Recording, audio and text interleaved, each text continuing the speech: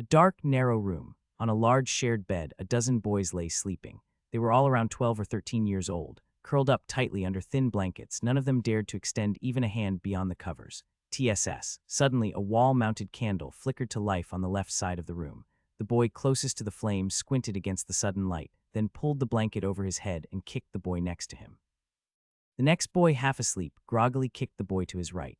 And so it went, one kick after another, all the way to the last boy on the far right, who was roughly kicked straight into the wall.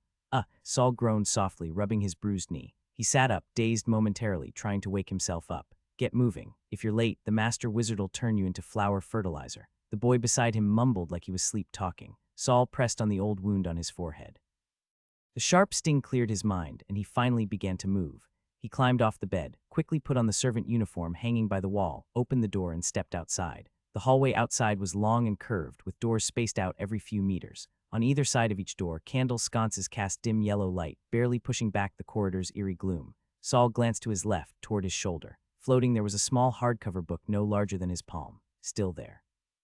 Maybe it's not just my imagination. Ever since he had transmigrated into this world a few days ago, the book had hovered silently near his left shoulder, visible but untouchable. No one else could see it. He had tried calling it a system, pleading for an AI chip, anything, but got no response. In the end, he chalked it up to a hallucination from his head injury, but hallucinations weren't supposed to last this long. Regardless of whether it was real or not, Saul had more pressing matters to deal with. He didn't have time to dwell on it. This place was a wizard tower. Since arriving here, Saul had never once stepped outside. As a servant, his daily routine began around 4 in the morning. He had to mop the floors of the 11th through 13th floors, leaving no visible dirt or trash behind. Otherwise, he'd be chopped up and used as fertilizer for the flower beds. The cleaning had to be done before the candles transitioned from a dull yellow to a bright white flame. If he ran into a wizard apprentice on their way out, well, he might be dragged off for an experiment. Wizard apprentices were all bizarre-looking and quick-tempered, like they were being chased by death itself. The previous him had actually been smashed in the head with a book by one of those apprentices. His body was dumped in a storage room and nearly mistaken for trash. When Saul crawled out of that storage room, blood covering his face, even the butler thought it was a haunting. After confirming he was still alive, the butler had immediately assigned him new duties. Saul didn't even have time to recover before being forced back to work. That brought him to today. Finishing the thought, Saul headed to the storage room next to the dorm, collected a mop, a bucket, and a trash bin, and loaded them onto a small, flat cart. The cart supposedly had silence runes etched into its wheels to avoid disturbing the overly sensitive wizard apprentices. A couple of days ago, Saul had studied the runes closely. All he got was a mild headache. Yawning, he began yet another day of work in the chilly early morning. The corridor was more of a semicircle, with doors lining both sides every few meters. Each door had a nameplate with arcane characters indicating the room number. The body Saul had transmigrated into could read, and after a few days of wandering, he had regained some basic knowledge from scattered fragments of memory.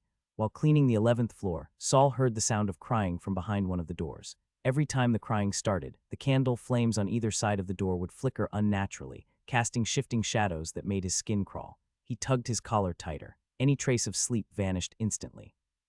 Pretending he hadn't heard a thing, he quickly mopped the area and moved on.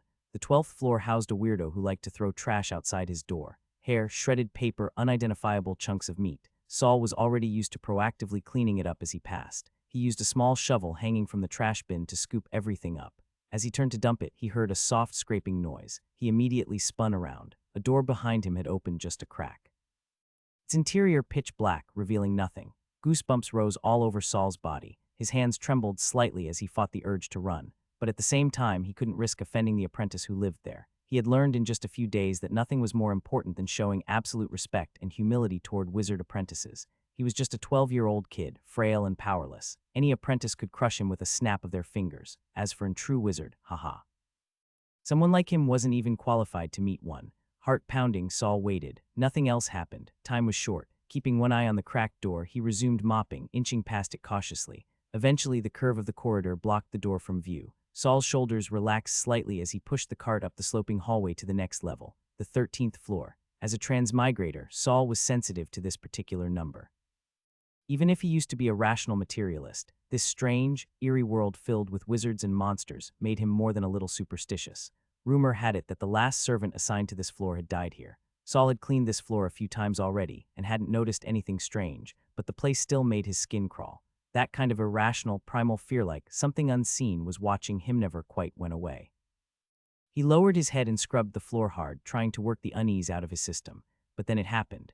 As he passed the third door on the right, a pool of blood suddenly seeped out from beneath the door. Thick, bright red. The stench of iron was strong and choking. One look told him this was no ordinary mess. The blood oozed to the center of the hallway before stopping. According to the butler's rules, Saul had to clean up all visible stains. There was no exceptions. He tightened his grip on the mop and clenched his teeth, steeling himself to go forward. Just then, the hardcover book floating at his shoulder suddenly flew in front of him and flipped open with a rustling sound. Saul froze. It was the first time the book had reacted to anything. A surge of hope filled his chest. Could this be my golden finger finally activating to save me in a crisis? Still watching the blood from the corner of his eye, Saul focused on the book. It settled on a blank page. Lines of text rapidly appeared. May 21st, year 314 of the lunar calendar. While cleaning the hallway, you notice a pool of blood seeping from behind a door. Though afraid, you stepped forward anyway because if you didn't finish your task, you'd end up as flower fertilizer. But no matter how hard you scrubbed, the blood only spread. You looked down only to realize it wasn't the floor bleeding. It was you. The next day, a new dried corpse appeared in the tower's garbage room. Saul's legs went weak and he nearly collapsed into the trash bin behind him. He leaned on the mop handle to steady himself, staring at the pool of blood with lingering fear. So this book is a death warning system. In a place as creepy and deadly as this, that's actually useful. He didn't think the book would lie to him. After all, what value did he have that was worth deceiving? Saul carefully maneuvered the cart to go around the bloodstain. But just then, the book in front of him changed. You chose to avoid cleaning the blood out of fear. That morning, the butler summoned you for leaving the hallway unclean. The next day, the greenhouse gained some new fertilizer. You found your new stinky form surprisingly satisfying. Saul, damn it, either way, I'm dead. Saul stood frozen in place. He was thinking, but time was running out. The candlelight on the wall had already shifted from a dusky yellow to a deeper amber. Once it turned bright yellow, that meant dawn was near. And before the flames turned white, Saul had to be back on the fourth floor. Those were the rules. The pool of blood was still there. If he left it, he'd be flower fertilizer by morning. But clean it, he was just an ordinary person. No powers, no tricks.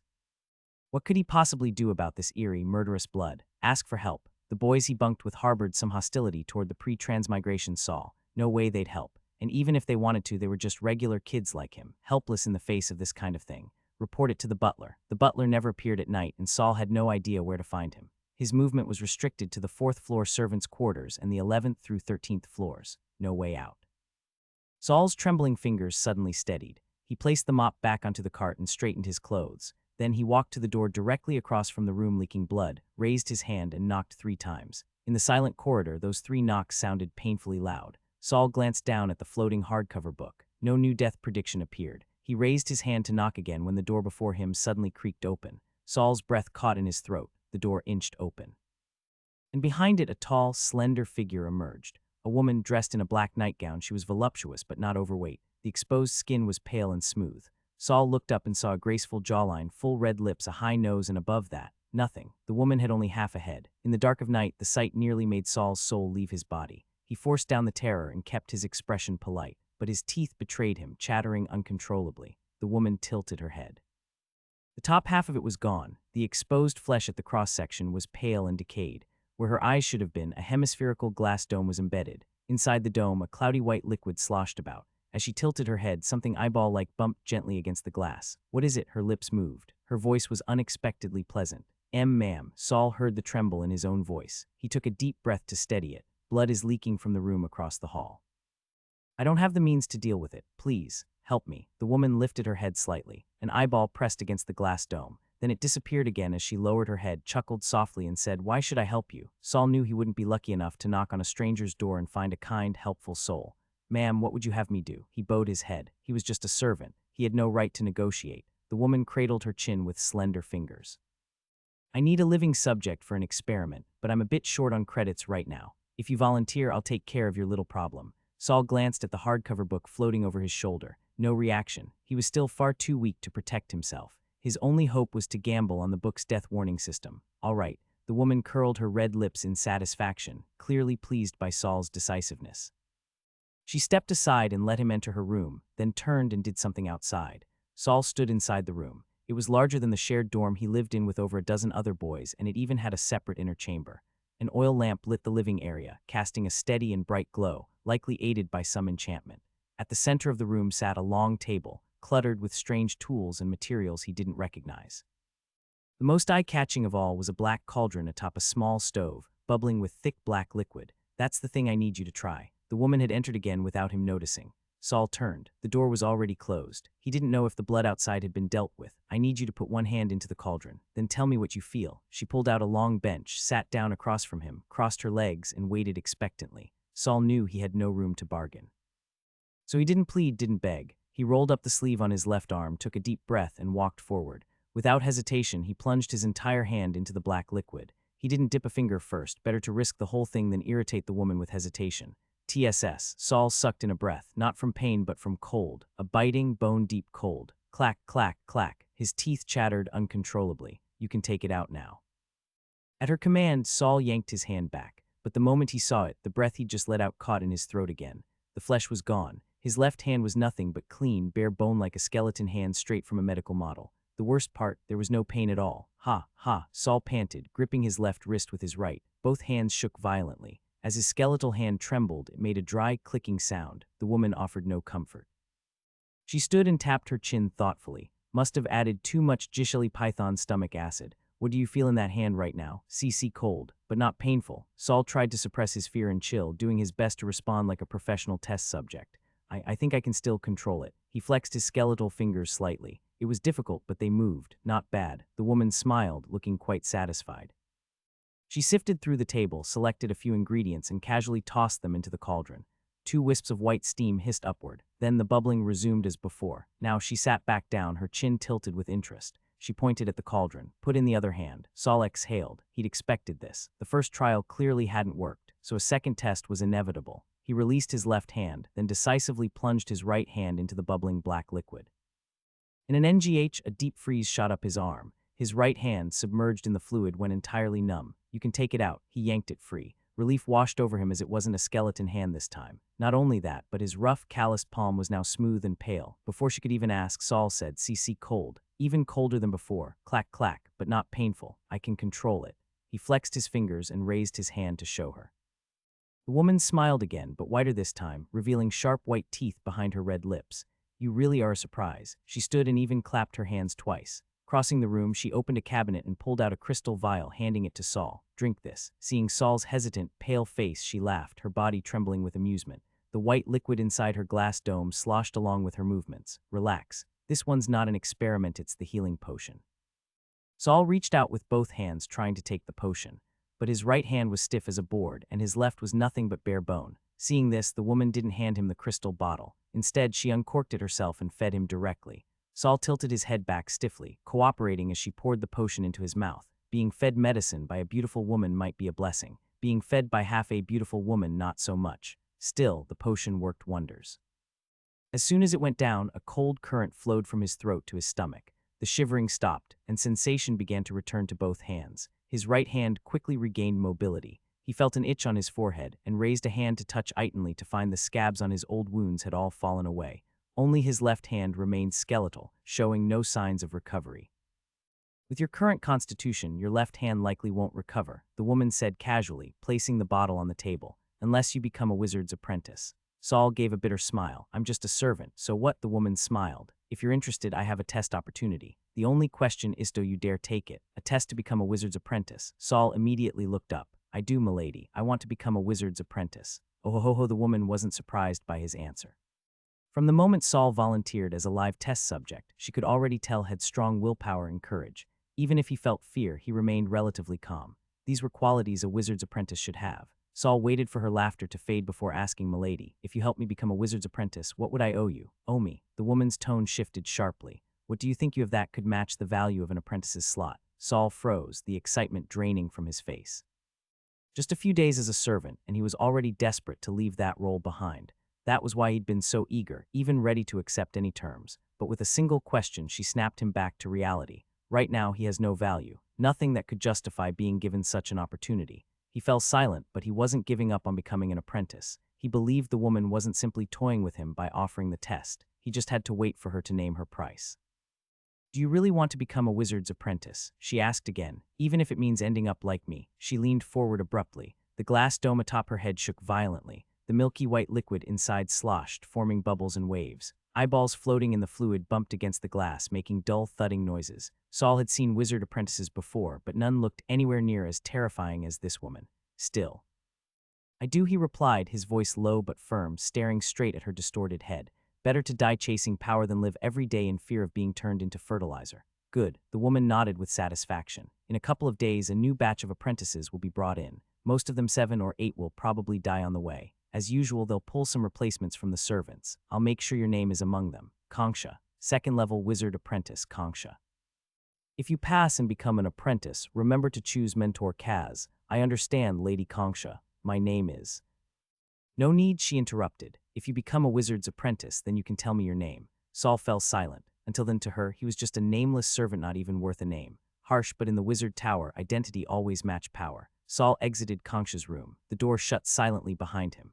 When he turned, the pool of blood that had once been on the floor had vanished. He had no idea how Kangsha had managed that. The candles on the wall were burning a near golden yellow.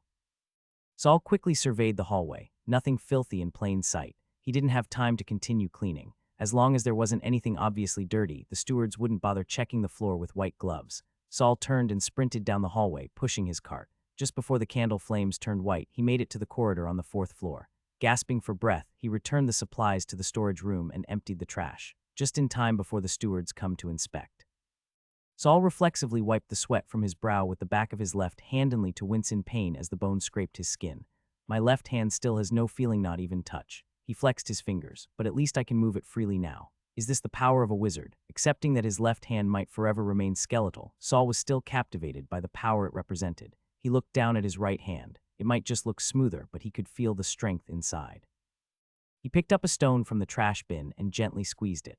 The stone crumbled into several pieces. The right hand must be a successful result from the experiment. The grip strength is insane, far beyond a normal grown man. I bet even the so-called warriors or knights in this world wouldn't be much stronger. All it took was a few extra ingredients, and the potion's effects were completely different.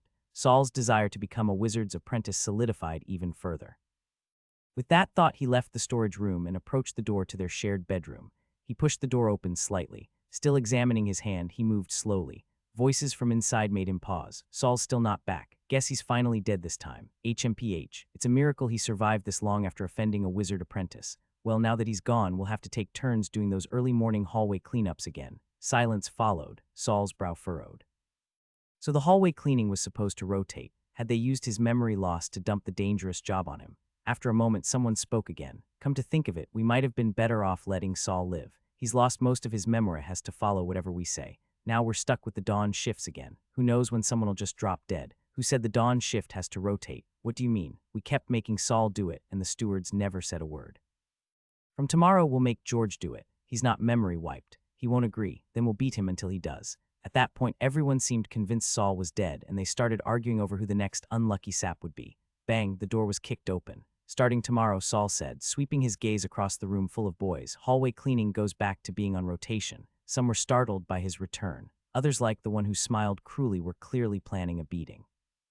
That smirking boy was Brown, the strongest among the servants. He had the best sleeping spot near the light and got to be first in line for meals, all earned by fists. Now some little brat dared defy his rule. Brown cracked his knuckles, ready to teach Saul a lesson about rules. He marched over and threw a punch without a word. Smack.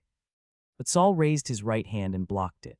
Bastard, Brown shouted, trying to pull his hand back for another strike, but he couldn't move. His fist was clamped in an iron grip. Since when did Saul have this kind of strength? He looked like a scrawny 10-year-old. Saul, feeling the force in his right hand, stayed expressionless. He clenched harder. Crack. Brown collapsed, howling and clutching his arm. When Saul finally let go, Brown fell to the ground, convulsing in pain. The room full of boys stared at Saul in shock. For a moment, the entire room went quiet. But soon, 3 boys exchanged glances and stepped forward. You've got some nerve. The first boy picked up a chair from the floor and swung it hard at Saul. Let's see whether your hand is tougher than wood. Saul raised his left hand, the bone-white one, and smashed it into the wooden stool. Crack, the stool shattered instantly, splinters flying across the attacker's face. Yet none of the boys moved to attack again.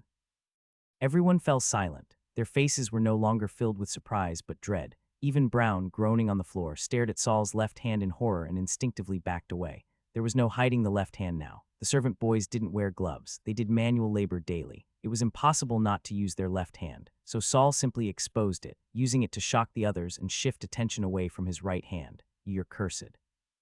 That was the first thing that came to their minds. Can it spread? Go tell the steward. Saul didn't bother explaining. He turned his gaze to Brown and suddenly reached out with his left hand. Ah! Brown was so terrified that he forgot about the pain in his left hand. He scrambled away on all fours. Saul waved his skeletal hand at the others again. The group of boys shrieked and stumbled back in terror. Saul suddenly realized he was being a bit childish, but he had to admit it felt good.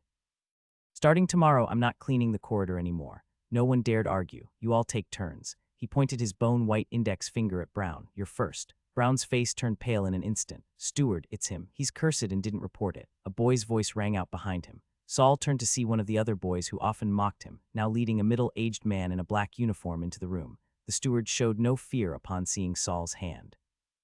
Instead, his brows drew together in a quick frown. Come with me. Saul glanced at the snitch, then silently followed the steward out. They walked to the storage room. Speak, the steward said. I helped second-rank apprentice Lady Kongsha with a live experiment, Saul replied. The steward froze. You volunteered. Saul was confused. What, was the steward going to file a lawsuit on his behalf? The steward cleared his throat. I mean, did Lady Kongsha pay you? If not, you can request compensation from the butler.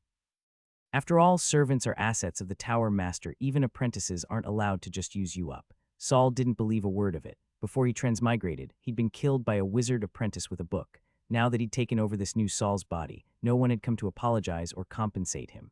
This steward was just testing his relationship with Kongsha, so Saul replied with a calm face, no. Seeing the steward's expression shift, he continued, Lady Kongsha and I don't need to talk about compensation. The steward's face changed again. He was halfway to getting mad but then forced a smile instead. Haha, well then, I won't get involved. You can go back. No need to work for the next couple of days, rest up. He glanced nervously at Saul's skeletal left hand. As he pushed the door open, he saw the boys crowding around the dorm entrance, craning their necks to look his way. When Saul walked over, they immediately scurried back inside. You, he pointed at the snitch, you're on duty the day after tomorrow. The boy's face turned as pale as Brown's. For the next 2 days, Saul lived quite comfortably. No one gave him orders. He could wander most of the 4th floor freely. No one dared fight him for food, so he finally got to eat hot meals and occasionally even meat. The steward even brought him a bottle of potion the next day, saying it was to heal his head injury. What a joke. He didn't even have a scar on his forehead anymore. Still, Saul accepted the potion respectfully and thanked the steward profusely. Everything he was enjoying now came from others' assumptions about his connection with Kongsha, but if he couldn't become a wizard apprentice, it would all vanish and he'd return to being nothing. Kongsha didn't even care to remember his name. Without that title, he had no right to be arrogant. All he could do was scare the weak-minded boys. On the 3rd day, something happened. The boy who went to clean the corridor at dawn didn't return. The steward eventually showed up carrying the boy's corpse. One boy excitedly described it to Saul. The servant's head had turned into a flower. The skull formed the center, while the flesh peeled back in layers like petals bright red like fire. After bringing back the corpse, the steward handed it off to the trash handlers. Blood dripped all the way down the corridor, and even Saul, who was supposed to be resting, was summoned to help clean up. Saul crouched with the others, scrubbing the bloodstains from the floor. None of the wizard apprentices walking by paid them any mind. They were always in a rush, never caring which servant had died this time. Saul even caught a glimpse of Kongsha's chin. Her head was hidden under a hood, not nearly as terrifying as at night. Back in the room, the steward returned. I think you've rested enough. You'll resume your duties tomorrow. Understood, Saul replied immediately. Someone whispered behind him. Clearly, people had noticed Kongsha ignoring him earlier. Because she hadn't spared him even a glance, some now believed Saul was bluffing about their connection. The steward frowned at how readily Saul agreed. Just as he was about to speak again, the door swung open. The butler had entered. "Yes, sir." The steward bent low in a 90-degree bow. "What brings you here?" The butler ignored him completely, his face cold as he looked at Saul. "You're Saul." Saul knew that this was the opportunity Kongsha had promised. He quietly clenched his hand inside his sleeve. "Yes, sir, come with me." The butler turned and left, never acknowledging the steward once. Saul brushed past the steward, offering him a small nod and smile. Sweat instantly beaded on the steward's forehead. Saul followed the butler all the way to the 6th floor. The 6th through 9th floors were mainly for junior apprentices, though some higher-level ones who didn't want to move out still lived there. The tower usually felt deserted, but today the hallway was packed. Dozens of children, neatly dressed, stood in rows, but none of them looked innocent or childlike. Their faces were pale, full of fear and unease. "Go stand at the end," the butler said, leading Saul to the back of the line and pointing with his chin. Yes, Saul knew these were the new wizard apprentices. He suppressed his excitement and walked quietly to the end. The kid at the end turned around at the noise, eyeing Saul first with confusion, then irritation. Saul didn't know what his problem was, but he glared back, unflinching. After living with the other boys these past few days, Saul understood one thing. This world wasn't like his old one. Being kind and gentle only made you a target. so he might as well meet this world with strength. Next, a voice came from the front of the line. The boy in front of Saul gave him one last glare before turning around. Saul only shot him a cold glance, memorized his face, then shifted his attention to the front. As the group moved forward, Saul was able to see the people at the front of the line. Two individuals sat behind a table. There were some objects laid out on it, but from this distance, Saul couldn't make them out clearly. After a little while, there were only 5 or 6 people left in front of him. At some point, 3 or 4 more had lined up behind him, too. They were probably servants like him, dragged in to make up the numbers. This kid's magical aptitude is garbage, and his mental strength is even worse, completely worthless. How did he even get selected? A young man at the front suddenly raised his voice in anger. Saul quickly looked up and caught sight of a chubby boy squinting and smiling as he handed something over to the irritated youth. "My talents are average, but I hope you'll show some leniency, sir." That was blatant bribery. But to Saul's surprise, the young man, clearly just a wizard apprentice himself, took the offering and still sneered, "A single magic crystal. So this is how you've coasted through so far. You really think all wizards can be bought?" The boy's usual tactics had failed, and his smile froze on his face. "I didn't mean it that way, sir." He tried to explain, but the apprentice suddenly flicked something with his thumb. From Saul's angle, it was hard to tell where it landed on the boy's face or maybe into his mouth. Then Saul witnessed a scene he'd never forget for the rest of his life. The chubby boy's body froze, then melted like a candle into a puddle of liquid. Within that puddle, you could faintly make out his facial features and limbs. The man beside the wizard apprentice clicked his tongue. How disgusting. Would have just sent him to work as a servant. Saul's heart sank. He was a servant, too. At that moment, the long silent hardcover book suddenly flew up before Saul's eyes and fluttered open. May 25th, year 314 of the lunar calendar. You finally snuck into the ranks of the apprentices, but you forgot how you became a servant in the first place. You failed the magical aptitude test back then. Do you really think that a few years later you've suddenly got potential? Laughable. Absolutely laughable. You laughed yourself to death, just as I thought. Saul stiffly followed the line as it moved forward, hearing nervous whispers behind him. If he took the test as is, he wouldn't pass either. Judging from the contents of the hardcover book, there was a good chance he'd be exposed and die laughing literally. Saul glanced down at his left hand, hidden in the shadows of his sleeve. It might be enough to scare off other servants or even a steward, but it certainly wouldn't intimidate wizard apprentices. Should he bring Kongsha's name?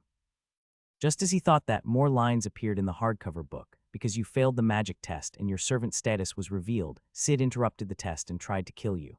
In a desperate moment, you brought up Kongsha. Sid fell silent and let you go. After completing the remaining 2 tests, you managed to become a low-level wizard apprentice, and that very night, you luckily turned into a pile of bones. At least then, your left hand didn't seem so out of place. Saul froze. So even bringing up Kongsha wouldn't work. Fear once again gripped his heart. What could he do to pass the test? Even if he tried to quit now, all that awaited him was death. He didn't need the book to tell him that. Every step forward felt like one closer to the abyss was about to fall in. Think.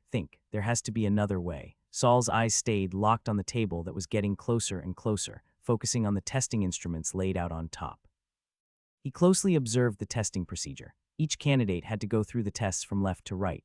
On the far left was a black crystal orb used to test magical aptitude. The orb had to be pressed against the forehead. The more transparent it became, the greater the candidate's potential. In the center was a wooden doll carved to look like a little girl, lifelike except for the hollow black pits where her eyes should have been. Testers had to stare into those hollows. The more the doll moved, the stronger their mental energy was. The final test involved a paintbrush dipped in paint, used to assess elemental affinity. Candidates had to draw a circle on a blank sheet of paper. The paint would automatically change color, and the apprentice would then announce 2 elements, which a man next to him would record. Saul nervously watched the 2 people's test process. They also got by with money like Fat Boy. Both of them passed the test. But Saul noticed that both looked utterly drained afterward, pale and exhausted. One of them could barely stay on his feet after finishing. Maybe.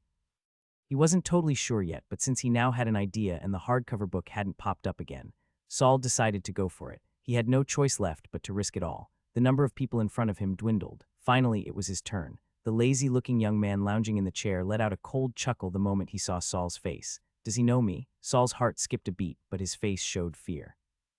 "Begin," the wizard apprentice drawled, pointing lazily at the black crystal orb on the left. Obediently, Saul reached out note for the orb, but for the paintbrush used to test elemental affinity. Before the apprentice could say anything, Saul gripped the brush tightly in his right hand and quickly drew a trembling circle on the paper. The freshly drawn circle was pitch black. Saul put down the brush and held his breath. The apprentice didn't look pleased, but after squinting at the paper, he didn't say anything. Slowly, the black circle began to change. Several colors appeared, though the longest section was barely the length of a pinky and still black. The rest was a chaotic mess of red, orange, yellow, green, blue, indigo, violet, gold, white, all the colors at once. Heh, the apprentice let out a chuckle. A bit greedy, aren't you? Saul could hear the mockery, but only lowered his head in submission. Dark element. As for the rest, I can't even tell what the second strongest is. Nick, just write down whatever. The man beside him, Nick, nodded and scribbled dark element, light element. The apprentice, who Saul now realized was definitely the Sid mentioned in the book, burst out laughing. Dark and light, opposing elements. You're really just writing anything, huh? Nick said nothing. Once Sid stopped laughing, Saul reached for the wooden doll. He stared into the empty hollows where the eyes should have been, watching closely for any movement. Help me, help me, help me. A string of whispers began in Saul's ears, fast and faint, just enough to pull him in. The more he listened, the more jumbled the voices became. Soon, the message began to shift. Help me, kill me, help me. Saul felt dizzy and disoriented. All right, that's enough. Sid's voice snapped in his ears, but Saul didn't move. He let his mind sink fully into the whispers. I said enough. Do you have a death wish? Saul jolted, snapped out of it. He lifted his head, first glancing at the doll. Its tiny wooden arms were raised. Then he looked up at Sid, who was now standing, face twisted in anger. Before Sid could say another word, Saul rolled his eyes back and collapsed in a dead faint. Help me, kill me. Ah, Saul jolted upright, gasping for breath. You're awake, sir. A boy quickly scrambled up from the floor and rushed to Saul's side. George. Saul recognized him as the boy who had slept on his right side in the dormitory. In that communal sleeping hall, George was the only one who had shown Saul any semblance of kindness. When Saul first arrived in this world, he only had scattered memories from the body's original owner. It was George who had quietly whispered all kinds of useful information about the Wizard Tower to him, but fearing he'd be bullied too if caught talking to Saul, George had always kept his distance in front of others. Now George wore a fawning smile and held up a bowl of soup. Sir, are you hungry? Would you like me to serve you? Saul pushed the soup away. No need. I'm not hungry. What time is it? How long have I been unconscious? You were out for about an hour. It's around 8 now, maybe a little past 8, George replied, turning to glance at the sandglass clock on the wall, squinting to read the time. Saul followed his gaze and finally noticed the room he was in was a single-occupancy bedroom. A wooden bed about 5 feet wide, 2 long desks, 2 high-backed chairs, and a bookshelf that took up an entire wall, though it was completely empty, made up the entirety of the room's furnishings. On the wall hung a blue sandglass clock with time markers. The sand had just passed the 8 o'clock mark. This is a wizard apprentice's room. I passed the test. A warm wave of relief surged from Saul's chest and spread through his entire body. Excitement, joy, and the feeling of having narrowly escaped death brought a goofy grin to his face. Heh. Seeing Saul smile, George quickly joined in. Congratulations, sir. Realizing he'd lost his composure, Saul quickly reined in his expression and coughed twice. George, why are you here? George instantly dropped to his knees. Sir, the butler told me to come care for you. After Saul passed out, the butler had sent him to this vacant room on the 6th floor and had allowed George, who volunteered, to look after him until he woke. Saul fell into thought. Since I've been placed in a wizard apprentice's room, that should mean they've accepted me as one of them. But odds are my magical aptitude is still very low. If I can't find a way to improve it, I might stay a first-rank apprentice my whole life. He'd fainted and managed to skip the magic aptitude test, but that also meant he had no idea what his true talent level was. He'd have to find time to secretly test it himself. The excitement of becoming an apprentice mixed with the anxiety about the difficult path ahead left Saul feeling conflicted. After a moment, he exhaled, then noticed George was still kneeling there, eyes full of anticipation. George, you can get up. Sir, George finally spoke up once Saul had returned to his senses. Please allow me to be your personal servant. Personal servant. Saul had no memory of such a concept. George cast a nervous glance at Saul's left hand, the skeletal one, and quickly averted his eyes. Yes, sir. I've seen other wizard apprentices assign personal servants to handle their daily needs. If you take me in, I swear I'll serve you loyally. Seeing Saul hesitate, George crawled closer and lowered his voice. Sir, I could be your eyes and ears. I can watch Brown for you. Brown. That boy who had been bullying him. Sir, I noticed Brown was summoned by someone twice after you got hurt and passed out.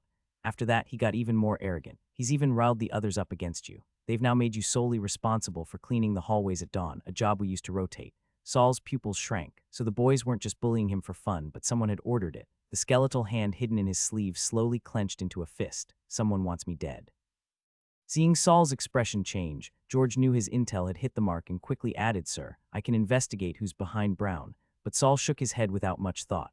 No, don't do anything yet, he said after a short pause. Just keep an eye on Brown's daily actions, but don't take any initiative. As for the personal servant thing, I'll ask the butler once everything stabilizes. George looked a little disappointed but quickly perked back up. He straightened his posture and declared, "Understood, sir. If you ever need me, just summon me. George will gladly lay down his life for you." He was just a 12-year-old boy, full of earnest loyalty and fiery devotion. Saul didn't take such grandiose words seriously. He waved his hand to dismiss George, then asked, "Do you know what apprentices are supposed to do next?" George looked puzzled and shook his head. "Makes sense." He'd only been called here recently and couldn't be expected to know everything. Not wanting George to attract too much attention, Saul sent him back first. Then he began pacing the room, trying to find anything useful. He'd passed out during the testing, so he probably missed a lot of important information. The room was small, nothing compared to Kongsha's room. Aside from them basic necessities, everything else was empty. Under the desk, Saul found some blank scrolls and an ink-absorbing pen. That meant they were allowed to study. He hugged the two items to his chest and smiled again, lips pressed tight. "My days as a disposable servant are finally over. I don't have to wake up every morning wondering how I'll die." A bright future felt within reach. He knew his innate talent wasn't great, but just being alive and accepted as a first-rank apprentice was a miracle. "Even if I never advance, I'm happy to stay a beginner until I die of old age." Knock, knock, someone was at the door. Saul adjusted his expression and hurried to open it. The person outside looked familiar. She was one of the two who had tested just before him. A freckled girl with braided hair, wearing a simple blue dress and carrying a stiff canvas shoulder bag. "I saw your servant leave and figured you must be awake, so I came to say hello," she said with a completely flat expression. Her head bobbed slightly with each word. "My name is Kelly. I live next door, room 603. Coming to greet someone should have been a warm gesture, but her cold demeanor made it feel off. "Hello, I'm Saul." Kelly eyed the scroll and pen in his arms and gave a small, approving nod. "I came to find you for two reasons. First, you have high mental aptitude, while I have high magical aptitude. Talented people should walk together." Saul's mouth twitched slightly. "Second, you're the only one from the last batch who passed the test and survived." Saul's heart sank at her words. So it was true that all those who failed the test had died.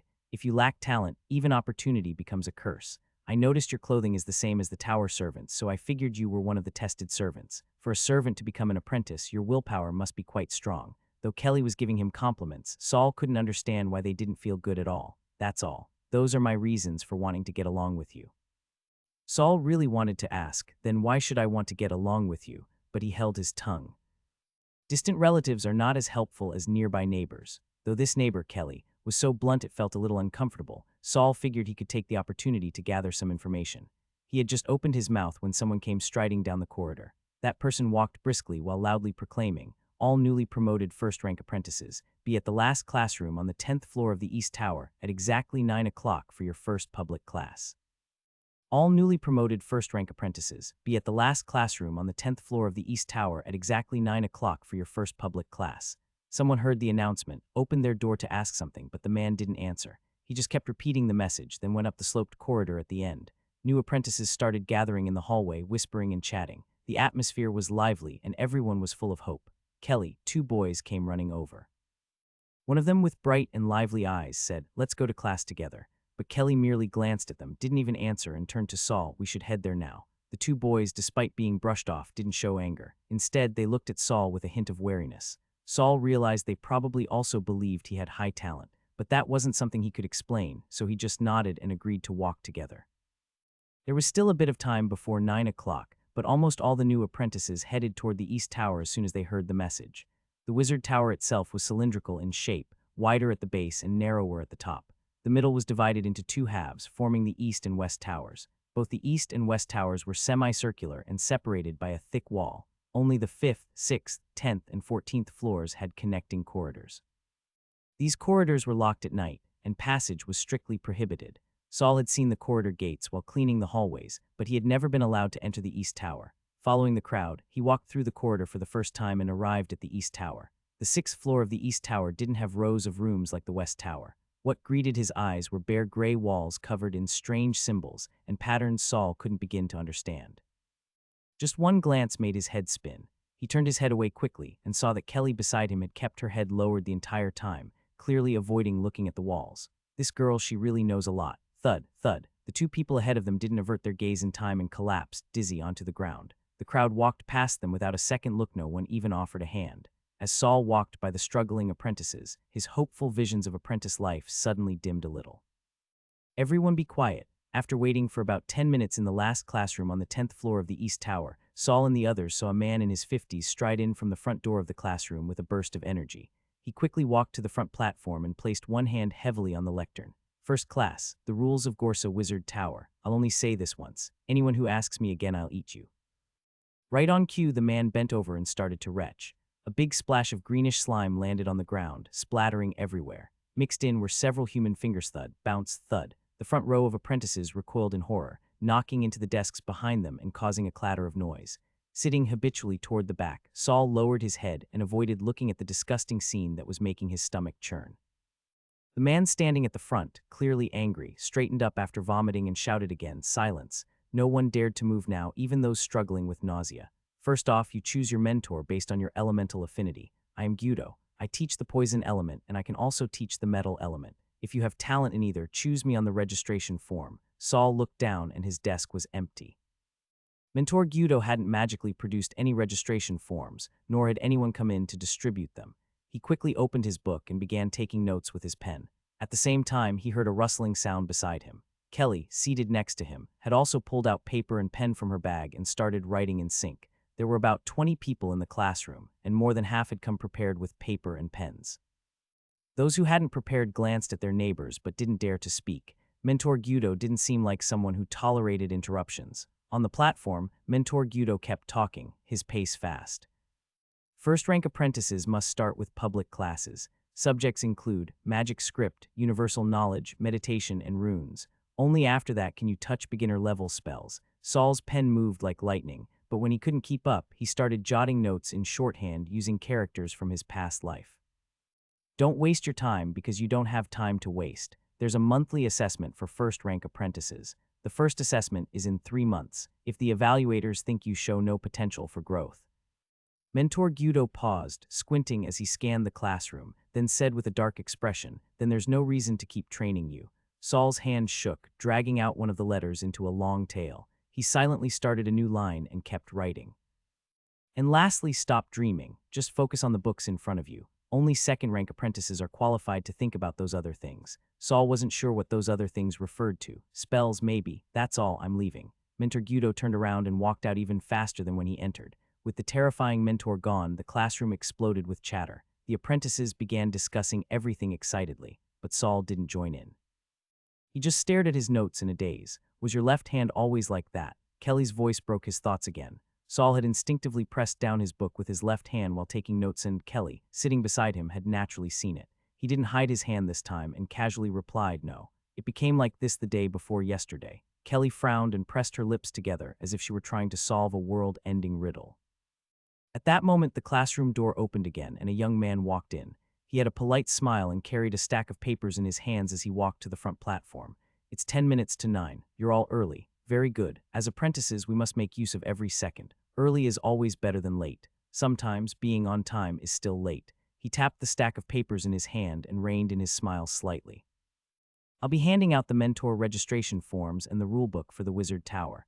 Mentor Gyudo will return shortly to give his first full explanation. Please stay quiet. Mentor Gyudo dislikes noise. If you have questions, don't ask. Look at the rulebook. I'll provide further explanation afterward." The classroom fell silent. The young man was very satisfied. This group of apprentices was very obedient. Task for quiet, and quiet immediately followed.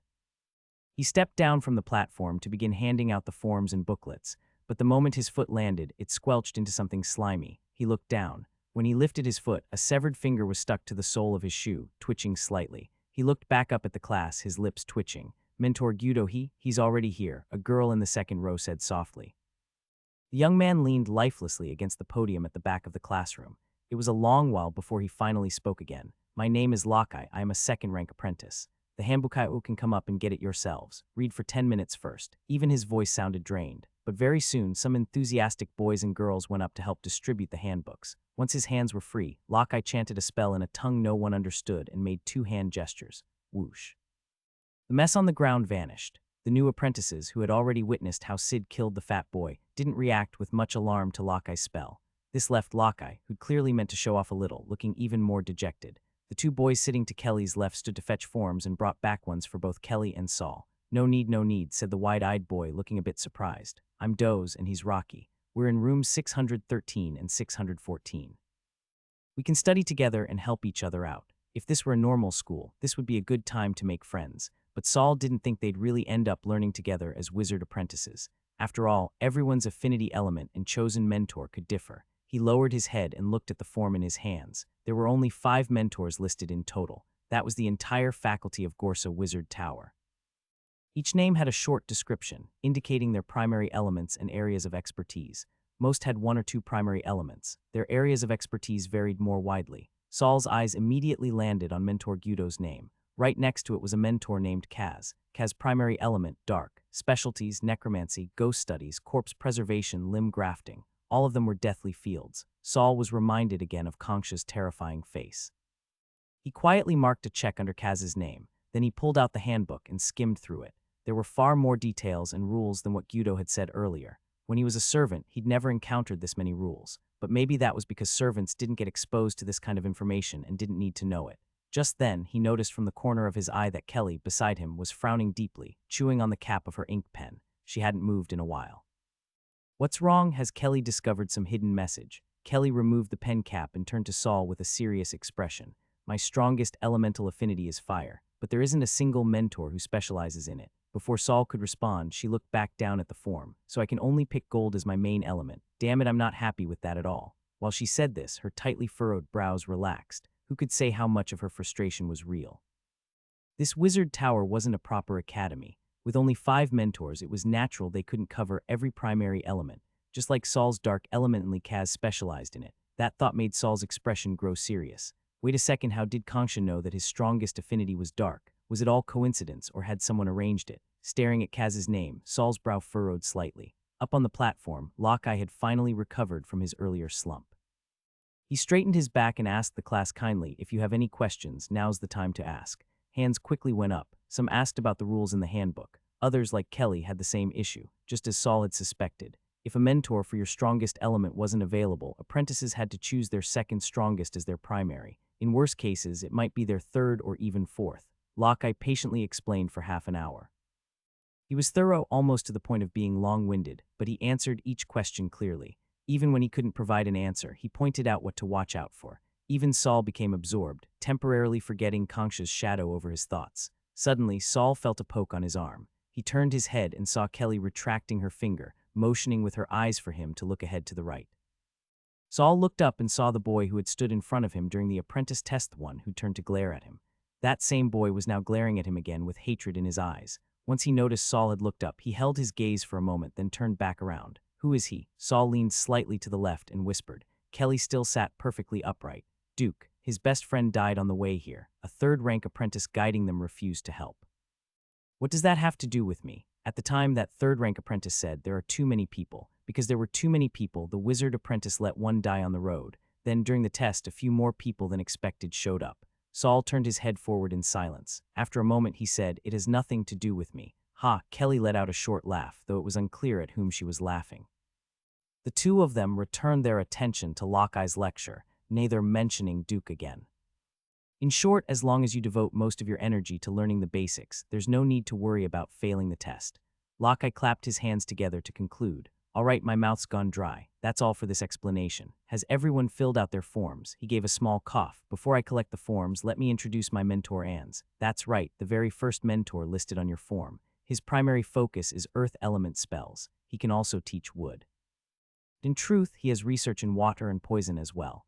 Lockeye's face lit up with a big smile. No need to worry if your primary element isn't listed. Mentors are official wizards. They don't need to stick strictly to their main elements to teach you. Even if you're a dark element apprentice, choosing Mentor Ans is totally fine. Besides, you'll also have us seniors to guide you. In short, welcome to Mentor Ans' big family. Lockeye bared his teeth and wiggled his eyebrows, looking completely approachable.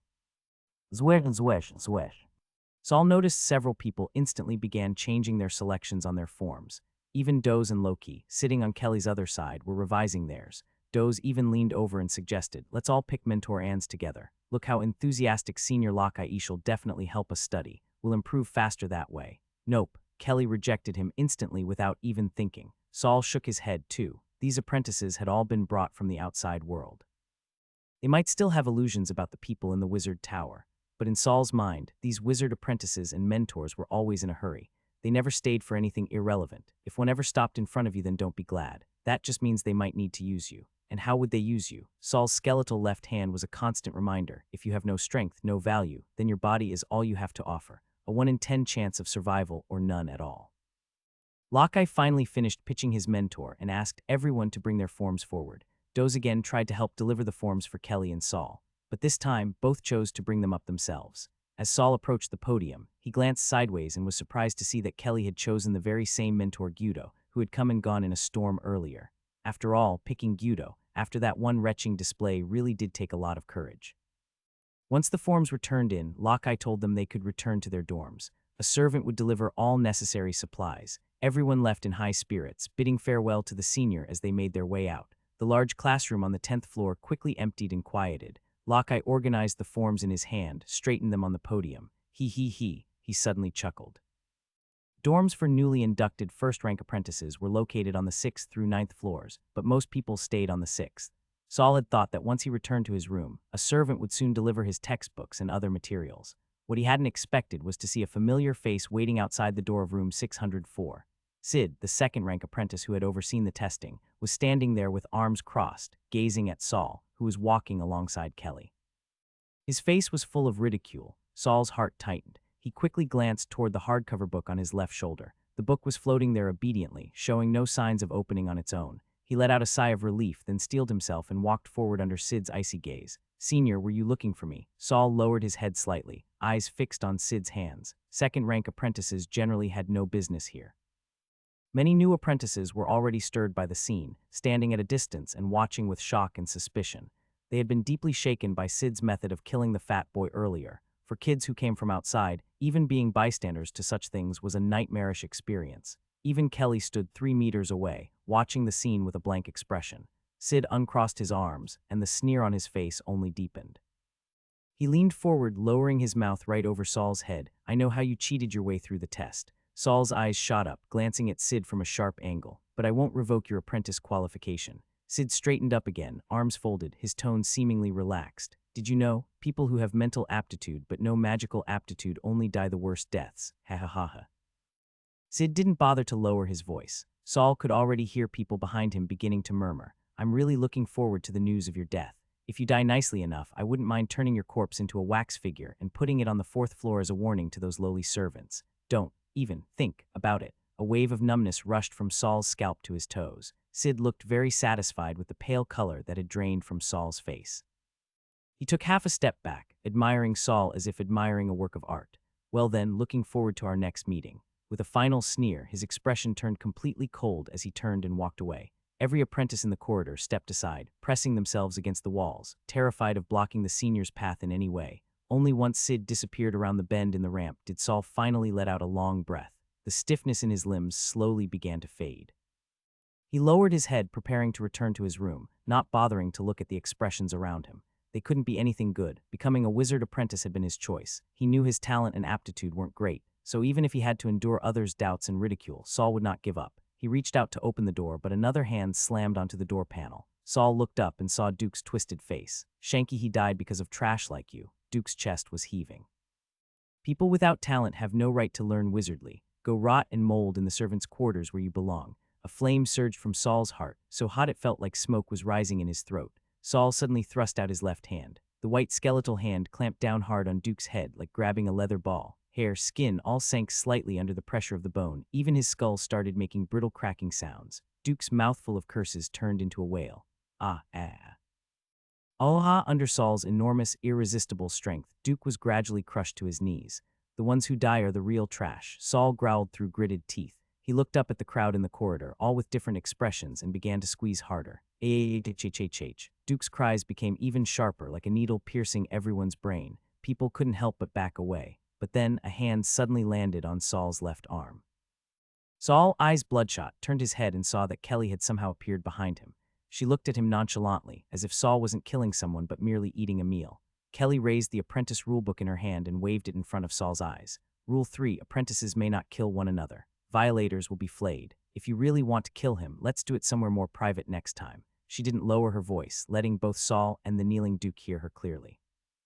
Maybe it was Kelly's cool tone, maybe the light breeze from the fluttering book. Saul felt the fire inside him settle a little. He let go, watching Duke, face etched with deep finger marks, roll and crawl away into the crowd. "You're right." Saul stared at Duke's fleeing back and said loudly, "Next time, somewhere quiet." I'll finish the job. He no longer looked at the gazes of those around him. He pushed open the door and stepped into his dorm.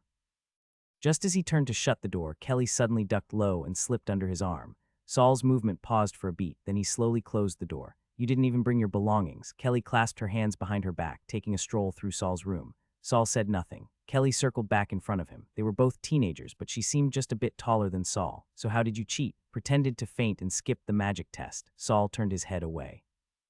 Kelly circled back to face him. Your magic aptitude isn't good, is it? HMPH. Toward the only person who had stood beside him, Saul didn't lose his temper, just gave a nasal grunt. Poor magic aptitude is a bit tricky. You might not even be able to cast a few spells before burning out, Kelly said flatly, but your mental aptitude was still the strongest among everyone who tested that day. She suddenly extended her right hand toward Saul. Geniuses should walk alongside other geniuses. Hello, I'm Kelly, first place in the magic aptitude test. Saul. After a pause, Saul placed his right hand in hers. Out of nowhere, he'd gained a completely inexplicable friend. After Kelly left, Saul sat at his desk, recalling that overly dramatic scene just now and couldn't help twitching at the corner of his mouth. But he quickly calmed down. Unlike Kelly, who still wore the title of genius, his reputation for cheating would likely spread all over. But Saul had no time to worry about others' opinions. To become an apprentice, he was now entangled in a mystery even he couldn't fully grasp. That earlier rage, more than anything, had come from fear of Sid. Now that rationality had returned. Saul tore a page from his notebook and began writing down names. Brown, Sid, Kongsha, Kelly, Duke. Brown had been targeting him from the start. It all seemed like someone was pulling strings behind the scenes. Next to Brown's name, Saul wrote enemy. Sid had a deep hostility towards Saul. Saul even suspected Sid might be the one behind Brown. The hardcover book had warned Saul Sid would try to kill him after the magic aptitude test. And today, Sid had blocked him at his door and spread word of his so-called cheating.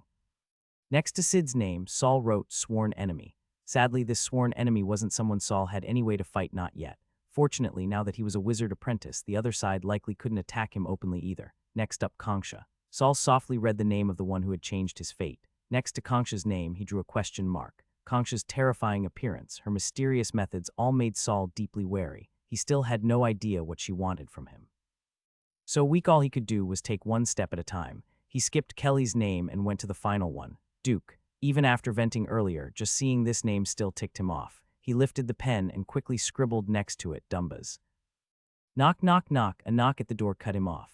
Saul crumpled the paper and stuffed it into his pocket. He opened the door. A beautiful girl of 17 or 18 stood before him, dressed in an extremely revealing maid outfit. Back arched, chest out, she pushed a cart in a pose that would drive most boys wild. Piled on the cart were stacks of books, school supplies, and living essentials, half as tall as a person. She lowered her head and smiled sweetly at Saul, her angle picture perfect. Good afternoon, Master Saul. These are the books and tools you'll need for your studies. Would you like me to help you move them in? The maid gave a deep bow, her chest almost brushing Saul's nose. Would the master like me to provide any other services? Saul stared at the maid in disbelief. He was only 12. Dragging the heavy little cart into the room, Saul slammed the door shut right in front of the maid with a bang. The maid straightened up, pouting in displeasure. Just then, another maid pushing an empty cart, who was in charge of delivering books to room 603, walked by. She looked at the young maid standing outside the door empty-handed and asked, a little surprised, "He didn't let you in, it's fine." The maid hooked her index finger under her collar. It snapped back against her skin with a light tremble of her chest. He'll want it. Unaware that someone outside the door had already marked him as prey, Saul was blissfully flipping through each book one by one. Every single one was thick. Some detailed magical flora, fauna, and minerals of this world. Some described the traits and legends of common ghosts and monsters. Some resembled foreign language textbooks, yet the content was as convoluted and difficult as an English-Chinese dictionary. There were also picture books, but the illustrations were eerie and grotesque. Looking at them too long could make one dizzy. After skimming through each book, Saul turned to inspect the items covered in black velvet. There was a crystal ball he'd seen before, not black, but transparent. There was a set of transparent crystal or maybe glass, test tubes and beakers, along with a small crucible. There was also a large wooden box, divided into more than a dozen compartments, containing various items, a few sets of clothing, and a first-rank apprentice badge. All of these items were listed in the apprentice handbook. Saul checked them off one by one with the handbook in hand, finally managing to identify everything. He pinned the apprentice badge onto his coat and gently brushed his fingers over the slightly rough engraving. Thinking about tomorrow's first public lesson, Saul pulled out wizard language, an introduction to Noah script, sat back down at the long table, and began to preview the material.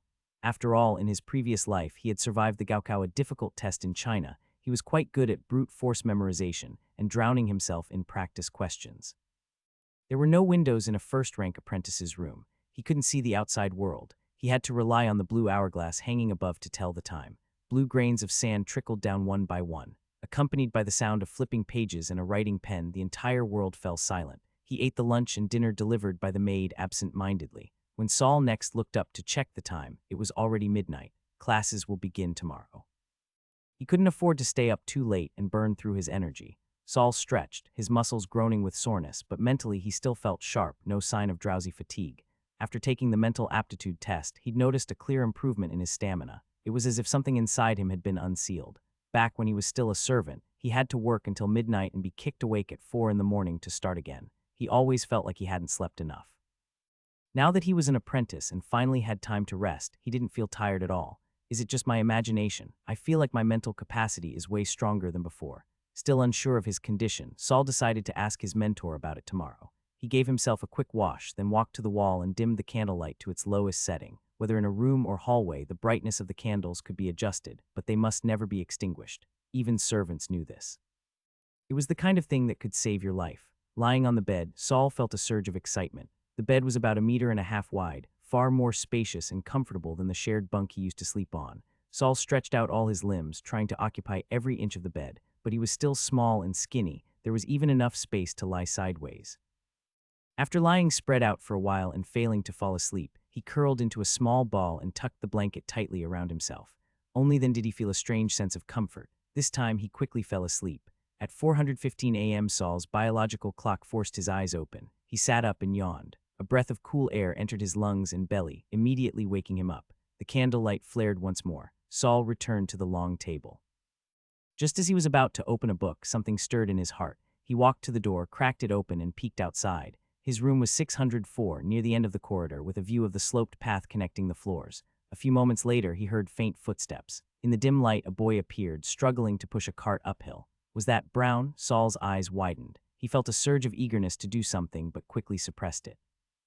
Although he had become an apprentice, his actual strength hadn't changed from the day before. He closed the door again and sat back down at the table. I remember Brown just had the midnight shift a few days ago. Why is he doing it again? Is it because I became an apprentice? Although Saul's method of passing the test was a little unusual and had already become known among many apprentices. The servants likely didn't care. They only knew Saul had transformed from a mere servant into a powerful and terrifying apprentice, which meant Brown, the one who had led the bullying, was probably going to be stuck with midnight duties for a long time. Saul wanted to ask who had ordered Brown to kill him, but now wasn't the time. 1. He lacked the ability to extract the truth. 2. It would only alert the enemy. He turned to look at the hard-covered book on his left shoulder, reaching out to touch the object that had saved his life, only for his fingers to pass through air, grasping nothing. Maybe only after I become a true wizard will I be qualified to understand the secret of this book. The threat of death had not disappeared after becoming an apprentice. In fact, the shadow over him had only grown heavier. Saul still had no idea what kind of sinister vortex he had been swept into. So he buried himself in the ocean of knowledge once again. Only studying, relentlessly studying, could bring him peace of mind. A polite knock on the door broke his focus. Outside stood Kelly. There were faint shadows under her eyes. She had probably stayed up late studying too. Time for class. Want to compare notes from last night, Kelly said bluntly. Maybe this was what they meant by a genius must walk alongside other geniuses. Saul glanced at the time and realized it was nearly time for class. It was even later than he expected. He quickly picked up his books, paper, and pen and rushed out the door. That hourglass can be set to give reminders. It's explained in the apprentice handbook. Saul instinctively gave an okay gesture, but Kelly didn't understand it. The two of them walked quickly toward the East Tower, chatting as they went. How long did you read yesterday? I only lasted 2 hours before my head went fuzzy. I couldn't focus anymore and had to close my eyes to rest, Kelly said quietly. Saul's heart skipped a beat and he didn't tell the truth. Maybe 3 or 4 hours straight, then I took a break. In reality, he'd even eaten his meals with a book in hand. Only when lying down to sleep did he truly rest. He had only slept 4 hours and now felt completely energized. Even so, Kelly stared at him wide-eyed in disbelief for a long while. Your mental stamina really is insane. No wonder you could stare at that puppet for so long, she said with a trace of envy, glancing down at the book in her hand. If only I could read for that long too. As they spoke, they arrived at the large classroom on the 10th floor. It was already packed with people, many of whom were clearly not part of the new batch of apprentices. Only the first row and a corner seat in the back still had open spots, everywhere else was full. Saul hesitated between keeping a low profile and standing out, but Kelly had already walked proudly to the front row. Seeing Saul lag behind, she looked back and raised her chin at him. "Come on, you can't stay low profile anymore." Saul's first public class was none other than the study of wizardly scripts. The class was not taught by a true wizard, nor even by a third-rank apprentice. It was taught by a plain-looking second-rank apprentice with no distinguishing features. His attention was clearly not on teaching. It was obvious he was only here to earn magic credits. He spoke quickly and didn't allow anyone to ask questions. After the third time raising her hand without being acknowledged, Kelly puffed up her cheeks in frustration. "All right now at this point, does anyone feel dizzy, even nauseous?" The second-rank apprentice teaching the class finally raised his head and asked the group a question. 7 or 8 students in the large classroom raised their hands. They were clearly all newcomers. "Heh," the apprentice sneered, "with mental strength like this, I really don't know how you even passed the entry test." He slammed shut the thick book on the lectern with a loud snap, straightened up, and crossed his arms in front of his chest. "Noah script, the most commonly used and most fundamental language among wizard texts. If you cannot even look at these characters for more than an hour, then I suggest you give up on advancing to the second rank altogether." Those who had raised their hands sheepishly pulled them back under their desks, faces flushing red. Some were clearly dissatisfied, but none dared to protest openly. The second-rank apprentice tapped his knuckles on the cover of the book with a steady rhythm. "This is too basic. There's really nothing to explain. When you go back and study on your own, only those who can look at the book for at least half an hour without getting dizzy can be considered barely passable. Of course, the longer, the better, but don't push yourselves too hard. I'd rather not see half of you drop dead so soon."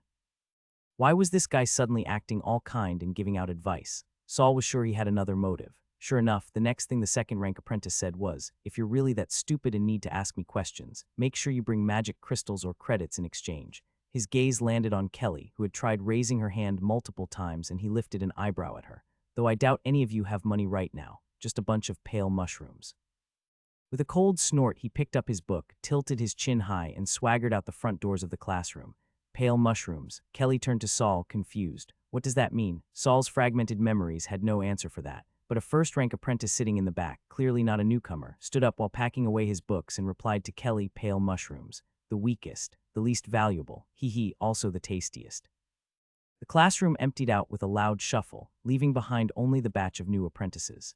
Doze, who had tried to curry favor with Kelly yesterday, hurried over. His friend Rocky followed timidly behind him. Doze tugged on Kelly's sleeve and said, "Kelly, why are you still hanging out with him? What do you mean by that?" Doze had seen with his own eyes how Saul had dealt with Duke yesterday. He didn't even dare meet Saul's gaze. There's a second-rank upperclassman targeting him. You don't want to get dragged into it. He didn't dare speak about Saul allegedly cheating in the entry test while Saul was right there. He figured he'd tell Kelly privately later and try to convince her to stay away from Saul, maybe even move out from next door to avoid being implicated. "You think others will treat us kindly?" Kelly snapped, "Pale mushrooms." With her books clutched in her arms, she turned on her heel and walked off, mimicking the second-rank apprentice's disdainful posture perfectly. Now that Kelly was no longer shielding him, Doze quickly took a few steps back and stared at Saul warily. Saul lowered his head, picked up his books and papers from the desk, and walked straight past Doze without so much as a glance.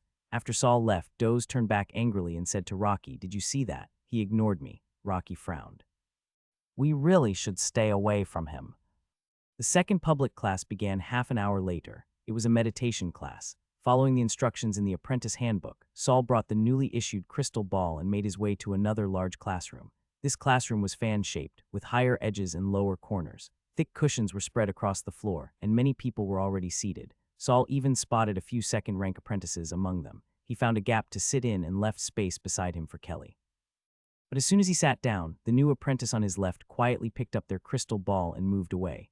So childish, Saul thought, rolling his eyes inwardly. He was not some 12-year-old kid. Petty exclusion like this did not affect him. Just before the class began, Kelly, with her braided hair swinging, plopped down beside Saul with a soft thud. Without a word, Saul slid the book that had been pressed against the cushion on his right into his bag. "I asked about the price," Kelly told him. "They're robbers, you have magic crystals." New apprentices still did not have credits, used pocket money to trade for one. Class time soon arrived and then passed, but the instructor still had not shown up. New students began whispering. The older apprentices simply sat quietly with their heads lowered. Saul opened his meditation manual. Every few pages, it contained strange, chaotic illustrations. Staring at one of these illustrations for just a few moments was enough to make his head spin and his eyes blur. It was even more uncomfortable than reading the Noah script. Saul carefully avoided the pictures and focused only on the text, but the writing was obscure, with many unfamiliar words he could not recognize at all. Just like when he first saw this book yesterday, Saul furrowed his brow. At last, footsteps sounded again. Saul looked up and saw a tall blonde beauty walking in, holding the leash of a creature that looked like a mix between a lizard and a crocodile. She walked straight to the corner at the front of the classroom, unhooked the leash, and stood with hands on her hips. Newcomers, put your crystal balls to the side for now and listen. Those who have already studied begin meditating. The older students around them all opened their books and held their crystal balls in their palms, eyes half closed. So this is meditation. Saul thought. The blonde woman began to speak again. I'm Monica. I specialize in lightning magic. If you're attending my class this afternoon, remember not to bring any metal items. Saul had not yet realized what that warning meant when suddenly a streak of blue lightning flashed across Monica's face. The arc of lightning disappeared as quickly as it had appeared, but it left a charred black scar running from her left cheek down to her neck.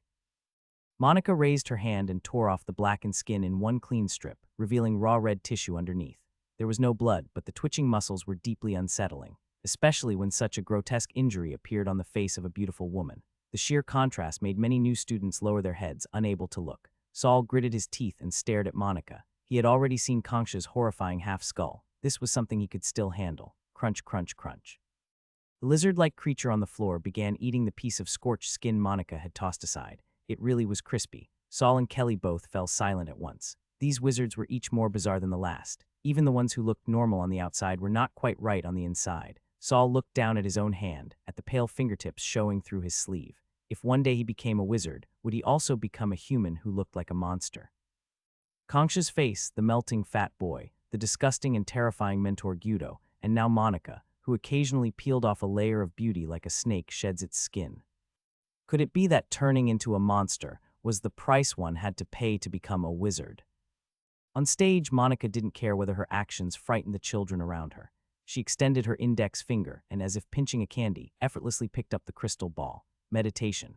Immerse yourself through mental focus, sense the elements around you, draw them into your body, and merge them with your own magic. This is the most stable way to enhance your magical power. The crystal ball gently rotated on Monica's fingertip, with arcs of white lightning flashing through it now and then.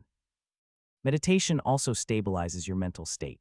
If one day you realize you're on the verge of losing control, you can try using meditation to maintain some degree of clarity. Monica curled her red lips into a slight smile as if she recalled something amusing. Of course, if you can't resolve the root cause of your breakdown, you'll still go mad in the end. Then, Monica began teaching the new apprentices how to enter a meditative state.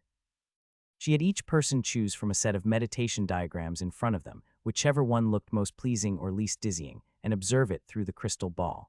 Saul fought off his nausea and flipped quickly through the booklet in his hands. Every page made him feel dizzy. In the end, he chose the one that made him the least uncomfortable. It was a diagram of multiple figures walking in a circle. At the top of the diagram was a normal adult man. To his left was a nearly identical figure, but a closer look revealed a difference in posture. This second man had slightly bent knees and raised hands. The third figure looked almost the same again, but this time his arms extended slightly to the sides, and his heels lifted a bit as he bent his knees. Each figure's posture differed just a little, like the key frames of an animation, collectively forming a progressive walking sequence. It reminded Saul of how animations are made. He followed the dense lineup of figures downward, observing them one by one. But when he got to the lowest point of the diagram and saw the final upside-down figure, he suddenly realized with a chill that the figure had turned into an octopus-like monster. The change hadn't been abrupt. When Saul looked back up through the diagram, he didn't notice any clear differences between each figure and the next, yet the last image unmistakably depicted a creature. A person walking and walking had turned into a monster, and he hadn't noticed a single thing wrong along the way. As if people were monsters all along. Fighting the nausea and blurriness, Saul traced the images counterclockwise this time, carefully noting every subtle shift. There seemed to be differences, but also none. When he reached the top again, the monster had become a man once more. Saul couldn't take it anymore. He clutched his eyes and collapsed backward. But before he hit the ground, a pair of hands caught him and helped him back up. Laughter echoed nearby. There's nothing funny about this. He collapsed because he viewed the entire diagram. Unlike you all who give up the moment you feel dizzy. The voice rang out, and Saul realized it was actually instructor Monica who had caught him. His eyes were less painful now. He managed to open them slightly and vaguely saw the woman beside him. Monica looked at the teary-eyed boy and couldn't help but smile. She glanced down at the diagram he'd chosen, surprise flashing briefly in her eyes, but she quickly returned to her gentle demeanor. Exploration takes courage, but also moderation. Your mental strength is decent. Try using the crystal ball now and immerse yourself. Perhaps because Saul had progressed quickly, Monica began using him as a demonstration, guiding the other newcomers through the process. Many of the older students looked on enviously. And Saul lived up to expectations. He entered a meditative state on his first try. Immersed in meditation, and viewing the human-to-monster diagram through the crystal ball no longer made him dizzy. One by one, the images of people and creatures lifted off the page and entered his mind. Soon, everything around him blurred. Sounds seemed to come from distant skies. The world dimmed, then brightened again. What lit up Saul's world was a collection of colorful, glowing orbs. Following Monica's guidance, he focused on the closest light orb and gently drew it toward his forehead. It went smoothly. The first elemental particle obediently entered Saul's body and fused into something bubble-like within his mind. Excited, Saul immediately attempted to draw in another. He didn't notice that beside him, Instructor Monica's brows had furrowed slightly. She stepped away from Saul and walked around the classroom, instructing other apprentices to try meditating like Saul. Not everyone could immerse themselves so easily. Many hadn't even found a suitable meditation diagram yet. Keep your crystal balls with you. They help filter out dangerous things and keep your meditation stable. Until you reach the second rank, I don't recommend meditating without them. Monica returned to the front, patiently reiterating the key points of meditation, but she no longer gave hands-on guidance as she had with Saul. Some students were quietly resentful. How could a so-called cheater of an apprentice deserve the instructor's undivided attention? Still, no one dared voice their dissatisfaction. The first meditation lesson soon ended, but Saul remained deeply immersed even after the room emptied. Kelly had planned to wake him, but Monica stopped her. Kelly gave Monica a puzzled look, only to see her wearing a mysterious smile. "You go on. I have something to say to him alone." Kelly eyed Monica with suspicion from head to toe. Being stared at like that by a red-haired little girl made Monica's face darken instantly, but before she could scold her, Kelly zipped away. Not forgetting to close the door on her way out, Monica walked back to Saul, snapped her fingers. A crackle of electric sparks landed right on Saul's forehead. Jolted by the sudden shock, Saul woke up. He opened his eyes to see Monica's long legs standing right in front of him. "Instructor Monica." He looked around, finally noticing the empty room. "Sorry, Instructor. I'll leave right away." Saul apologized repeatedly as he packed his things. "Elemental perception that was meant to be covered in my next class," Monica said coolly, her red lips barely parting. Elemental perception is actually a trait of mental strength. Just like people have different appearances, elemental perception varies from person to person. It reflects your sensitivity to certain elemental particles. For example, take a sheet imbued with red, yellow, and green attributes. Now throw red, yellow, green, and blue stones onto it. What color do you think you'd see? Saul didn't quite get it. "You mean a sheet with red, yellow, and green colors. Can you grasp it?" It's not just painted red, yellow, green. The sheet has those three attributes simultaneously. Saul seemed to catch on. If the sheet is red, yellow, and green at the same time, then the first thing I'd see would be the blue stone. Monica nodded. "Good. The body is like that sheet. Elemental attributes dull our perception of other elements. The color you can see the most clearly is the element you're most attuned to. The strength of your mental power also affects how many elements you can perceive." With that, she scooped up the little skin-eating monster on the ground, swayed her hips, and left the classroom, leaving Saul standing there, utterly baffled. "Instructor Monica, why did you tell me all that?" Saul gathered his books and crystal ball, still puzzled. The classroom wasn't big, but he took a long time walking across its slow, heavy steps like his muddled thoughts. Only saw blue, only saw blue. As his hand touched the doorknob, Saul's head snapped up. Weitai didn't see many dark element particles during meditation. The muscles on his face twitched wildly. His youthful face slowly contorted. My strongest elemental sense isn't for darkness."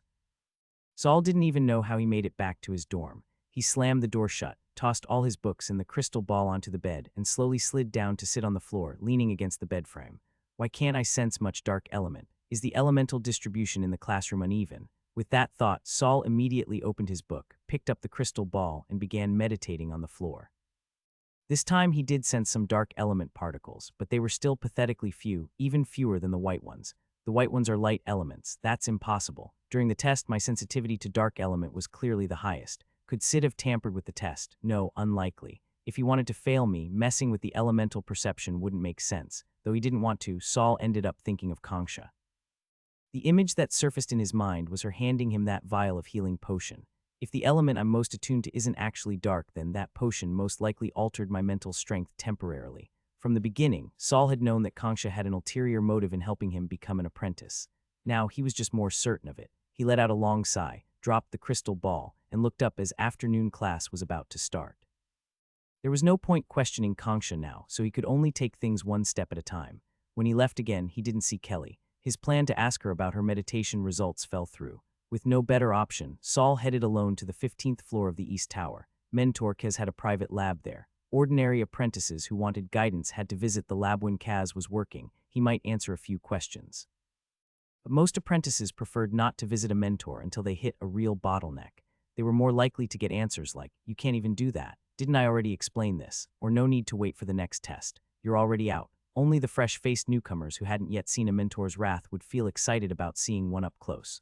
Saul, with everything weighing on his mind, felt no excitement at all as he climbed to the 15th floor. He pushed open the door to Kaz's lab and met a pair of eyes staring straight at him. Duke's expression ran the full spectrum: shock, anger, fear, forced calm. Saul looked at him and scratched his chin with a white bone knuckle. Duke quickly averted his gaze. After all, the purplish imprint of 5 fingers was still faintly visible on his face. Nope, not messing with that guy. Kaz didn't have many apprentices out of 20 newcomers, only 3 had chosen him. Saul, Duke, and a girl named Angela, who was quite pretty. She seemed unaware of the tension between Saul and Duke. Her large eyes blinked innocently, a serene smile on her lips. There was also a young man in the lab wearing a second-rank apprentice badge, tidying things up.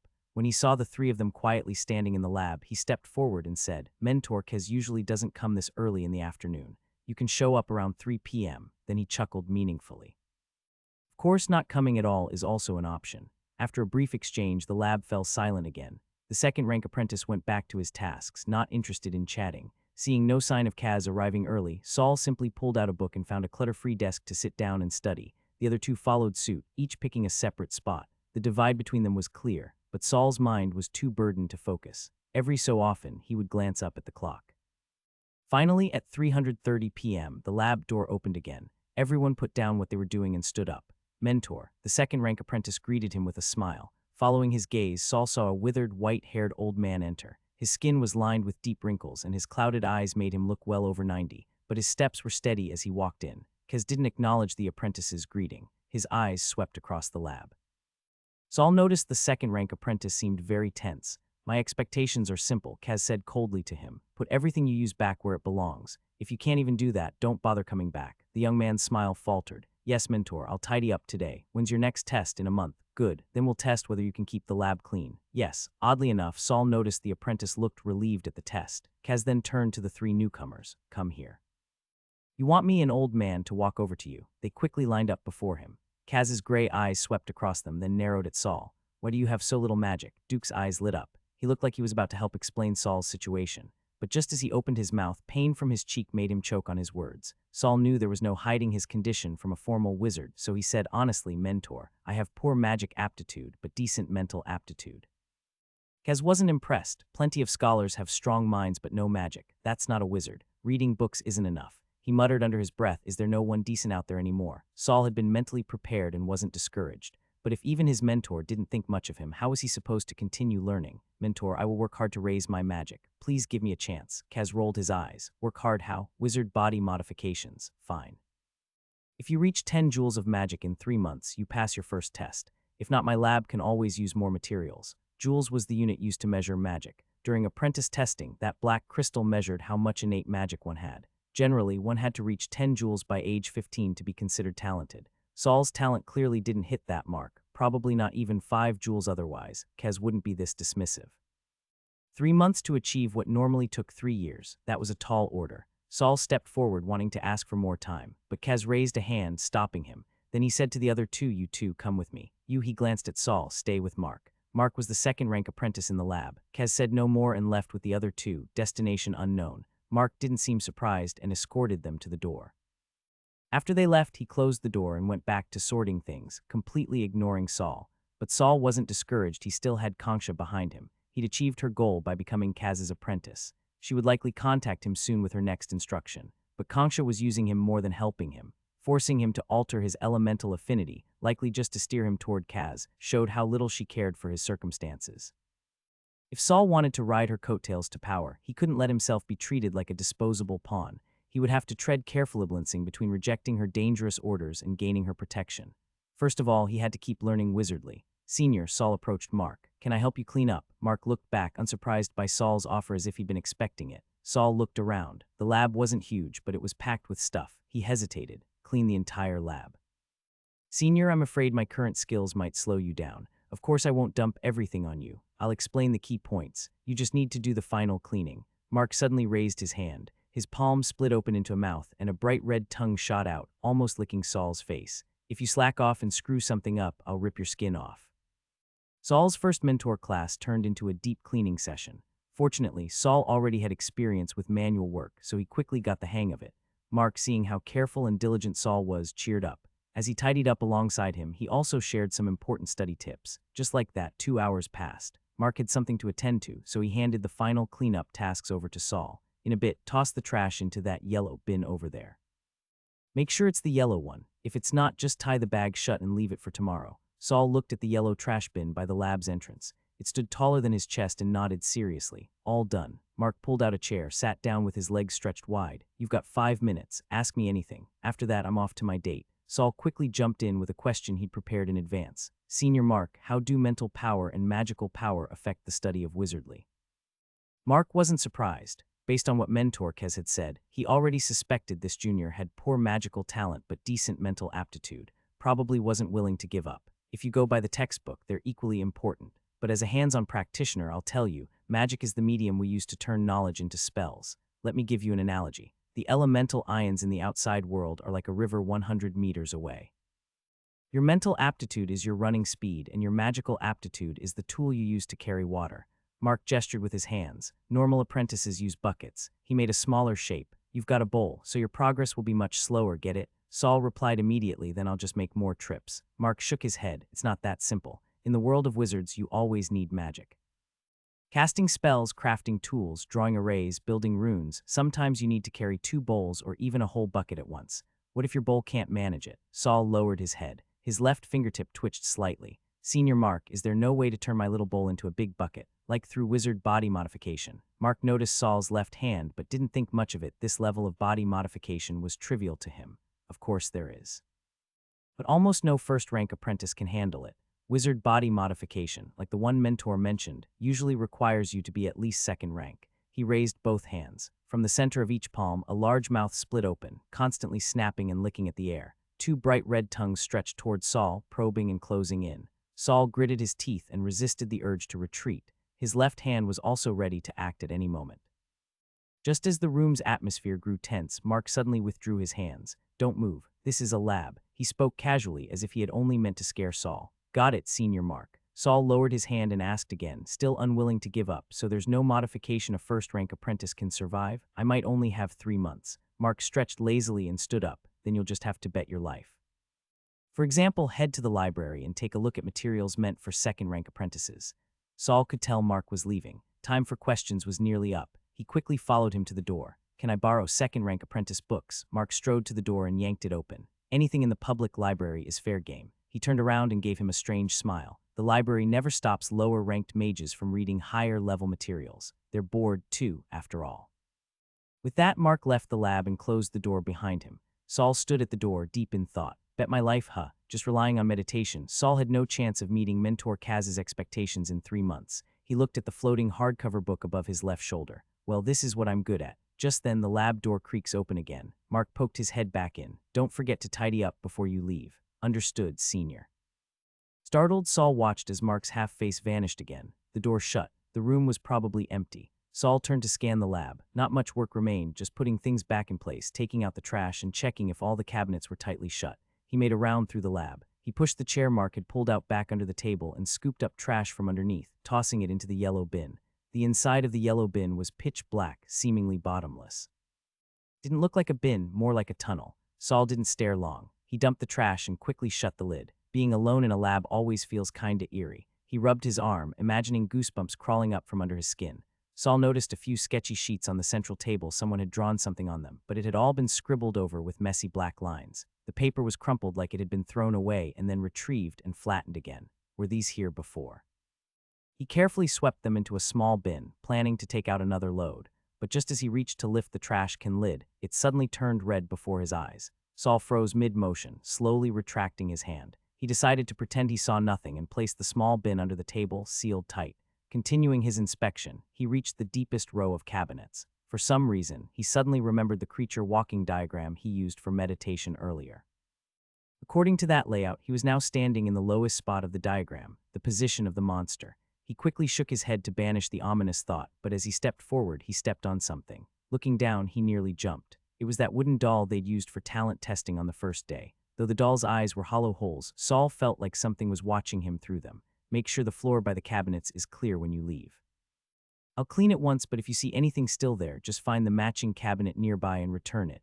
Be sure to close the door properly. He recalled Mark's earlier instructions. Turning his head, he saw a nearby cabinet had a small gap open. Through the glass, he could see piles and piles of wooden dolls lying every which way. Well, looks like I've come to your house. Saul tilted his head slightly, avoiding direct eye contact with the doll. He bent down to pick it up. The moment his fingers touched its rough, cool surface, rustle, rustle. A sound only Saul could hear. The hardcover book flew in front of him, pages flipping rapidly before stopping on a new blank page. May 26th, year 314 of the lunar calendar. You were left behind by Mark to clean the lab. This really isn't a great job. You got your foot bumped by a naughty wooden doll and were about to return it to its place. You opened the cabinet, grabbed the doll by the head and carefully placed it back inside. You were grabbed by the head and carefully placed inside. You lay atop the bodies of your companions, watching the glass door close. Outside, Saul hummed a pleasant tune and ran off happily. Saul's finger was still pressed against the puppet. He couldn't decide whether to grab it or let go. Why do I keep getting death warnings? Am I just that unlucky, or is this normal in the wizard tower? Cautiously, Saul slowly loosened his grip, testing the waters. When he didn't turn into a puppet, lying stiff on the ground, he breathed a little easier. Looks like the puppet can't steal my body on its own. It needs me to open the cabinet or face multiple puppets at once. Saul stepped around the puppet, heading for the small trash bin. If you're not going back into that cabinet like a good little doll, then you're trash now. But he got ahead of himself. New text appeared on the hardcover book. May 21st, year 314 of the lunar calendar. Because you were lazy, you tossed the puppet into the trash bin. Although that is where it belongs, the bin can contain garbage, but it can't seal a tool. When you return to the lab the next day, it looks like a hurricane swept through. An enraged senior Mark doesn't listen to a word you say and licks off all your skin, flesh, and organs. You become a skeleton. Your left hand is very happy. Saul jumped back and snatched up the puppet. So I die either way, cabinet or no cabinet. He gripped the doll tight, tempted to crush it, but it was so sturdy he couldn't even pull off an arm. Saul gave up, especially since he thought the puppet had just smiled at him. Even without another death warning, he had a gut feeling smashing the puppet wouldn't end well. How about I take you out of the lab and dump you somewhere, he thought tentatively. The hardcover book didn't give any warnings this time. It quietly retreated into his left shoulder. Phew. Saul exhaled. He turned, ready to finish checking the last part of the room and get out of there fast. But as he turned, crash behind him, something clattered loudly to the ground. The glass cabinet doors were wide open. Puppets lay strewn all over the floor. When Saul turned around, he locked eyes with one of them. Help me, help me, help me. Help me, help me, help me. I want it too, I want it too. Help me, help me, help me. In an instant, it was as if hundreds of voices were screaming in his head. Saul ignored the hardcover's earlier warning about being killed by Mark tomorrow. He turned to bolt. But the moment his feet left the ground, he lost his balance and crashed hard onto the floor. He tried to get up only to find his limbs as stiff as wood. A numbness crept from his extremities, slowly invading his torso, his brain. No, he remembered what Monica had said about meditation. Desperately, he visualized the movements of the walking human monster diagram in his mind. He had no actual diagram, no crystal orb to assist him, but in this life or death moment, Saul managed to enter a meditative state. The chaotic voices dulled but didn't disappear. The numbness in his organs began to recede, retreating to his limbs. If Monica were here, she'd be stunned. Saul's mental aptitude was even greater than she had imagined, but he still couldn't move. His limbs were stiff like logs. Wait, my left hand can still move. His skeletal left hand remained flexible, capable of gripping and flexing. Pouring all his strength into that hand, Saul dragged himself along the ground, trying to crawl away from the puppets. But moving his left hand broke his concentration, and the numbness surged back through his body. Still, just meditating wouldn't save him. He'd run out of mental energy and die anyway. So Saul stopped meditating altogether. He focused solely on crawling with his left arm, dragging his body forward inch by inch. Whenever the numbness reached his chest, he'd pause, meditate again, push it back, and keep crawling. Back and forth, he'd crawl, meditate, crawl, meditate. He inched his way toward the lab's door. Finally, his left hand touched the door. Who would have thought that damn live experiment actually saved me? The lab door opened inward. Saul would have to pull it open. He pushed himself up against the wall to grab the handle with his left hand. And the door swung open on its own. Mark's half-face peeked out from behind the door, his wide, eerie eyes staring down at Saul. "Saul, what are you doing?" A familiar face, but Saul felt ice in his veins. From his vantage point on the floor, he could see clearly. That wasn't Senior Mark, just a thin flap of facial skin stretching through the crack in the door. It hadn't even noticed it had been exposed. It just kept glaring. "The lab's a mess. Where do you think you're going? Get back and clean up." Next to the door, the red trash bin suddenly popped open. Clack! A pale, bony hand gripped the edge of the bin. Knuckles bulging, veins popping, it was clearly straining, trying to climb out. Behind Saul came a low, sloshing gurgle. Something was rolling toward him. His teeth chattered. Even after becoming a mage apprentice, he was still weak, helpless, and waiting to die. The hardcover book flew up in front of him again, pages flipping furiously, no pauses. Each page showed the same giant word, death. It didn't even bother describing how he'd die this time. Saul burst out laughing. "Why is death always after me? Is my meat that delicious? Ha ha ha ha." He was cracking, come on, all of you. Let's go. Let's see who's stronger after becoming freaks. Come on, ha ha ha. Bang, the door suddenly swung wide. The edge of the door smacked Saul in the forehead, knocking him down. His laugh cut off. He clutched his head instinctively. "Wait, I can move." The hardcover book quietly retreated to his left shoulder. No time to check, Saul quickly looked up. Mark's half-face was gone. The door stood fully open, and a man wrapped head to toe in pink bandages stepped inside. Only a pair of silver eyes remained visible, no ears, no nostrils, not even a strand of hair. Saul lay half slumped on the floor, frozen by the silver gaze. His mind went blank. Not even fear remained. Luckily, the bandaged man just glanced at him, then turned toward the lab and murmured, "Back. All of you back." Then he looked at Saul again. The chill in his gaze melted into something like gentle water. A new apprentice. "Why are you spending the night in the lab?" The moment the thought struck him, Saul's full mobility returned. He felt like himself again. He looked at the sand timer on the wall. At some point, it had fallen to the 11 o'clock mark. When Senior Mark left, it wasn't even 6 yet. How is it 11 already? From Saul's perspective, he'd only been alone in the lab for less than half an hour. New apprentice, until you have enough knowledge and power, don't stay in the East Tower alone. At night, only your dorm is safe. His voice was low but incredibly clear. "I'm sorry, sir. I didn't know." "Don't say you've seen me." Saul was cut off before he could finish. The pink bandaged man raised a hand and waved. A gentle breeze brushed past Saul, causing him to blink instinctively. When he opened his eyes again, he found himself standing outside dorm 604. He quickly glanced both ways down the corridor. The flickering candlelight cast a dim glow, and everything was silent. No time to think. Saul opened the door and rushed inside. Midnight had passed. The blue hourglass instantly flipped. The sand that had just filled it began falling again. Time resumed its slow passage. On the 11th floor of the West Tower, 2 dormitory doors opened simultaneously. Mark stepped from his dim room into the even dimmer corridor, looking toward the door diagonally across from his. "Midnight's past. Our deal ends here. I'll only act once, whether he lives or dies. He's just my junior from now on." There was no impatience on Mark's face, nor even a hint of a smile.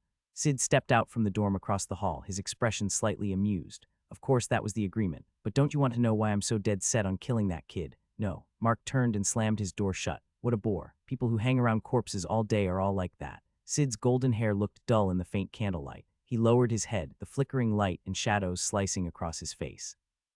For an instant, his expression twisted, then settled back into a dark calm. "That diary must be on him. It only reappears when its previous owner dies. Damn kid, your only crime is being too lucky. The diary I searched for all these years just landed in your lap." Sid's right hand closed and opened, as if recalling the exact sensation of gripping the hardcover book. Too bad it was only after he flung it that he realized it was the very thing he'd been searching for. By the time he kicked over Saul's body and frantically searched it, the diary was gone. Then Saul started breathing again. There was only one explanation: the diary had saved him. Staring at Saul's childish face, Sid had countless times imagined personally killing him, but he couldn't. According to his grandfather's notes, the diary would never go to someone who killed its master with their own hands. He would have to make other plans. Sid slowly backed into his dorm and shut his eyes tightly. "What's your secret? Why did my grandfather kill all his friends and family just to get you?" Sid was full of questions, but also utterly determined. Whatever had driven such a brilliant man to madness, he had to have it. After a day of chaos, danger, and madness, Saul still had to wake up early for class the next morning. Life can be so cruel. It was past midnight now, and he forced himself to sleep. But the terrifying scene in the lab kept replaying in his mind. Was that lab incident connected to Senior Mark? And why did he try to kill me? Who was that pink-bandaged man? Could he be one of the 5 mentors? Calling him the pink-bandaged man feels kinda rude. Saul tried distracting himself with irrelevant thoughts to stay alert. He was so powerful, just wiped out all those monsters in a flash. Let's call him Big Pink. Drowsiness began to settle in and Saul felt himself drifting off. Knock, knock, knock. Is it morning already? Is Kelly here to wake me? Saul scrambled up and turned up the lamp only to find it was just past 1 a.m. Knock, knock, knock. The knocking continued. Saul didn't want to get up. After what he'd been through, he was jumpy and on edge. Sir. The person outside the door couldn't wait any longer and called softly. The voice turned out to be the maid from the daytime. Saul went to the door and opened it just a crack. Sure enough, it was her. She wore a silky pink cloak that draped over her shoulders. Only her beautiful face and pale neck were visible, and below that it seemed she wore nothing. Saul stood behind the door. What do you want? Sir, she smiled, a blush creeping across her cheeks. I know you're young, but don't you want to touch me? As she spoke, she raised her hand. The silk slid smoothly off her bare skin and fell to her feet, revealing a carved wooden body. Saul instantly backed up and tried to slam the door shut, but she stuck her head through, her face wedged in the crack, only her mouth visible. Her lips opened wide, screaming, "Help me, kill me, kill me, kill me." Knock, knock, knock, still knocking. Saul's eyes flew open as he gasped for breath. A dream? He leapt from bed and turned up the lamp, checking the hourglass clock. 1230 a.m. It really had been a dream. Saul grabbed the crystal orb by the table and crept toward the door. Who's out there? Silence. I don't need special services, Saul said loudly. It's me, Kongsha. Saul hesitated. How could he be sure it really was Kongsha? But he couldn't stay locked inside forever. He cracked the door just wide enough to slam it shut if needed. Outside stood a woman in a hooded gown, her delicate chin the only part of her face visible, lips downturned. Lady Kongsha. He stepped aside. Kongsha walked straight in and sat in Saul's chair, pulling down her hood. Her head was still terrifying, but after what Saul had just survived in the lab, he could now face it calmly. You've had quite the thrilling apprentice life. That young and someone's already trying to get in your bed. Kongsha crossed her legs, resting her elbow on one and her cheek in her hand, her sensual, graceful figure fully on display. If not for that half-head, she was far more alluring than any maid. You finally came to see me, Saul said, closing the door behind him. Now you understand your situation, don't you? If you mean the fact that, for some reason, my strongest elemental sense was changed to dark element, then yeah, I think I get it. HMPH. Kongsha gave a cold snort. You thought your elemental sense was impressive. If not for my help, you might not even have picked a main element. Saul paused. What she said was probably true. He had sensed all elemental particles during meditation, but weakly with each one. He walked up to Kongsha, softening his tone. Senior Kongsha, are you here to help me? Of course. What, you think I came to offer you special services? Her smirk was icy as she held out her hand, revealing a small vial. It was the same medicine she'd given him before to treat his injuries. Senior, what is this? A potion that temporarily enhances your sensitivity to dark elements. This is the stuff I drank last time. Not exactly. This one is different. You take a drop before meditating each day. It will keep your perception heightened for a few hours. After a month of adaptation, I'll give you a new one to help you reach 10 joules of magic in the first test. How does she know I need 10 joules in the first test? Who told her? Saul stared at the potion in front of him. He was tempted but didn't accept it right away. Senior, can I ask, does it have any side effects? Kongsha was no saint. Everything she had done for Saul came at a price he would have to pay. She chuckled lightly. What are you afraid of? Didn't you drink the potion without hesitation last time? Back then, Saul was still just a servant, powerless in the face of death. But this time there were still 3 months until the first assessment. Now that he had some idea of how to grow stronger, Saul didn't want to bet his future on a potion with unknown side effects. This potion won't cause any problems in the short term, Kongsha said, but if you use it long term, it will burn through your potential and drain your life force. Once that's gone, you'll die. She shifted her tone. But if you're determined and work hard enough, you might become a second-rank apprentice before that happens. Then you won't need to forcibly boost your magic anymore. You can shift to achievements in wizardly research and still pass the biannual assessments. After finishing, she lifted the small vial and gave it a shake. The transparent liquid swirled temptingly inside.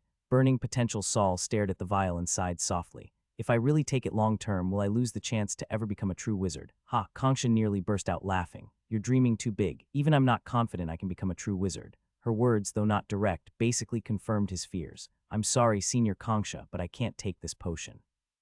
Saul bowed his head, but his voice was firm. Kongsha's smile faded. She stood, looking down at the top of Saul's head.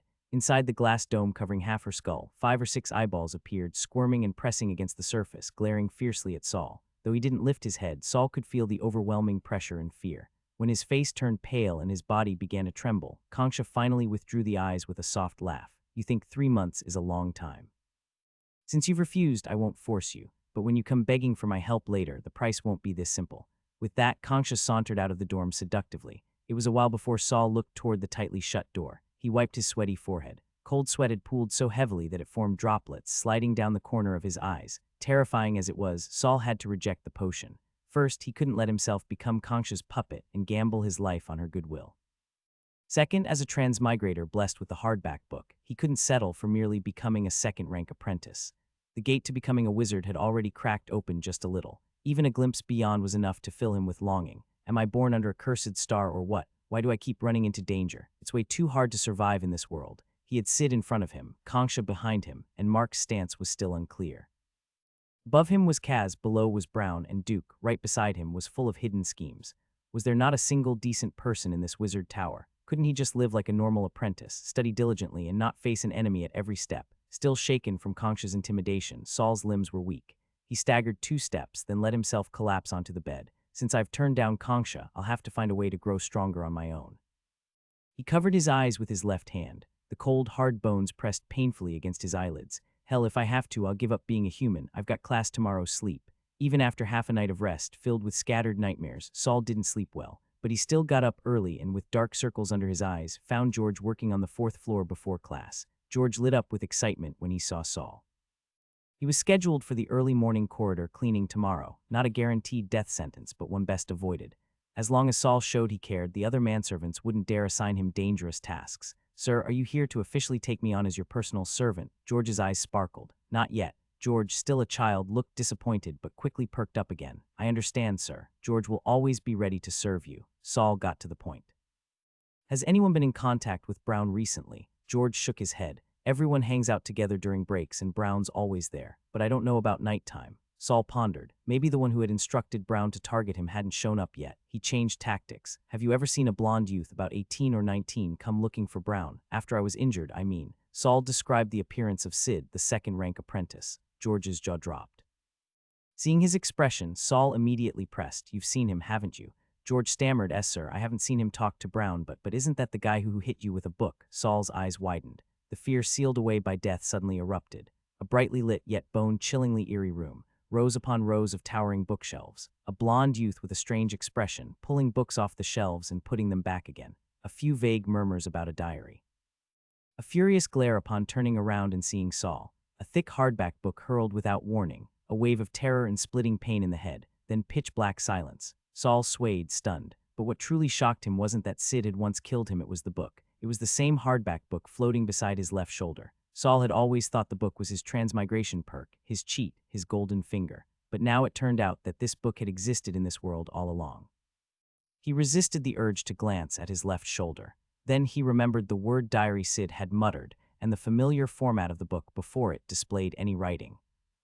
Could the thing Sid was looking for be this very hardback book he'd tossed away? Saul let out a cold laugh. Did Sid realize what had happened? If Sid figured out that the hardback book was what he had been searching for, then all the threats Saul had faced recently suddenly made perfect sense.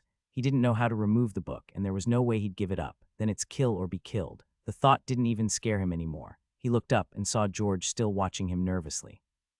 Saul softened his expression. "All right, go back. Once things settle down, I'll have you transferred." George lit up with joy. With Saul's promise, his life had just been extended by a few more years. After parting with a delighted George, Saul made sure to speak to the butler as well. The man treated him with the utmost respect and readily promised not to assign George to dangerous jobs. Only then did Saul hurriedly pack his things and head for the East Tower. Today's first class was basic knowledge of all things. He arrived late, but Kelly had already saved him a seat. "You finally showed up. If you'd been any later, I might have thought something had happened to you too," Kelly said, rubbing her chin, though somehow that just didn't seem likely. Someone else had an incident, someone more unlucky than him. Kelly said a name Saul didn't recognize. He went mad. When Saul didn't show any shock, she added, "Why aren't you surprised like the others? I've already seen how terrifying this place can be." "I just didn't expect someone to go mad this soon," Saul muttered. If not for last night's big pink appearance, madness would have been the best-case scenario for him, too. "Did he offend someone?" Saul asked. "I heard he brought a high-level elvish book with him, thinking he could study it just because he became an apprentice. In the end, they found him in the flower bed this morning." Kelly leaned close to Saul and deliberately used a raspy voice to spook him. "I heard he cut his own legs into several pieces and buried them in the soil like plant roots. When they found him, he had nearly bled to death. Can he be saved? Who knows?" He was already taken away when I got there, Kelly said with some regret. Aren't you scared? Saul looked at the young girl in front of him with a bit of surprise. Propping up her chin, Kelly murmured, I already knew what the wizarding world was like before I came. It's not so different from home. People just die for no reason sometimes. That crazed new apprentice was just a small episode. Kelly quickly switched the topic to her experience visiting Mentor Guido with a bucket yesterday. I feel like Mentor Guido is pretty willing to teach me, but he just can't stop vomiting. The big bucket I brought was nearly waist-high, but it still filled up in less than an hour. I really don't get how he eats so much. Heh. Saul was both grossed out and amused. Kelly suddenly tilted her head and looked at Saul. You're finally smiling. When you first came in, you looked like a walking corpse. Saul's smile faded a little, and he rubbed his face with his hand, so he looked that haggard. Only someone as straightforward as Kelly would say it out loud. The one in charge of the basic knowledge of all things class was a second-rank apprentice. He was skin and bones. With sunken cheeks, he looked even more corpse-like than Saul. He didn't care much for class interaction, just droned on in a flat tone, reading directly from the book, making Saul drowsy. So Saul just opened the book and started reading on his own. He hadn't had time to preview today's material due to yesterday's whirlwind of events. Basic knowledge of all things was a mashup of biology, chemistry, history, and geography. Anything worthy of being recorded in a wizarding textbook had some mystical elements. For example, in the botany section, Saul read about a herb that could increase a person's magic. But the cost was becoming a mindless puppet, more like a tool for extracting magic crystals than something that helped people. There were 10 volumes in total, each one about 10 centimeters thick. There was no way to read them quickly. Saul picked what interested him most and read while occasionally stretching. At one point, he noticed Kelly's former tag-alongs, Doze and Rocky, whispering next to Duke. Kelly showed no reaction to this. What are you looking at? Kelly followed Saul's gaze and also noticed their little scheme. She curled her lip. They're trying to isolate you. So childish, like kids. The class had basically turned into a self-study session. People had started studying material from other courses. The second-rank apprentice at the front had only read the first section aloud and then quietly started reading another book, completely ignoring the class. No wonder I didn't see any senior apprentices here. They must have known this class was pointless, Kelly muttered, regretting not having brought other books with her. Kelly, can you lend me some magic crystals? Saul finally mustered the courage to ask after some hesitation. What do you need magic crystals for? Kelly asked cautiously. I don't do one-way trades with no return. I want to borrow 2 books from the library. Someone just went crazy from reading the wrong book and you're not scared. I won't read recklessly, Saul said sincerely, but I really need some specific books right now. Kelly didn't ask exactly what books he wanted. After a moment's hesitation, she poured out 5 black, semi-transparent, diamond-shaped pieces from her purse. I can only lend you 5. In 3 months, you have to pay me back, 10. Deal, need a loan contract, of course. Saul tore a page from a blank notebook, and they completed their first financial transaction. The first class ended, and the second was the highly anticipated runic construction. Runic construction was the foundation of spellcasting. But to everyone's disappointment, the instructor was again just a second-rank apprentice. This guy was even worse. He only demonstrated the most basic rune drawing once, then told everyone to practice on their own. Most of the newbies barely understood and asked him to repeat the explanation, but he demanded payment for a second round. When Saul heard it cost money, he gave up asking. He recalled the knowledge points just covered and felt confident he remembered them clearly, so he began visualizing the first basic rune in his mind. With eyes closed, the rune appeared crisply in his mind. He opened his eyes, a bit stunned. Did I just memorize it? To make sure it wasn't just visual memory, Saul picked up a pen and drew it on blank paper. He compared it to the book. Exactly the same, even the curve of each line matched. He closed the book and tried again, this time using a special pen and ink. Following the instructor's method, he began infusing magic into the pen tip. This part was tricky. Magic had to be an even output and coordinated with mental control to construct a proper rune. A mistake in any step would collapse the rune and turn it into just another doodle. Saul focused intensely, and then success, although it was only drawn on normal paper. The rune shimmered with magical luster, and its magical fluctuations were clearly perceptible. You actually did it. Kelly's eyes widened in disbelief. She had been planning to pay for another explanation, but now seeing Saul succeed on his first try, she suddenly felt maybe she could get it too if she pushed herself harder. Saul didn't hear her. He was already focusing on the next basic rune, the second. Success, big success, the third. Success, the fourth. Failure, Saul frowned. The failure wasn't because he remembered the rune wrong, it was because he ran out of magic. His magic could only sustain 3 runes, or was there a problem with how he outputted it? Saul finally experienced just how dangerous insufficient magic could be. No wonder Konksha thought she had him cornered. No wonder Mentor didn't even bother looking at him. Saul's chest heaved for a few moments before he calmed himself. What's there to panic about? He told himself, "Didn't you already make up your mind?" Saul took out the crystal ball and the human monster movement diagram and began meditating to restore his magic. Low magic had its upsides to it that he could recover fast. You had to learn to see things rationally. Saul's success in drawing 3 runes had already caught the whole class's attention. Not just the new apprentices, even the seniors and the instructor were shocked by the string of magical waves coming from Saul's direction. Some newcomers who had planned to spend crystals for private lessons hesitated when they saw Saul enter meditation after drawing only 3. Maybe his rune construction had some flaw. Besides, you couldn't just interrupt someone's meditation. In the front row, Duke's eyes gleamed. He whispered something to his 2 companions, grabbed his runes, and headed to the front. Most apprentices brought some crystals with them from home. The instructor seemed pleased that Duke was the first to approach and whispered a long explanation, which made the others envious. Duke kept nodding and wearing expressions of sudden realization like, "So that's how it is." In the back corner of the classroom, Angela's big, adorable eyes slowly slid from the podium to the rear, finally landing on Saul, her expression filled with interest. Though he constantly had to stop and meditate to restore his magic, Saul was still the fastest among the newcomers in learning runes. Many people couldn't even draw their first rune by the end of class. But Saul wasn't arrogant about it. He understood very well, if simply drawing runes was already this difficult, then who knew how many more obstacles awaited when it came time to actually cast a spell, so he didn't rush. Instead, he repeatedly constructed a few specific runes over and over again, aiming to reduce the leakage of his magic power, hoping to build more runes with the same amount of energy, rather than constructing a single rune and having the magical fluctuation be as loud as thunder. After class, Saul politely declined Kelly's invitation to walk together and went to test his current magical energy. He wanted to know just how hopeless his aptitude really was. Soon he walked out of the testing room, looking dejected. Even though he'd mentally prepared himself, the result of only 3 joules of magic power still made his future seem bleak. There was absolutely no way he could reach 10 joules in 3 months through conventional means. What happens if I fail the test? Death, most likely. Saul followed the East Tower's slope up to the 9th floor's library. The moment he stepped through the entrance, he made up his mind. Rather than die from failing the test, I might as well risk everything to pass it. Near the library's entrance, a man sat rigidly against the wall. Judging from his attire, he seemed to be the librarian. Saul walked up, intending to ask about the borrowing rules, but the man alternated between looking fearfully at the ceiling and glaring warily at the floor, as if something terrifying might burst out from above or below at any moment. Didn't respond to Saul at all. Saul glanced where the man was looking but didn't notice anything unusual. Left with no choice, he returned to the entrance and warily scanned the rows of towering bookshelves. A faint mist drifted through the library. Only the shelves near the entrance were clearly visible. The further in, the thicker the fog became until it completely obscured the shelves in the distance. Each bookshelf had a large label at its side, marked with terms like Rank 0, Rank 1, and so on.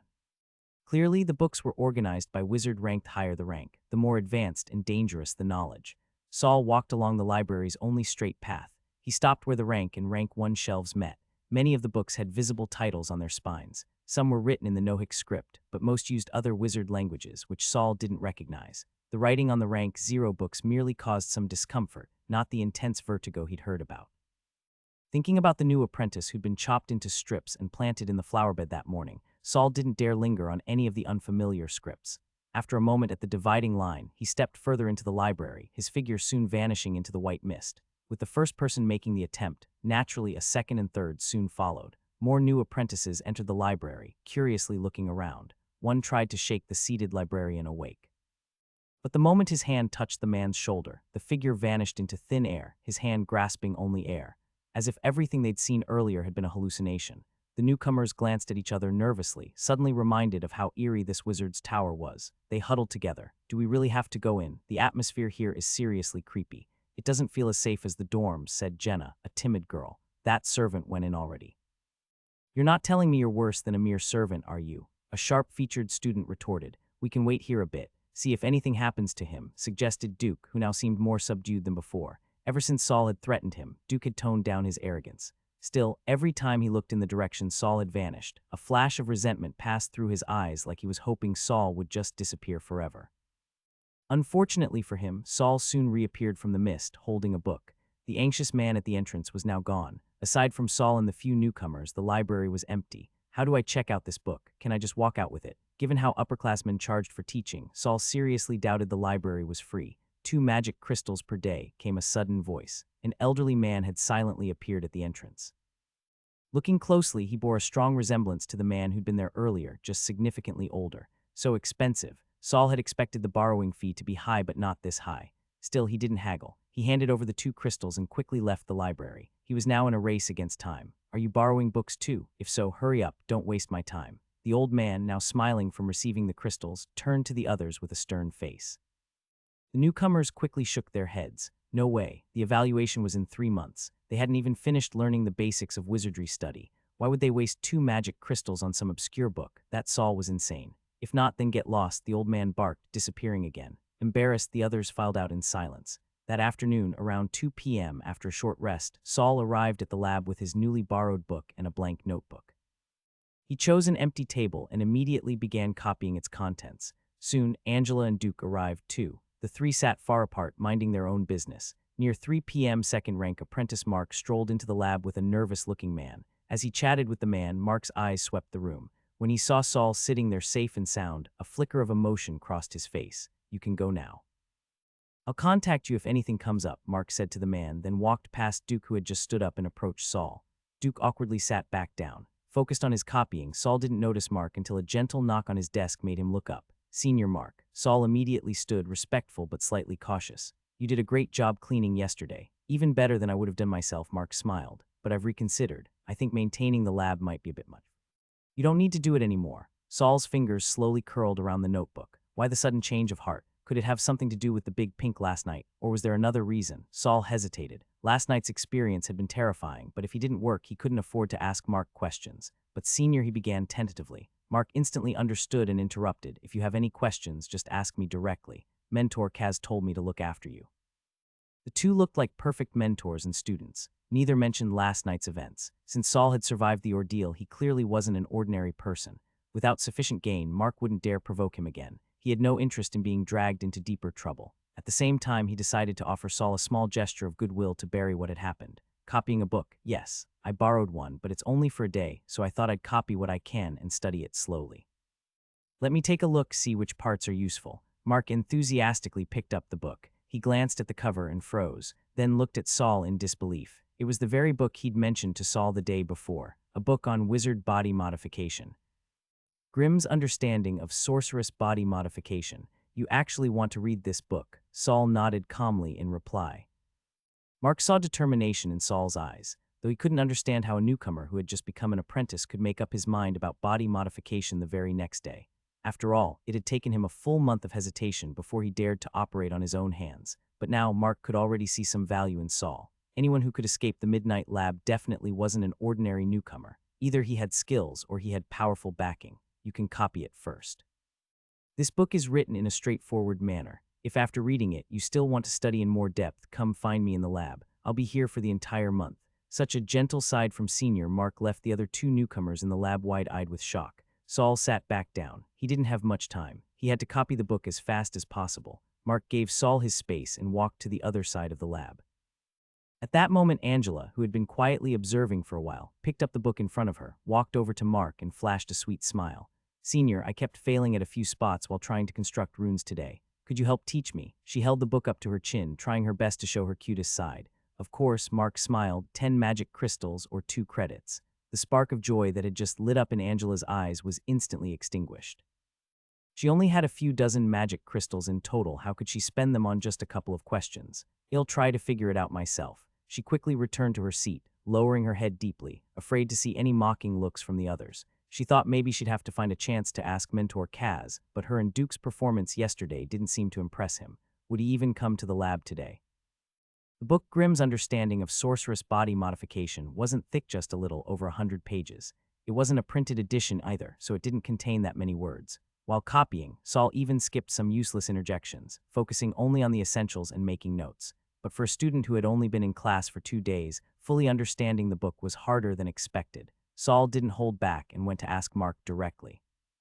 Judging from Mark's change in attitude, Saul could tell he was trying to make amends. But why? Was it because Saul's survival made him wary? Or had he learned about Big Pink's involvement? Either way, Saul wasn't going to miss this chance to reap some rewards. With Mark helping summarize key points, Saul's copying speed increased greatly. He was confident he could finish copying all the important content before noon the next day. That would make the 2 magic crystals well spent. Mentor Kaz arrived again after 3:30 p.m., but he had a deeply furrowed brow, seemingly troubled by something difficult. When Duke tried to approach him with a question, Kaz brushed him aside without a word. Only then did the two newcomers understand why other apprentices didn't come to the lab for help. That patient teaching on the first day had just been a deceptive prelude. Once you stepped in, he immediately showed his true cold self. Duke couldn't regain his sense of superiority over Saul. He looked uneasy and kept sneaking glances at Saul with increasingly complex expressions. But no one expected what happened next. After frowning for a while, Mentor Kez suddenly walked over to Saul. Mentor, Mark stood up nervously, thinking Kez had come for him, but Kez stopped right in front of Saul. Come with me. Saul was startled, then delighted. Yesterday, Duke and Angela had been taken away, while he was left behind, essentially abandoned by the mentor. But today, Kaz had suddenly remembered him. What changed his mind? Saul quickly gathered his books and quietly followed Kaz. They followed the slope down the east tower. Occasionally, when they passed other apprentices, they all stepped aside and bowed their heads respectfully. As a new apprentice, Saul had never been to the lower floors of the east tower. He only knew that the lower levels of the west tower housed the butlers and servants. The lowest floor there was a garbage dump. When Saul swept the hallways, he used to bring the trash to a storage room where others would collect and dispose of it. He had never gone to the dump himself, so he didn't know what it was like. He had only heard that the servants who went down there were all old-timers, strange folks who barely spoke to others. The lower they went, the dimmer the lights in the hallway grew. Saul kept his head down, close behind Kaz, not daring to look around. But in his mind, he counted the floors, 9. 8, 7, 2. As he counted down to 2, Kaz suddenly turned and led him into that floor. At the entrance stood a man who looked over 200 pounds, slouched against the wall, unmoving. He blocked most of the hallway. Kaz led Saul through the remaining space. The big man didn't react at all. A few steps in, there was a red wooden door. Kaz pushed it open with a loud creak. As Saul entered, a pungent stench, mixed with the smell of blood, assaulted his nose. He immediately held his breath and looked up at his mentor. Kaz stood in the middle of the room, completely unfazed, as if he had no nose at all. The walls were painted with a ghostly white powder. Strange writing, like graffiti, covered them in messy strokes. Thankfully, though it looked chaotic, the writing didn't make Saul dizzy. At the center of the room was a conveyor belt extending from the wall. Its entrance was covered with black leather tassels, concealing what lay inside. Next to the belt was a long table, covered in all sorts of open square boxes of varying sizes. These boxes were empty, but their edges and corners were smeared with some kind of sticky residue. Some even had clusters of fingertip-sized mushrooms growing on them. Tools like hammers and chisels hung from one side of the table. Underneath the table sat a large wheeled box, its lid open. Its inner walls were stained with dark red, nearly black marks. That box seemed to be the source of the room's stench and blood odor. Near the back wall was another table and 2 chairs, one of which was casually pulled out. Books and loose sheets of paper were piled on the table, along with a fallen pen holder and pens scattered on the floor. The first and second floors of the East Tower are where we store bodies. This is the second floor. Bodies. Saul's lips tightened. Suddenly, everything he had seen in the room clicked together. If you can handle the work here, you'll earn 3 credits per month. Saul looked up sharply. Saul almost couldn't hold it in. I want it, I can do it, I'm in, was about to burst out of his mouth. But then he remembered Angela and Duke from yesterday. Had they been brought here too, and then sent back to the lab because they didn't meet the mentor's standards? What would you like me to do? Saul asked, trying to sound calm and obedient. Process mutated corpses, Kaz replied as he pulled a lever next to the conveyor belt. The belt started to move. Soon, a fresh corpse broke through the leather tassels and rolled out before them. Saul had expected corpse-related work, but the sight of a real body still drained the color from his face, making him take 2 steps back. The body was tied to the belt and covered with a black leather sheet. Its face was intact and visible. Saul recognized it immediately. It was the very same new apprentice Kelly had mentioned, the one who had his legs shredded and buried in the flower bed yesterday. Saul stumbled 2 steps back in fright, his boots thudding heavily on the stone-tiled floor. The corpse bound to the conveyor belt suddenly opened its eyes. Its head didn't move, but its eyeballs darted frantically to the left. When it saw Saul and Kaz, its pupils dilated sharply and trembled slightly, as though it had seen something exciting. He's still alive. Saul couldn't help but ask Kaz, how could that be? Kaz walked up calmly and right in front of Saul, lifted the black leather covering the new apprentice. Beneath the leather was a dissected chest cavity, ribs spread open like wings and the torso hollow and empty. Below that, the legs had been shredded into strips of flesh mixed with dirt and stone. They'd been cut quite finely. Yet the apprentice's eyeballs were still moving, shifting upward as Kaz walked. His lips parted slightly, revealing clean white teeth. Saul felt his stomach churn. Since coming to this world, he had seen plenty of blood and horror inside the wizard tower, which had helped him hold back from vomiting. But now the trial meant for him had officially begun. He forced himself not to look away. The nausea and dizziness persisted, but Saul kept telling himself it was just a corpse, incapable of suddenly springing to life and biting half his face off. The fear eased slightly. His brain has long been dead. What's left here isn't his soul. And under normal circumstances, he's not aggressive, Kaz said as he pulled the black leather back down. Then he turned to Saul. Afraid, Saul took a deep breath of the bloody, foul-smelling air. Yes, oh, Kaz raised an eyebrow, but I can do it. HMPH. Tutor Kaz snorted. This isn't a job you can do just because you want to. The corpse you're looking at has already undergone 2 rounds of processing, hazard control, and material recovery. These mutated corpses need to be specially disposed of, or they'll escape and turn the wizard tower into a cursed domain. But before they're eliminated, we salvage some useful experimental material. Your job is the final sorting and cleanup. Kaz slapped the black leather. Slap. You'll use your knowledge or your intuition to identify the parts that have gained magical properties through mutation, but aren't tainted by spirits. Separate and place them in the corresponding small boxes on the table, close the lids and seal them. The rest goes into the large box below. After you leave tonight, someone else will collect the boxes and replace them with new ones. Kaz raised his chin and pointed at the still-moving corpse. Now tell me, what do you think is salvageable? Saul walked up to the conveyor belt, summoned his courage, and pointed at the twitching eyeballs. Are these useful? No, Kaz replied expressionlessly. So apparently parts that look active aren't necessarily useful. Perhaps it was due to some kind of strange corruption that made them unusable. To a wizard, they were worthless. This job really doesn't pay easy money. Are dark-type wizards always dealing with corpses and spirits? Saul took another deep breath. He was getting used to the stench now. Though it was still disgusting, it no longer made him gag. He lifted the black leather all at once, forcing himself to look. Perhaps it was the result of becoming an apprentice. His mental strength had grown. Though Saul still felt unwell, he could now look directly at the mess on the conveyor belt without getting dizzy. Under normal vision, the dismembered corpse looked no different. Saul couldn't tell which parts might be wizard material. From the corner of his eye, he noticed Kaz tapping his right arm with his left hand repeatedly, his patience wearing thin. With my knowledge or my intuition.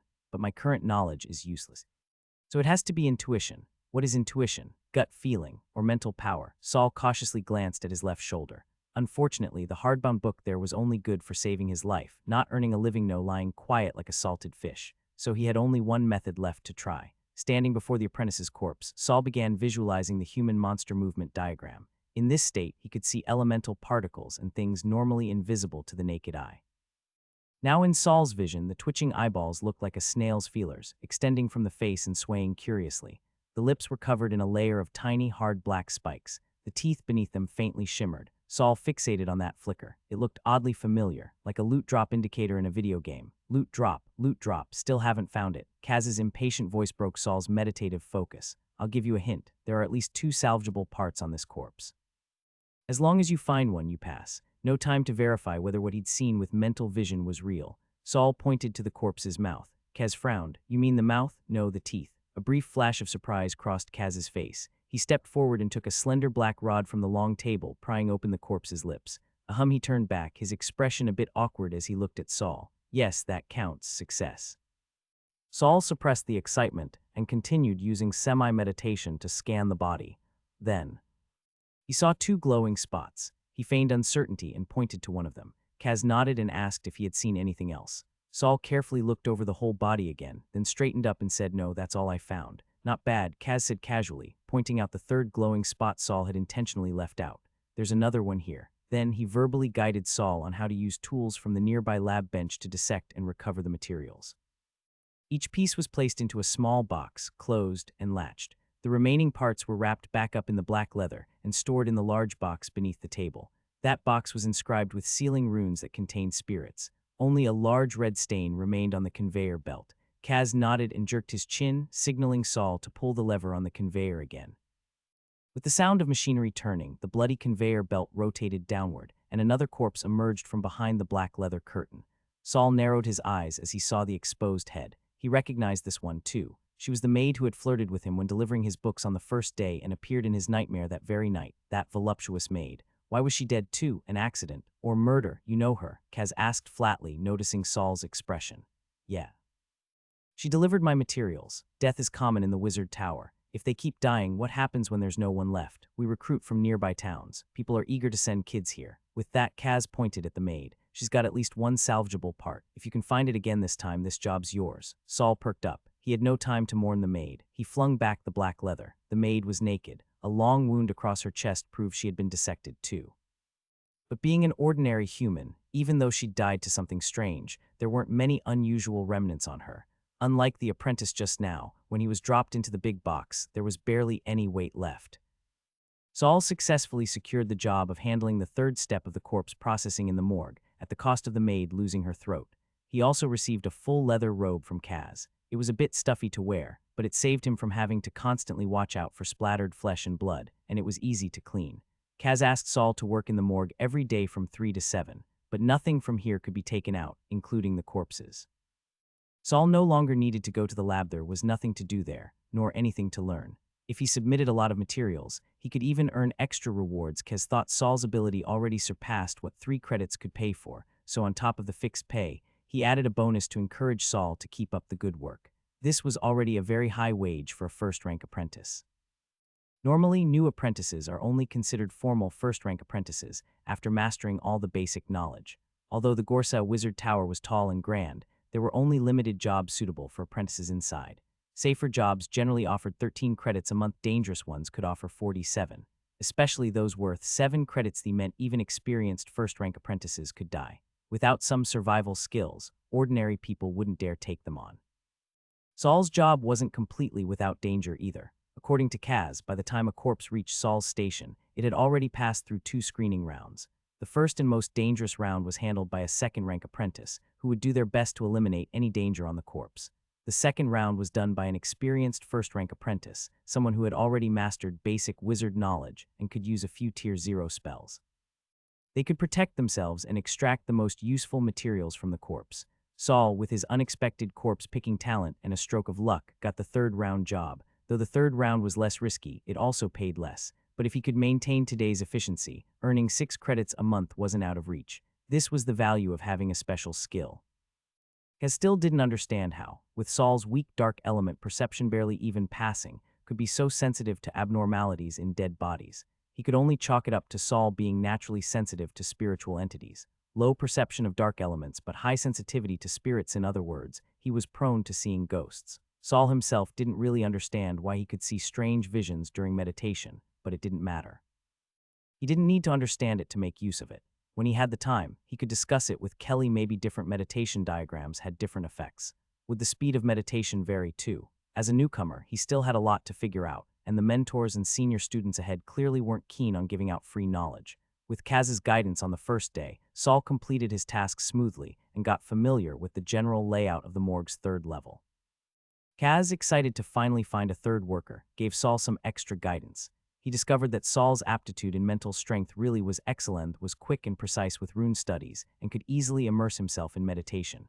Even in learning the Noah language, Saul showed impressive language aptitude. With that kind of ability, he could succeed in any ordinary profession. But as a wizard, lacking magical talent was like being a weapon that couldn't kill.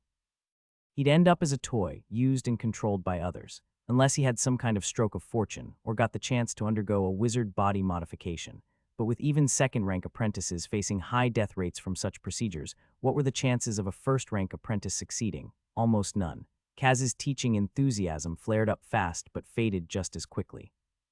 Soon he left Saul alone in the morgue, warning him to leave the second floor of the East Tower before 8 p.m. and preferably to not linger in the East Tower at all. Saul respectfully saw him out, then turned back to stand by the conveyor belt. He hesitated for a while. He was the only one there now, and it took real courage to pull that lever and summon a corpse. His hand hovered over the lever for a full minute before he suddenly yanked it down. The conveyor belt roared to life, but after turning for a while no new corpse appeared. Puzzled, Saul pulled the lever again. Still nothing. As his anxiety built, and he considered pulling a third time. A man's voice came from the black tassel-draped exit. "Stop pulling. There's none today. Got it. Watch the lamp in the window. If it turns white, that means there's a delivery." Sure enough, there was a small candle lamp above the black tassel exit. It looked just like the others on the wall, but while all the other lamps emitted a bright white light, this one was dim and yellow, nearly extinguished. Kaz hadn't mentioned that probably because he wasn't in charge of the detailed procedures here, so there had been an oversight. With no work to do, Saul didn't want to linger and left in a hurry. As he passed the end of the corridor, the big man was still sitting there like a corpse, but Saul noticed his nostrils flaring slightly. Alive. His second day as an apprentice passed peacefully, especially compared to the first day. During class on the second day, Saul found Kelly. I have 10 magic crystals now. Pay up, Kelly stretched out her left hand. Kelly's eyes widened. You got a job? Saul nodded. That's because you can pass the tests without needing to work. Saul felt a twinge of bitterness but quickly buried the feeling. Credits weren't physical like coins, so they couldn't be traded right there in class. Soon, they shifted their attention back to class. For the second meditation lesson, Monica didn't show up. In her place was a female second-rank apprentice. She taught a bit of new knowledge, then started meditating at the podium. Any student who tried to ask a question with a magic crystal in hand was silenced by her icy glare, so the rest of the class turned into a self-study session. Without a teacher, some students began clustering up to discuss things. The classroom gradually became noisy. Kelly still sat beside Saul. Looking at the grotesque walking figure on his meditation page, Saul had a thought, remembered the question from yesterday. Kelly, which diagram do you use for meditation? The secret garden bloom on page 3. Can you meditate without the crystal ball now? Of course not. The mentor said once you can meditate without it, your mental strength is about at the level of a second-rank apprentice. Kelly looked surprised. You can already do that. Saul shook his head. I can only get into a half-dream, half-awake, blurry state. Can't absorb element particles, but it helps stabilize my mental state. That's impressive. Kelly gave him a big thumbs up. If I try meditating without the crystal ball, all I see is a mess of lines. She leaned over. Which diagram do you use? Does the meditation progress depend on the diagram? Page 17. The human monster movement diagram. Kelly looked at him in confusion, then flipped through her own book and looked back. Do we have different books? Why don't I have that page? Saul's enthusiasm for academic discussion vanished completely. He directly took Kelly's meditation book, fighting off his dizziness, and flipped through it from beginning to end. The sequence and content were all the same except page 17. He had the human monster movement diagram instead of Kelly's 10,000 serpents diagram. Kelly leaned in for a look as well. Why is this page different for us? She only glanced at it before tightly shutting her eyes and turning away. So dizzy I feel like throwing up. It took her a long while to recover enough to open her eyes again. They were red, on the verge of tearing up. This diagram probably only someone with your kind of mental strength could handle it. I can't even look at it for a second. Saul pulled his meditation book back and stared intently at the monster on the page. Only someone with strong mental strength would choose this diagram. Then, conversely, is this the only diagram that wouldn't make someone with strong mental strength dizzy? He glanced again at the 10,000 serpents diagram in Kelly's book. If not for the human monster movement diagram, he probably would have chosen that one as his meditation visualization. A string of questions surged through Saul's mind. Did someone deliberately swap out the content on his page? Who would do that? Could it be that Sid again? Did he know he'd picked this human monster movement diagram? Did he tamper with it somehow? Would continuing to use it put his life in danger? At this thought, Saul glanced at his left shoulder. The hardcover book lay there silently. Okay, no immediate danger. All the meditation books and other teaching materials had been delivered to his door by a maid. Could Sid have made the switch somewhere in that process? Even though this diagram had saved him twice, Saul wasn't confident enough to keep using it for meditation. Hey kid, your name's Saul, right? A first-rank apprentice sitting on Saul's other side suddenly leaned over. He looked to be around 17 or 18, towering over Saul by a full head. Where'd you get that meditation diagram? He had clearly overheard Saul and Kelly's conversation. Senior, have you seen it before? Senior, heh, I like that. The boy grinned. I once saw it in a book. First and second rank apprentices use different meditation books. If I remember correctly, that diagram should only appear in the second rank edition. He licked his lips, eyes practically glowing. I'll give you one credit, let me make a copy of it. He wanted a copy of this mysterious diagram. Saul's hand rested on the back of the book. He thought of how the diagram had helped him in the lab and of the maid lying on that cold conveyor belt yesterday. I mean, I could, but aren't you worried it might be dangerous? It is a diagram meant for second-rank apprentices, after all. The senior licked his lips again. That's none of your business. So are you selling or not? Sell it, of course. After class, the three of them went to the 9th floor of the East Tower Library. There, the senior found someone to help copy the visualization diagram. The first-rank apprentice didn't know about Saul and Kelly's agreement. He just gave the two of them a meaningful glance and said with a sigh, youth spending money on a girl. Kelly was so furious she nearly charged over to kick him in the nuts, but Saul held her back. Is his brain waterlogged? I'm only 12. Yet clearly, Saul replied, calming her down. After that guy left with his freshly copied diagram, Saul left Kelly behind and returned to the library to extend the loan on Grimm's understanding of sorceress body modification by a day. Because of yesterday afternoon's unexpected trip to the morgue, he hadn't finished transcribing it, but now that he had income, he didn't mind keeping it another day. Book renewed, Saul returned to his dorm for lunch. The maid delivering his food this time wasn't the same one as before, obviously, since the last one had been stuffed under the workbench. The new maid looked older, and her hands trembled as she handed Saul the food, almost spilling it. Her face was pale, and she kept bowing in apology as if afraid Saul would take her life any second.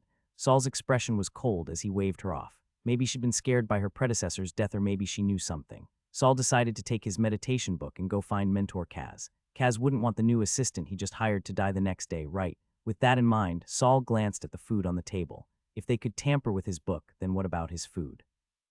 If they'd wanted to poison him, they probably would have done it earlier. Still, once suspicion sets in, everything becomes nerve-wracking. He looked at the food again but couldn't summon the appetite. I'm still too weak. I need to buy myself time. At the very least, I can't let Sid do whatever he wants like before. Starving, Saul rushed to the second floor of the East Tower to the morgue. There were no customers today. The candle holders on the conveyor belt platform flickered dimly as if they might go out at any moment. Saul stood near the conveyor and listened carefully. He could hear a faint rustling from the other room. He asked softly, "Senior, no work today?" A loud thud came from the other side. After a while, a voice finally responded. "Can't you see the damn lights? Talking all of a sudden in a place like this, trying to scare someone to death." Sorry." Saul thought about it. If he suddenly heard a voice in a place like this, he'd probably jump too. "Senior, if there's no work, are we just supposed to sit here and wait? What else do you think we're supposed to do? If you dare sneak off and screw up Mentor Kaz's tasks, you'll be the one lying on the conveyor belt tomorrow." Saul glanced at the dark, stained conveyor belt and obediently sat back down at the table. The smell in here was awful, the atmosphere creepy, but at least there were desks, chairs, and writing materials. As so Saul continued transcribing Grimm's understanding of sorceress body modification. When you focus, time flies. Before he knew it, it was nearly 7 p.m. and Kaz still hadn't shown up. What now? He rubbed his belly. A 12-year-old could eat from dawn till dusk. Especially after 2 days of relative comfort, Saul found himself totally unprepared for hunger again. He was already dizzy and seeing spots. If Kaz didn't show up today, was he supposed to go hungry again tomorrow? Should he go find Kongsha? But then he shook his head. He didn't want to be entirely at her mercy. If he couldn't prove his worth again, she'd probably make him take that potential draining potion again. "No corpses today." Kaz's voice suddenly came from the doorway. Saul turned around in surprise. Kaz's expression was calm. He didn't seem annoyed at the lack of harvest. "Mentor." Saul rushed over, holding the meditation book that had been sitting on his lap. "If you have questions, ask fast." "I'm in a hurry," Mentor, Saul said, flipping open the human monster movement diagram. "This is my meditation book." Kaz glanced at the diagram, his interest clearly piqued. "An erosion diagram. You're just a first-rank apprentice, and you're using that to meditate." So this meditation diagram was called the erosion diagram, but Saul still felt that the name he came up with was more vivid and fitting. The human monster movement diagram. "Mentor," I asked around. "No one else's meditation book has this diagram, only mine. Someone tampered with my book. Someone wants me dead." Saul's expression flickered between anger and fear. So, Kaz remained calm, even indifferent. "Please, Mentor, save me." Kaz's thick white eyebrows furrowed. He lowered his head and looked at Saul. "Kid, the world of wizards isn't about kindness and beauty. To grow stronger, to uncover deeper mysteries, people will do whatever it takes. What you need to do is adapt to this world, not just seek protection. Mentor Kaz, I understand the survival of the fittest, but I've only been an apprentice for 2 days, and already someone has ordered maids and even other apprentices to go after me. Could there be more to this than meets the eye?" Right now Saul shrank his shoulders, clutching his stomach pitifully. "I don't even dare eat the food the maids bring me." "Survival of fittest," Kaz raised an eyebrow. "You haven't learned much yet, but your vocabulary is impressive." After pondering for a moment, he finally relented. "No matter who is trying to harm you, instructing the Wizard Tower's servants and apprentices to act against you is crossing the line. I'll take care of it. No one will dare tamper with an apprentice's supplies again." He placed a hand on Saul's head. "Being able to avoid the erosion diagram's trap was your own skill, and that's what truly matters. Now go back, eat well, study hard, and grow stronger. Then you'll see that the dangers on the wizard's path are far scarier than someone scheming against you." Saul's plea for help had used up his allotted time for questions. With that, Kaz clasped his hands behind his back and walked out of the morgue. Saul let out a small breath of relief but still felt disappointed.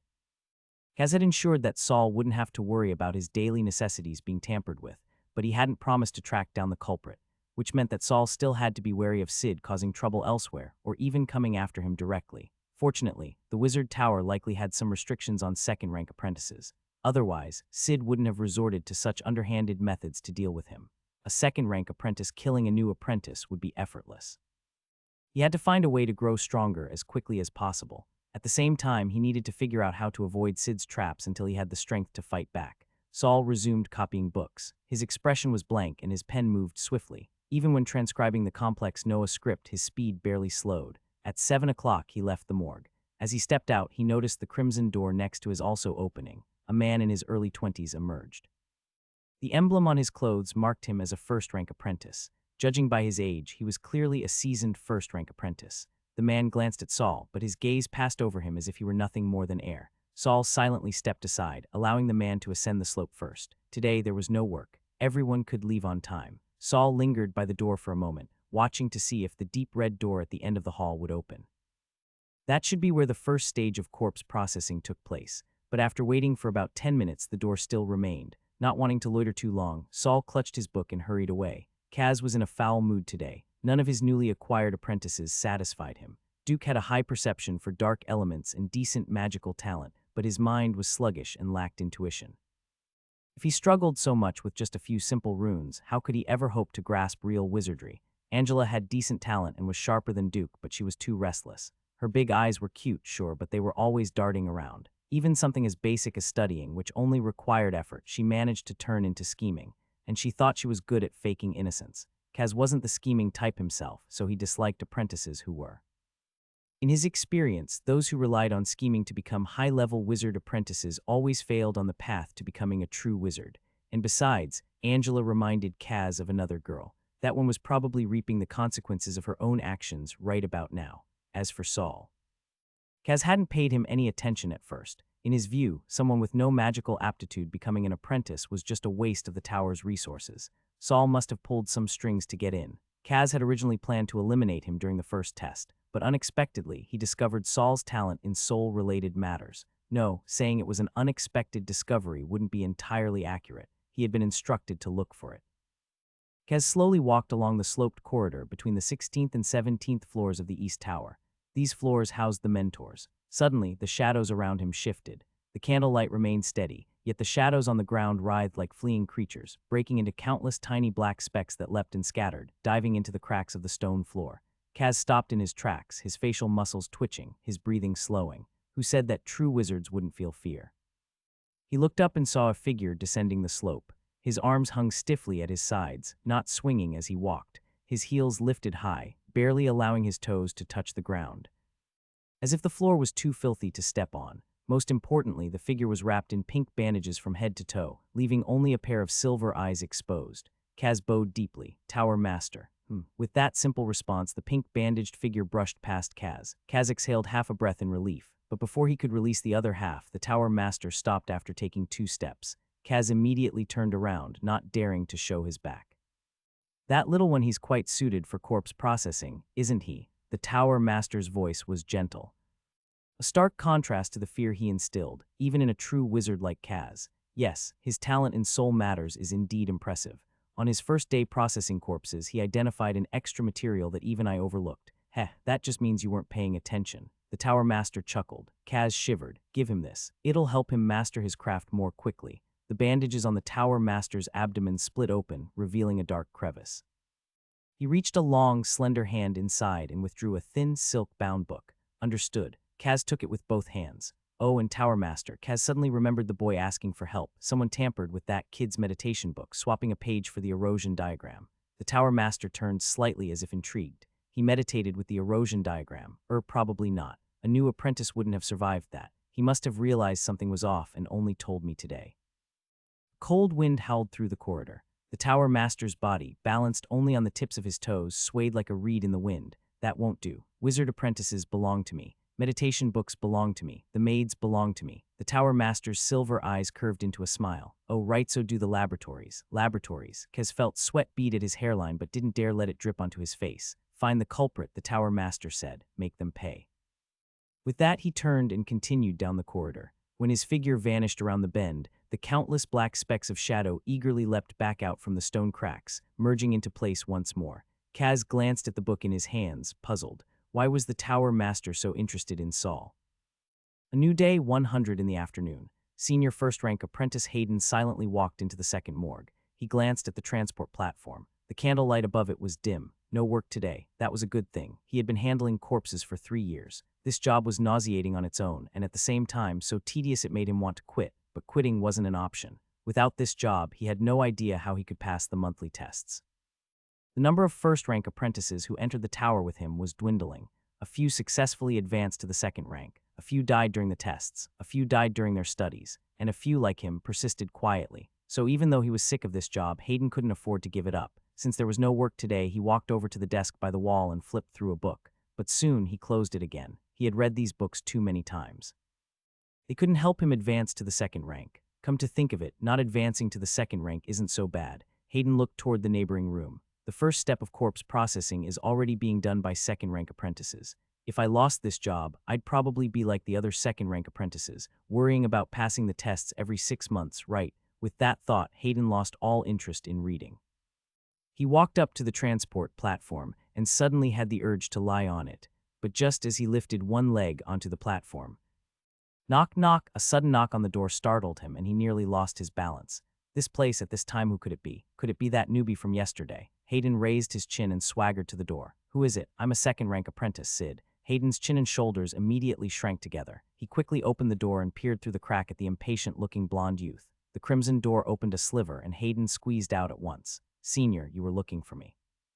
Along with him came the morgue's putrid stench. Sid frowned and took 2 steps back. Seeing this, Hayden hurriedly reached back and shut the door. I heard a newbie took over the morgue job. Yes, a loud little kid. How's he doing? Well, I haven't checked, but I guess he's doing fine, Sid sneered. A total newbie, how good could he be? Besides, my junior also wants this job. Hayden looked up in surprise. Can you find a way to make room for him? Make room. Hayden shrank his hands and darted his eyes around uncomfortably. But the morgue jobs are all assigned by mentor Kaz. Once the position is open, my junior will naturally compete for it. Sid rubbed his fingertips together and a fine white powder flaked off. Then I'll try persuading the newbie, Hayden asked tentatively. Sid chuckled with an ambiguous expression. If you satisfy me, I'll give you a midnight phantom feather. Hayden straightened up completely, his eyes nearly popping out. Aye, I'll definitely make that, kid.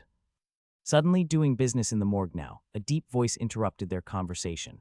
Both Hayden and Sid turned toward the depths of the corridor. That second-rank apprentice in charge of the morgue. Sid squinted. He's early today. Looks like I'll have to bleed a little again. However, as the figure emerged from the darkness, Sid's pupils contracted sharply. Next to him, Hayden nearly collapsed to the ground. Mentor. The man stepping out of the corridor wasn't a second-rank apprentice.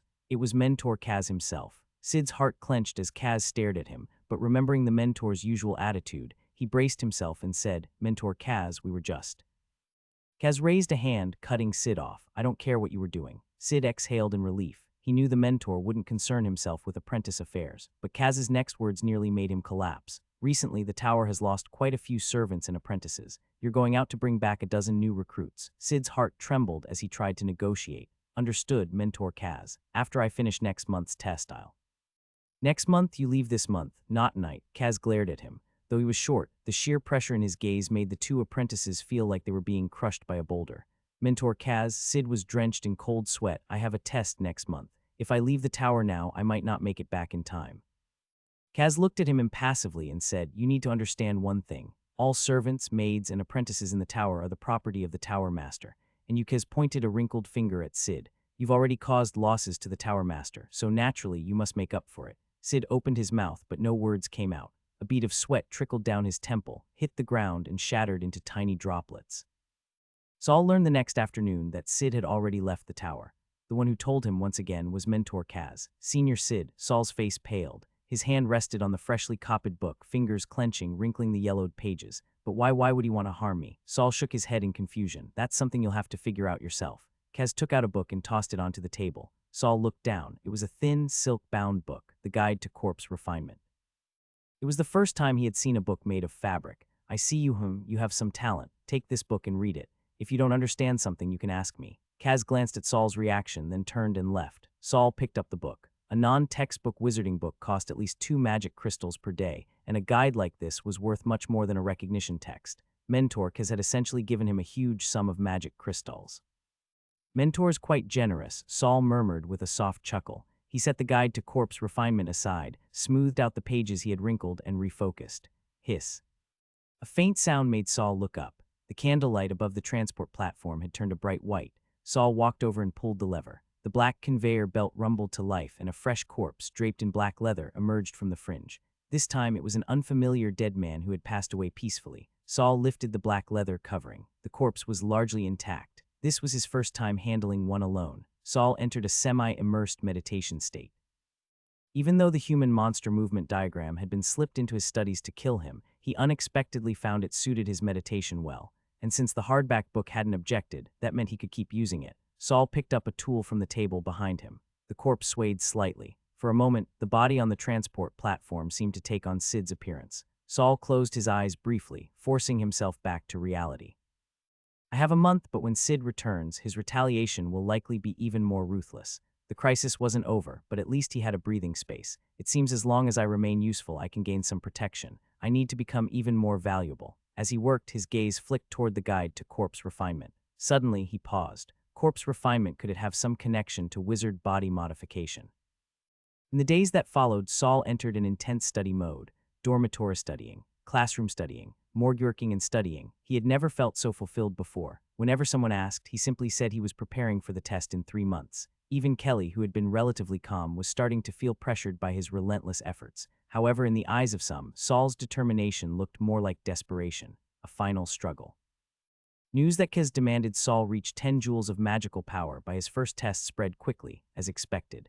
Some people had faith in him, while others thought he had no chance. Everyone had meditated before and knew roughly how much magic power could be increased in a month.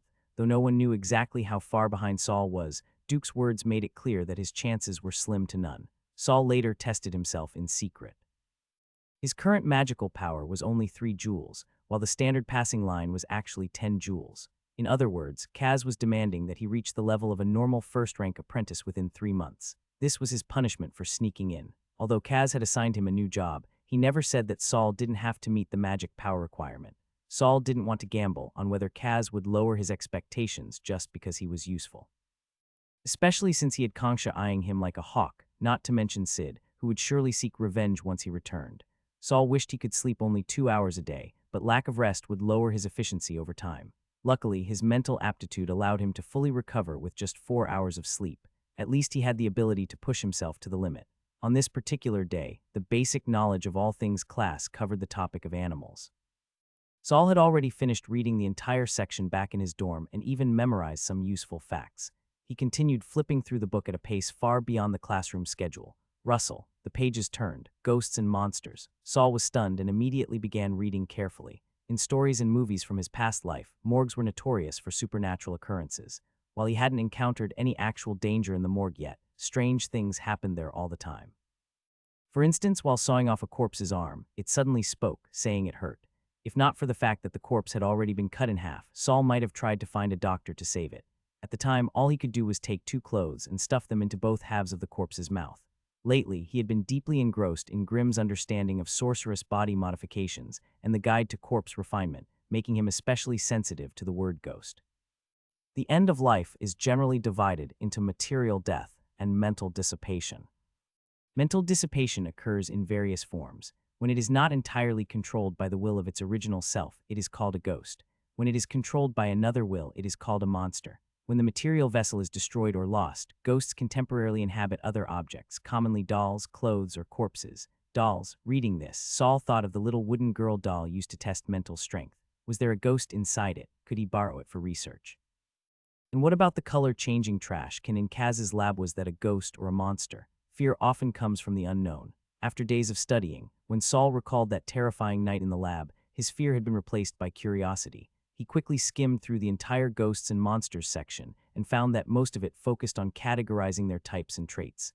Explanations like the one he had just read were rare. Perhaps it was too advanced, something first-rank apprentices weren't ready for. Nearby, Kelly happened to glance at his progress. "You've already finished reading the ghosts and monsters section." Her mouth fell open as her eyes darted between Saul and his book, just skimming. At that moment, Saul made a decision. He looked toward the second-rank apprentice at the front of the room, who had already finished summarizing the lesson and left the students to self-study. Then he glanced around at the increasingly empty classroom, where some people were either slacking off or dozing. He quietly packed up his things and whispered to Kelly, "I'm heading back first." Kelly opened her mouth as if to say something, but Saul was already hurrying away. She pouted, then looked down at her introduction to rune construction, deciding she should at least master all the basic runes first. Having a strong mental aptitude made learning fundamental knowledge much easier. Even though she knew Saul was still struggling to increase his magic power, she couldn't help but envy him a little. Senior Mark, Saul rushed into the lab with an armful of books. As expected, second-rank apprentices rarely attended public classes. Their time was mostly spent on one-on-one guidance from mentors and self-study. It seemed Mark really did use the lab as his personal study room. Saul wondered if Mark had ever experienced the horrors of that night. "Why aren't you in class?" Mark instantly recognized Saul's voice and greeted him with a friendly smile. After all, Saul was one of the apprentices Kez had taken under his wing. That meant he must have done something to impress the mentor. Unlike those other two apprentices, whatever their names were, who still had to come to the lab in the afternoons just to study on their own, Mark had already taken a fair amount of tuition from them, but he hadn't even bothered to remember their names. 3 months from now, how many of these first-rank apprentices would still be here? A year from now, unimportant people weren't worth remembering. For a wizard, ordinary apprentices were just expendable. For advanced apprentices, lower-ranked ones were also expendable. It wasn't about status, just survival. "Senior Mark, I encountered some difficulties while studying composite runes. I'd like to ask for your guidance." Mark instinctively glanced at his study notes to check today's date. "You finished learning basic runes already?" Saul nodded. Mark rubbed his chin. "You're progressing fast. If you can solve your magic power issue, advancing to second rank is only a matter of time. All right, I'll teach you how to construct one composite rune for free, but just one. If you want to learn more, you'll have to pay." A free lesson on composite runes meant their past encounter in the lab was being written off. Regardless of what role Mark had played that night, as the lab's administrator, he had been negligent. This was his way of compensating Saul, not because Saul had been in danger, but because Mark had been at fault. Saul flipped to the last few pages of introduction to rune construction. "Can I start with this composite rune?" It was a dark element composite rune. Mastering it would allow him to combine it with basic runes to form multiple zero-rank dark element spells. In other words, learning this rune meant Saul could finally start learning magic. In the very first class, Mentor Guido had warned them not to be too hasty in learning spells, but Saul didn't have the luxury of time. Of course, first, you need to understand that composite runes aren't just simple overlays of basic runes. There are also many changes in magical power conduction. Saul skipped half of one class and the entirety of another. Under Mark's guidance, he gradually realized composite runes were insanely difficult. Although Mark agreed to guide Saul, he wasn't about to waste his entire morning on a first-rank newcomer. Second-rank apprentices had heavy study loads too, especially with their upcoming test in a month.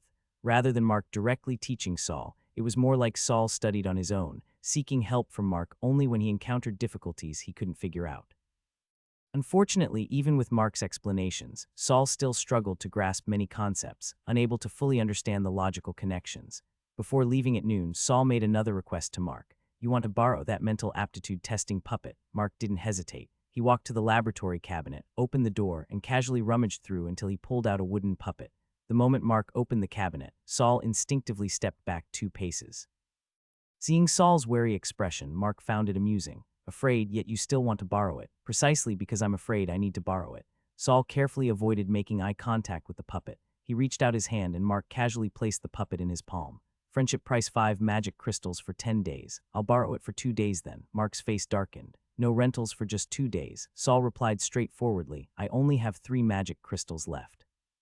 He had exchanged these crystals for credits with Kelly. A friend could get a discount, but an enemy couldn't. Saul wrapped the puppet tightly with layers of cloth and carefully placed it into the pocket of his apprentice robe. "Take me away, take me away." Saul's movements halted. "Senior, did you hear that?" HM. Mark had already returned to his desk, focused on his research. "No, it's nothing."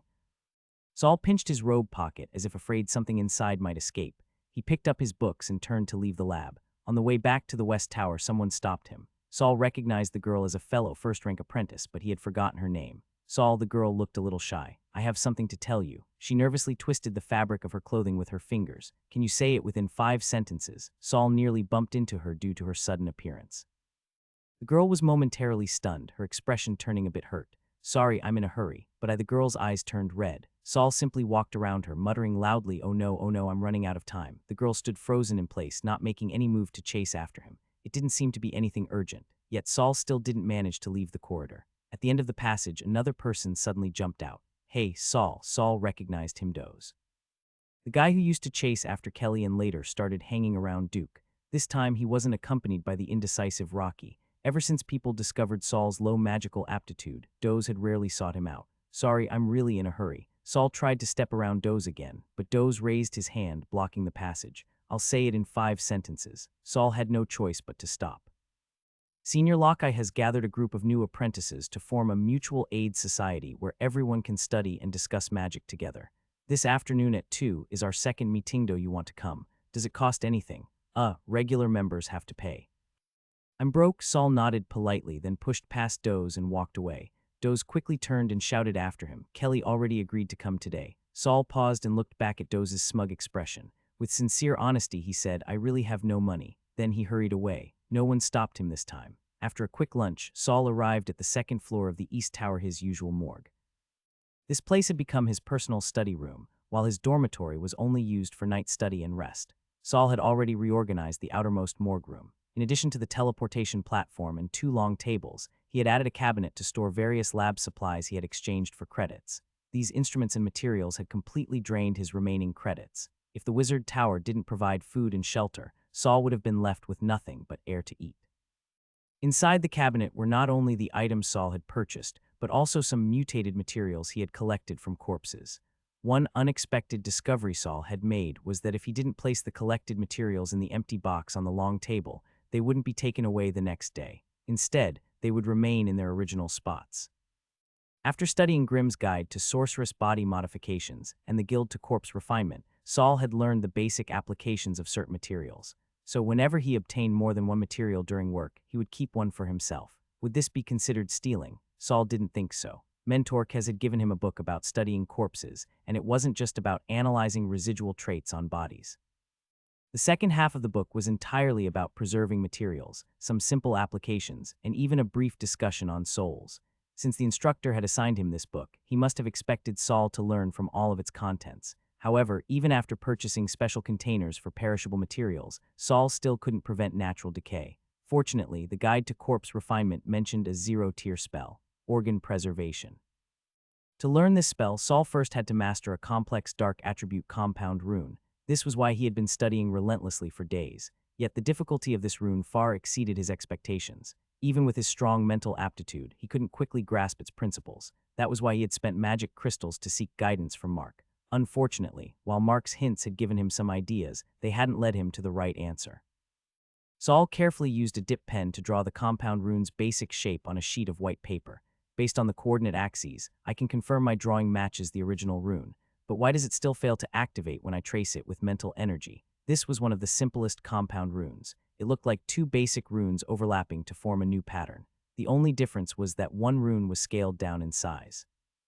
Mark said compound runes aren't just simple overlays, I also need to consider proportional relationships. But even when I distribute magic according to the proportions, something still feels off. He also mentioned something about angles. What does he mean by the angle of observation? Saul raised the paper to eye level. Suddenly, a thought flashed through his mind. Could it be the perspective angle? He quickly set the paper down, took out a ruler, and tried sketching a perspective drawing, calculating proportional relationships to explore the distance between the 2 runes. No, that's not right. Even after several attempts, he still couldn't activate the rune. I've checked my calculations over 10 times, it shouldn't be wrong. So the issue isn't perspective. Frustrated, Saul crumpled the messy rune sketch and tossed it into the trash. He stared at the wastebasket in thought. Where exactly am I misunderstanding? The crumpled paper was wrinkled and bent in various ways, concave here, convex there, slanted and folded. It almost looked like countless tiny runes were dancing before his eyes. Wait, Saul's eyes suddenly lit up. He slapped his forehead. I already suspected the 2 runes weren't just overlapping, but had spatial distance. Didn't I consider that their planes might not be parallel? He pulled out a fresh sheet of paper, and this time began by sketching a 3-dimensional coordinate axis. If a compound rune were merely the overlapping projection of 2 different runes, then there would be countless possible solutions. Fortunately, after reviewing Introduction to Rune Construction again, Saul discovered several fundamental constraints he had previously overlooked. With these constraints, he finally confirmed the 3-dimensional structure of the compound rune. The 2 runes existed on intersecting planes in 3-dimensional space, and their sizes were identical. Thus, the magic distribution should also be even. If he allocated magic according to the visual size ratio alone, failure was inevitable. Saul held up his freshly drawn 3-dimensional diagram, closed his eyes, and began reconstructing it in his mental space. An hour later, he suddenly opened his eyes, his face filled with excitement. Yes, I did it. A wave of exhaustion struck him immediately, nearly making him collapse to the ground. Constructing a single compound rune had completely drained his magic reserves. How was he supposed to cast a zero-tier spell like this? A sense of panic rose in Saul's heart. Could it be that his magic aptitude was so poor that he couldn't even sustain the simplest of spells? Calm down, calm down. This was my first time constructing a compound rune. It's likely I wasted a lot of magic unnecessarily. Unfortunately, with his magic depleted, he couldn't immediately attempt a second reconstruction. His only option was to take out his crystal ball and begin meditating. SSSHH, the candlelight flickered, pulling Saul out of his meditation. He turned his head and sighed. More work. Being interrupted while studying was frustrating, but this job was the foundation for changing his fate. The conveyor belt hummed as a new corpse emerged from behind the curtains before Saul. To ease his fear and pressure, he had taken to calling the corpses guests. It was like humming a song when walking home alone at night. This guest died quite miserably. Rather than a corpse, it was more like a pile of minced flesh-shattered bones mixed with pulped meat and viscera. The remains were held together on a large piece of leather with curled edges. Without it, the mess would have leaked everywhere. Saul picked up a pair of forceps from his array of tools. As he scanned the remains, he noticed countless tiny glimmers spread throughout. The glow was faint, suggesting these materials weren't valuable. Even if discarded, it wouldn't be a big loss. Suppressing his discomfort, Saul carefully sifted through the remains. To his surprise, the shimmering specks weren't body fragments but fine powder-like particles. Switching to a smaller pair of tweezers, he extracted several slightly larger white granules. Even amidst the blood and flesh, they retained their original color, untouched by red. He spent a considerable amount of time collecting a small handful, leaving his waist sore from bending over. Keeping a few samples for himself, he wrapped the rest in parchment and stored them inside a small box on the long table behind him. As for the remaining body parts, he gathered the leather underneath and dumped everything into the large disposal container below, sealing the lid shut. The container seemed to have some odor-blocking function, as the room's blood scent immediately lessened. The transmission flame above the platform remained bright. More work. Saul pulled the lever and watched as the conveyor belt delivered his next guest. This time it was a young girl no older than 5 or 6. Saul hesitated, a pang of discomfort welling up. How could there be such a small girl in the wizard tower? He had never heard of any wizard raising children here, yet death was always impartial, showing no mercy based on age. Taking a deep breath, Saul steadied himself, using a semi-immersive meditation method to examine the body. Something's off. She's not actually a little girl. Upon closer inspection, he made another discovery. Her teeth and bones don't match a child's. She was likely an apprentice affected by some spell, altering her appearance to that of a child while retaining adult internal organs and bone structure. Though it felt unfair to the deceased, Saul couldn't help but feel a little relieved. Quickly finished the examination and disposed of the remaining parts. The transmission flame still shone brightly. Sigh, more work. His third guest had likely experienced a battle. Deep gashes from blades and axes covered the body, and a hole in the skull exposed the black conveyor belt beneath. By the time he finished, Saul glanced up. The light was still on. Seriously, he checked the time and found it was already 6:30 p.m. Half an hour wouldn't be enough for a thorough examination. But today's quota of submitted materials was already met. A quick superficial check should suffice. The final guest arrived with a rumbling sound, a plump woman. She likely died from a curse, as countless thin cracks covered her skin, yet no blood seeped from them. Using his meditative vision, Saul noticed countless translucent tongues extending from the cracks. They writhed like baby birds waiting for their mother to feed them, all turning toward him, waggling their soft forms. Saul reached out with his forceps, and the tongues swayed in response as if expecting food. A chill ran down his spine. Whatever these tongues were, he wanted nothing to do with them. Moreover, the body was largely intact. It seemed that the apprentices handling the first 2 examination stages had barely touched her. Saul turned to fetch a longer tool, but caught sight of the white crystals he had set aside. Picking up a small grain with his tweezers, he brought it near one of the cracks. This time, the nearest translucent tongues recoiled, retreating into the fissures as though fearing the crystal. Furthermore, as they withdrew, tiny glimmers appeared within the crack. This crystal, does it have an exorcising effect? Saul retracted the tweezers and the tongue's ray emerged. Without hesitation, he dropped the grain of crystal into the crack. SSSHH, a faint burning sound accompanied a wisp of green smoke. Saul instinctively stepped back, holding his breath. Fortunately, the smoke dissipated quickly, and his hardback showed no reaction. After waiting a moment, he returned to the body and cut open the now tongue-free crack, searching within. The crystal had disintegrated into powder, completely spent, but in its place he extracted a tiny lump of flesh from the glowing spot. Using the crystal to destroy one tongue yields one flesh lump. The obvious choice is crystal. Turning back, he opened the box where he had stored the crystals.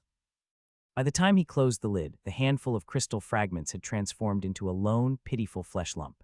Finally, the transmission flame dimmed. Saul organized his materials and looked up. 7:30 p.m. He had to leave the East Tower before 8 p.m. Grabbing his books and notes, he bolted out of the morgue. A shadow loomed before him, nearly causing a collision. But the other person stepped back just in time, leaving Saul stumbling forward. Sorry.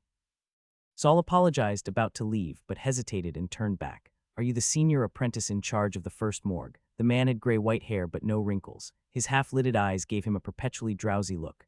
His voice was calm, indifferent, as if disinterested in conversation. He merely hummed an acknowledgement and prepared to walk past Saul.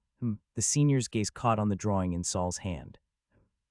He raised a finger and pointed at Saul's right hand. Saul looked down and saw what he was clutching, three-dimensional coordinate compound rune diagram. Damn, in his rush to leave, Saul had grabbed the item carelessly, exposing the side with the three-dimensional coordinate diagram. This time the nasal sound took a turn, carrying a hint of pleading. A second-rank apprentice had seen something interesting. He didn't snatch it outright, but simply expressed his desire. A very distinct expression of desire. Saul sighed inwardly and spoke in a low voice to the seemingly harmless and barely noticeable senior apprentice. Senior, it's almost 8 o'clock. How about we discuss this back at the West Tower dorms? A short and cheerful sound followed. Saul quickly made his way back to the West Tower, with the second-rank apprentice trailing closely behind, silent, unnoticeable, like a ghost haunting his back. By the time Saul returned to the West Tower dormitories, most apprentices had already made their way back. It was an unspoken rule that few stayed outside in the East Tower past 8, but they didn't return too early. This was the busiest time in the West Tower dormitory area.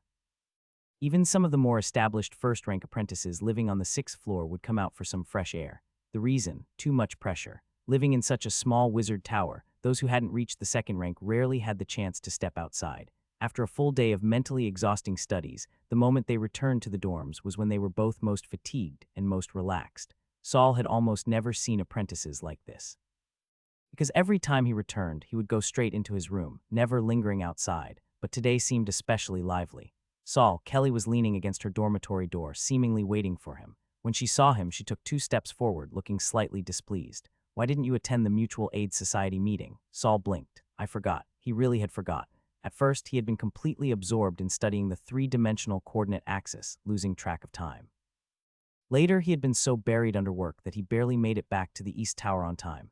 In that state, how could he possibly remember anything about the Mutual Aid Society? I only went because Doze said you'd be there. Kelly pouted, her expression much more animated than usual. I only said I'd consider it. Knew it. Doze is unreliable. Kelly pretended to be angry, but she quickly recovered, even breaking into a smile. But the Mutual Aid Society was actually pretty interesting. Discussing things together really helped me understand some problems I hadn't thought about before. Heh. Saul was suddenly on edge, staring at Kelly. Kelly felt uneasy under his gaze and quickly looked herself over. Why are you looking at me like that? Saul rubbed his arm. When Kelly laughed just now, he felt a chill run down his spine. His goosebumps hadn't even settled yet. Why did you laugh like that? Saul asked bluntly. Laugh. Kelly instinctively touched her face. Did I? It was just. Heh. Saul and Kelly turned their heads at the same time and saw a girl living diagonally across from them laughing as she talked to Doze. Doze seemed to have heard something amusing and started laughing as well. Saul felt the entire dormitory area had taken on a strange atmosphere. He looked further down the corridor. Had all the new apprentices come out? Why were there so many people? Heh. The seemingly normal yet eerily unnatural laughter echoed intermittently through the hallway. Saul's gaze finally landed on Kelly. Heh. She was still watching Doze as if she had heard something funny and began laughing too. Kelly. Saul smacked her on the forehead. Kelly was stunned. What are you doing? Saul didn't know how to explain, but he just felt that he couldn't let Kelly keep laughing like that. He grabbed Kelly and dragged her into his dormitory. It was Kelly's first time inside Saul's room, and her eyes immediately locked onto his desk. As expected, a top student was always the most interested in studying. Saul had just closed the door when he remembered the nearly invisible senior apprentice was still behind him. He turned to open the door and invited the senior, and only to find that the muttering senior was already standing behind Kelly. Kelly was curiously examining Saul's desk, restraining herself from touching anything. The senior apprentice suddenly lowered his head. His mouth stretched like an extendable hose, extending over 10 centimeters, pressing against Kelly's head. Kelly, however, seemed completely unaware, still focused on the desk. Senior, don't. Hearing Saul's sudden exclamation, Kelly quickly turned aroundly to find a middle-aged man standing behind her at some unknown moment. His snake-like mouth was practically kissing the top of her head. Although Kelly was usually a proud and composed girl, seeing someone's mouth pressed against her head froze her in terror. When she tried to move, she found that she couldn't. Saul. The 12-year-old girl called for help in a trembling voice. Saul was about to rush forward when the senior apprentice shook his head at him. A drawn-out, fluctuating sound of refusal. Gulp. It was as if something was being sucked out of Kelly's head. A bulge traveled from her scalp down the senior apprentice's hose-like mouth. Only then did the senior retract his bizarre mouth. He wiped his lips with the back of his hand and nodded at Saul. Saul's first instinct was that the senior was telling everything was fine now. Ever since the senior had retracted his mouth, Kelly had remained frozen, her face growing darker by the second. I got tricked, she muttered, touching the top of her head. There were 2 small wounds, barely painful and less pressed. Kelly came to her senses and respectfully bowed to the senior who had saved her. The senior ignored Kelly and simply nodded at Saul. Saul respectfully handed over the blueprint in his hand. The senior had already seen it. Even if Saul refused, he had no means of stopping him from taking it. Besides, he had helped Kelly, and Kelly had helped Saul before. Senior, if you're interested, I can explain the principles behind it.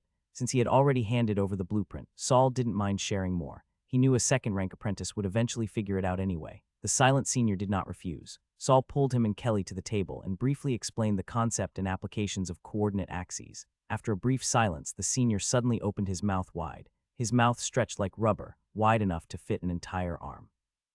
Then he actually reached inside and pulled out a small notebook. Scrawled on the cover were a few messy words, Byron study notes. Senior, your name is Byron. Byron nodded, then hesitated before pulling a sharp dagger from his mouth. Casually, he sliced a 5-centimeter cut across his neck. Dark red blood gushed out. Saul and Kelly were shocked. Was he committing suicide right in front of them? But beneath the wound, a set of yellowed teeth and a thick tongue struggled to emerge. The Mutual Aid Society's parasite won't kill you, a hoarse voice said, as if it hadn't spoken in a long time. But it's not a good thing. Stay away. Don't meddle. As Byron spoke, his wound healed. By the time he finished his sentence, the cut was gone, leaving only a trail of blood running down his neck to his chest. Byron grabbed the drafts that Saul had just used for his explanation, along with the fountain pen tucked within them, and stuffed everything into his large, disguised mouth. He nodded at Saul, let out a grunt, and then finally left Saul's dormitory. As for Kelly, ever since Saul began explaining his 3-dimensional model analysis of runic magic, she had been standing still, silent.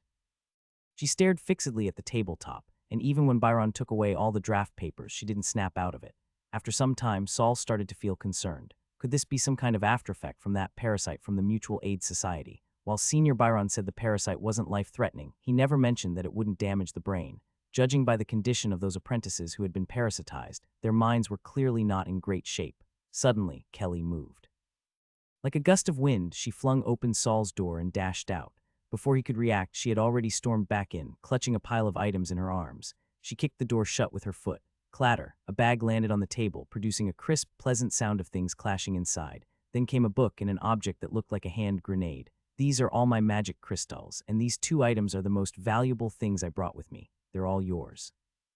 Kelly put her hands together and bowed deeply. Please explain it to me again. I didn't quite understand it just now. Saul didn't hesitate. He opened Kelly's money pouch and scooped up a handful with both hands. Quite a few magic crystals slipped through the gaps between his bone-white fingers. It felt like a waste, but Saul didn't want to pick them up. That would be too undignified. What's this? He pointed at the thin book on the table.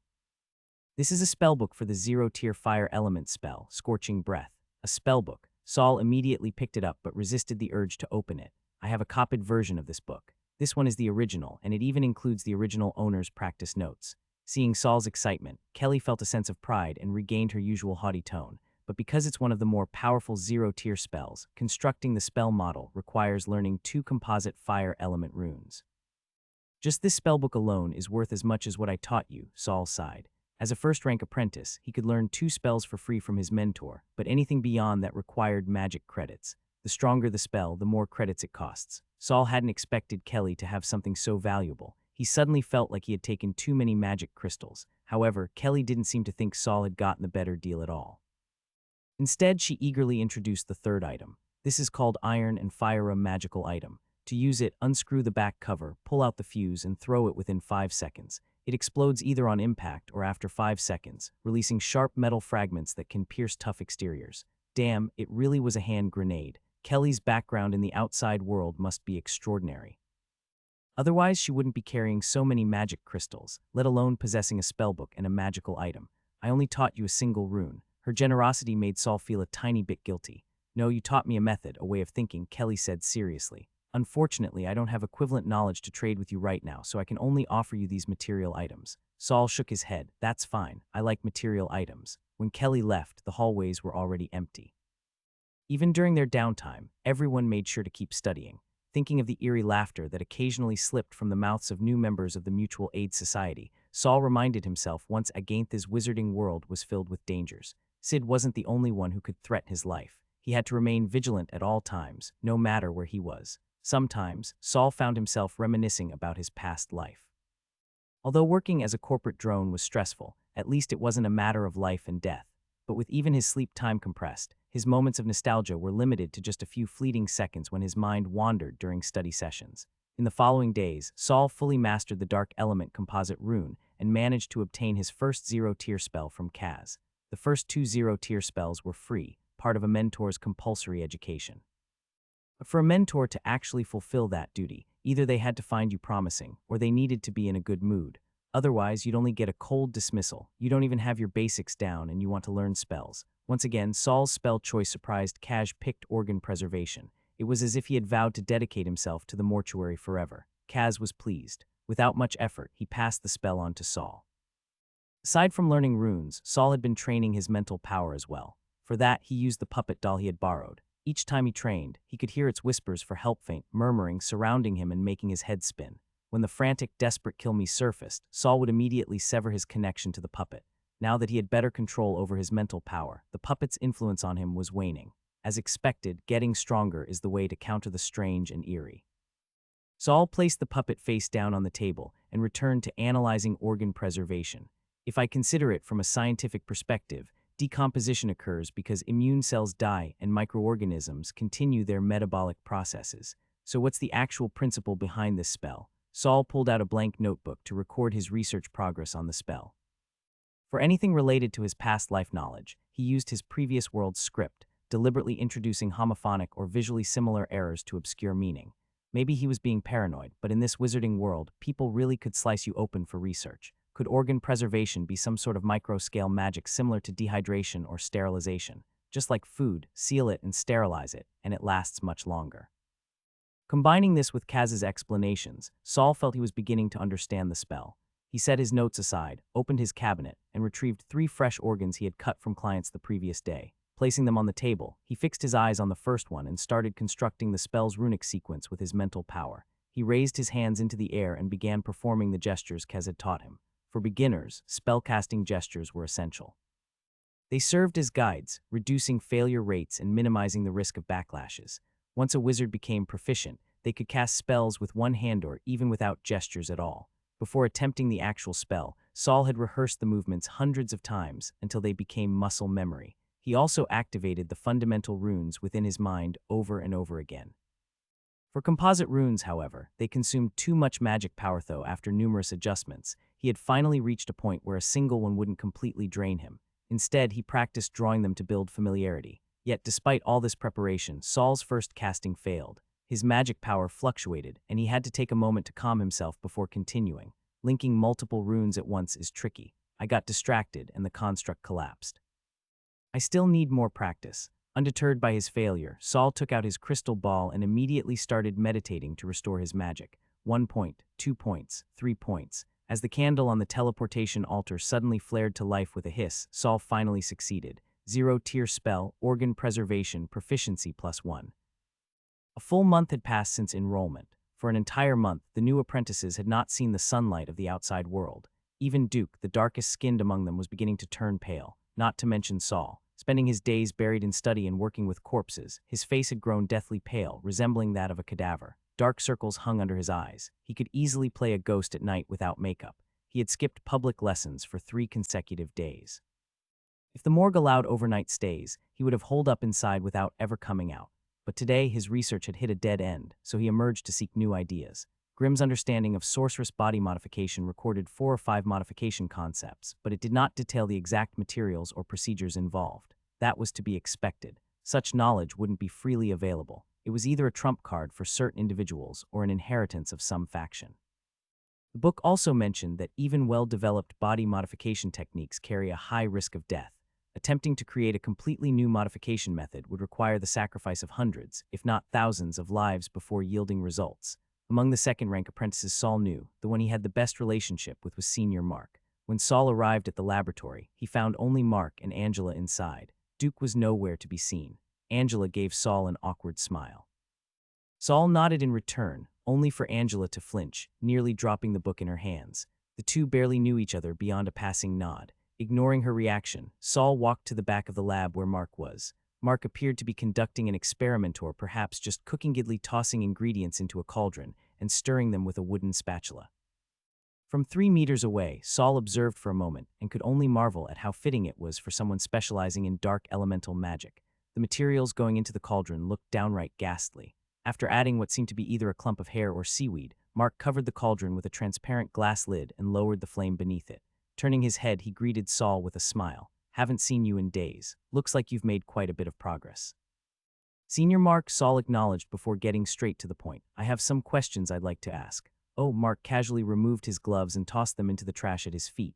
"Do you have magic credits?" "Yes." "Which topic?" "Wizard body." Saul barely said 2 words before stopping. Mark's movements paused. Then turning to Angela, he said, "Angela, you can head back for today." Angela said nothing. She grabbed her book and ran out, shutting the lab door tightly behind her.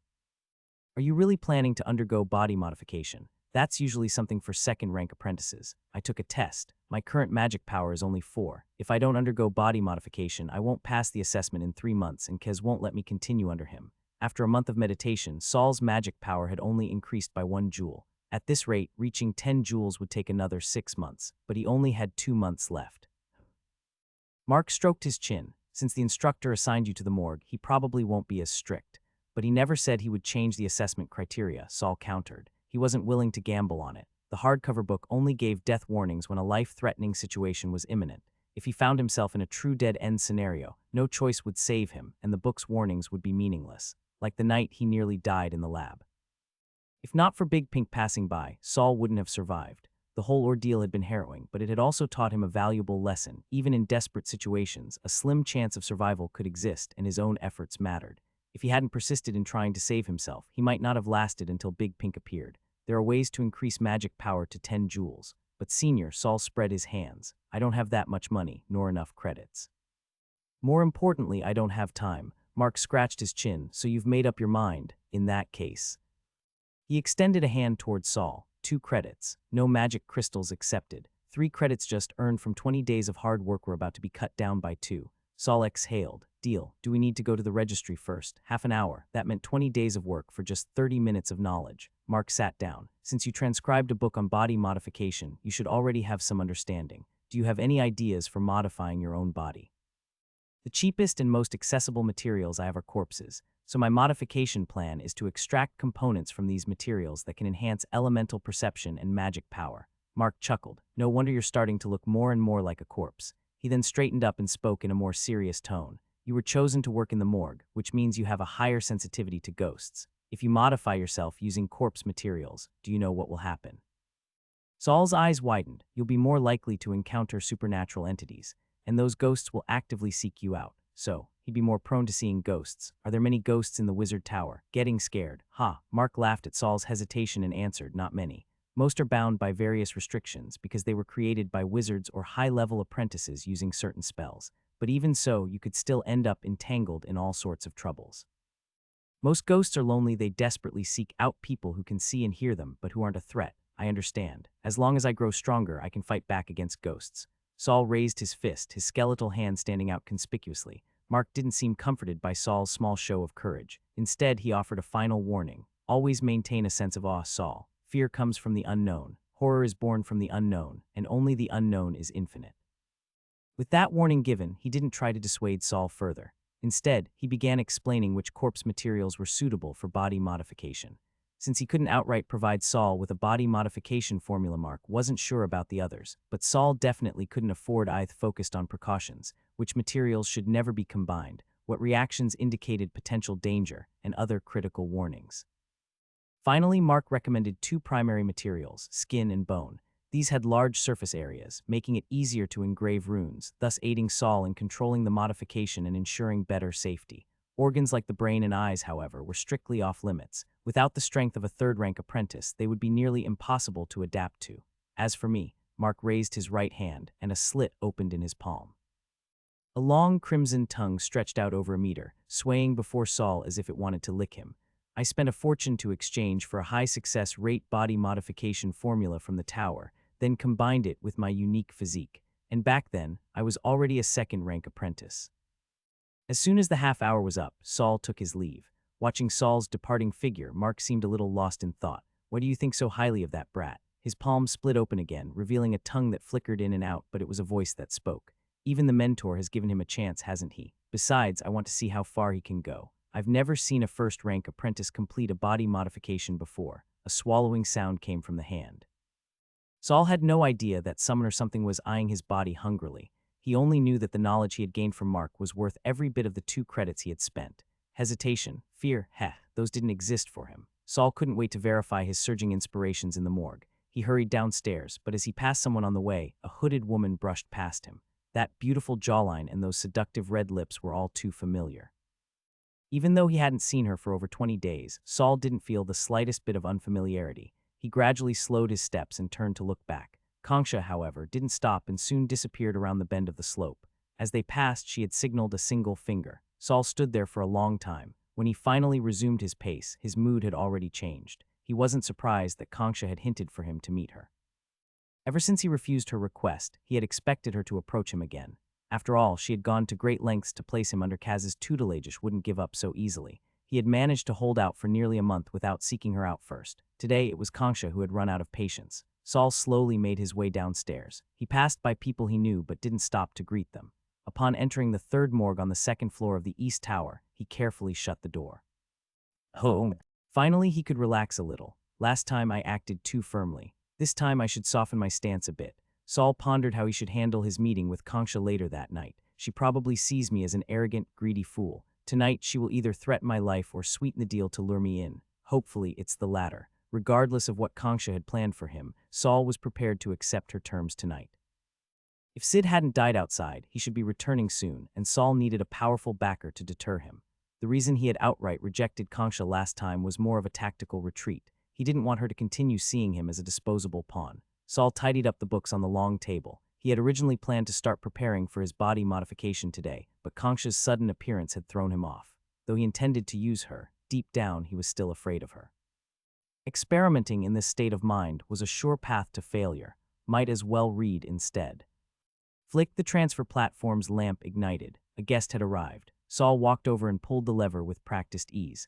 The conveyor belt whirred and a new guest passed through the black curtains, appearing before Saul. This one is so clean. Clean, that was Saul's first impression of the corpse. The man's expression was peaceful, his eyes gently closed, and his hands naturally rested at his sides. The black leather covering draped over him like a blanket, stopping just at his chest. Saul pulled back the covering and was surprised to find no visible wounds. How did he die? He carefully turned the body over, finding no injuries even on the back. That was even stranger. Had the apprentices handling the earlier phases skipped their checks? Had they deemed this corpse worthless? Saul flipped the body back and entered a semi-immersive meditative state to examine it further. Yet even in meditation, he found no familiar glow, no clear traces of death. The entire body seemed shrouded in a faint, holy light. No discoveries at all. Why was a body like this sent to the morgue? Saul straightened up, confused, and turned his head. He jumped back in shock. The corpse had opened its eyes and was looking at him with a calm expression. In truth, this wasn't the first time a body had suddenly opened its eyes in the morgue. He had simply been lost in thought and caught off guard. Recovering quickly, Saul stepped forward to gently close the man's eyelids. Rest in peace. In this tower, not even the living have rights, let alone the dead. Yet, as soon as he closed them, the eyes stubbornly opened again.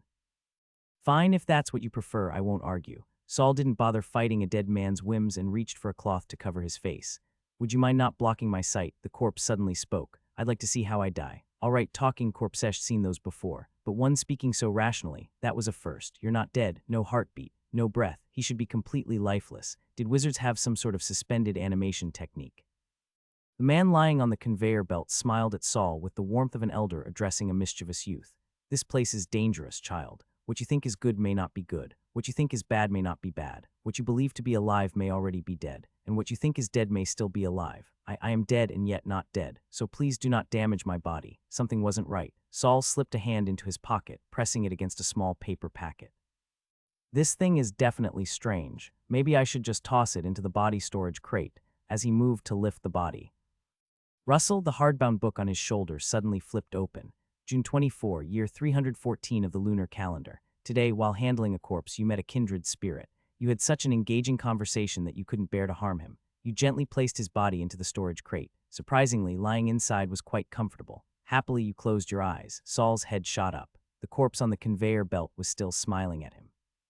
His expression darkened as his fingers fumbled behind him, eventually settling on a tool he had never used before, a bone cleaver. He gripped the handle and slowly approached today's guest. "Oh, what are you doing?" The guest's smile twisted, his eyes fixed on the blade, and his limbs twitched as if ready to spring up at any moment. Saul swiftly pulled out the paper packet, crushed it, and sprinkled its contents over the body. White crystal dust scattered and quickly dissolved into fine powder. The body immediately stopped twitching as if suppressed by some invisible force. The guest's tone softened. "Please don't hurt me. I may look frightening, but I'm not what you think. I'm actually still alive. I can come back to life. Don't."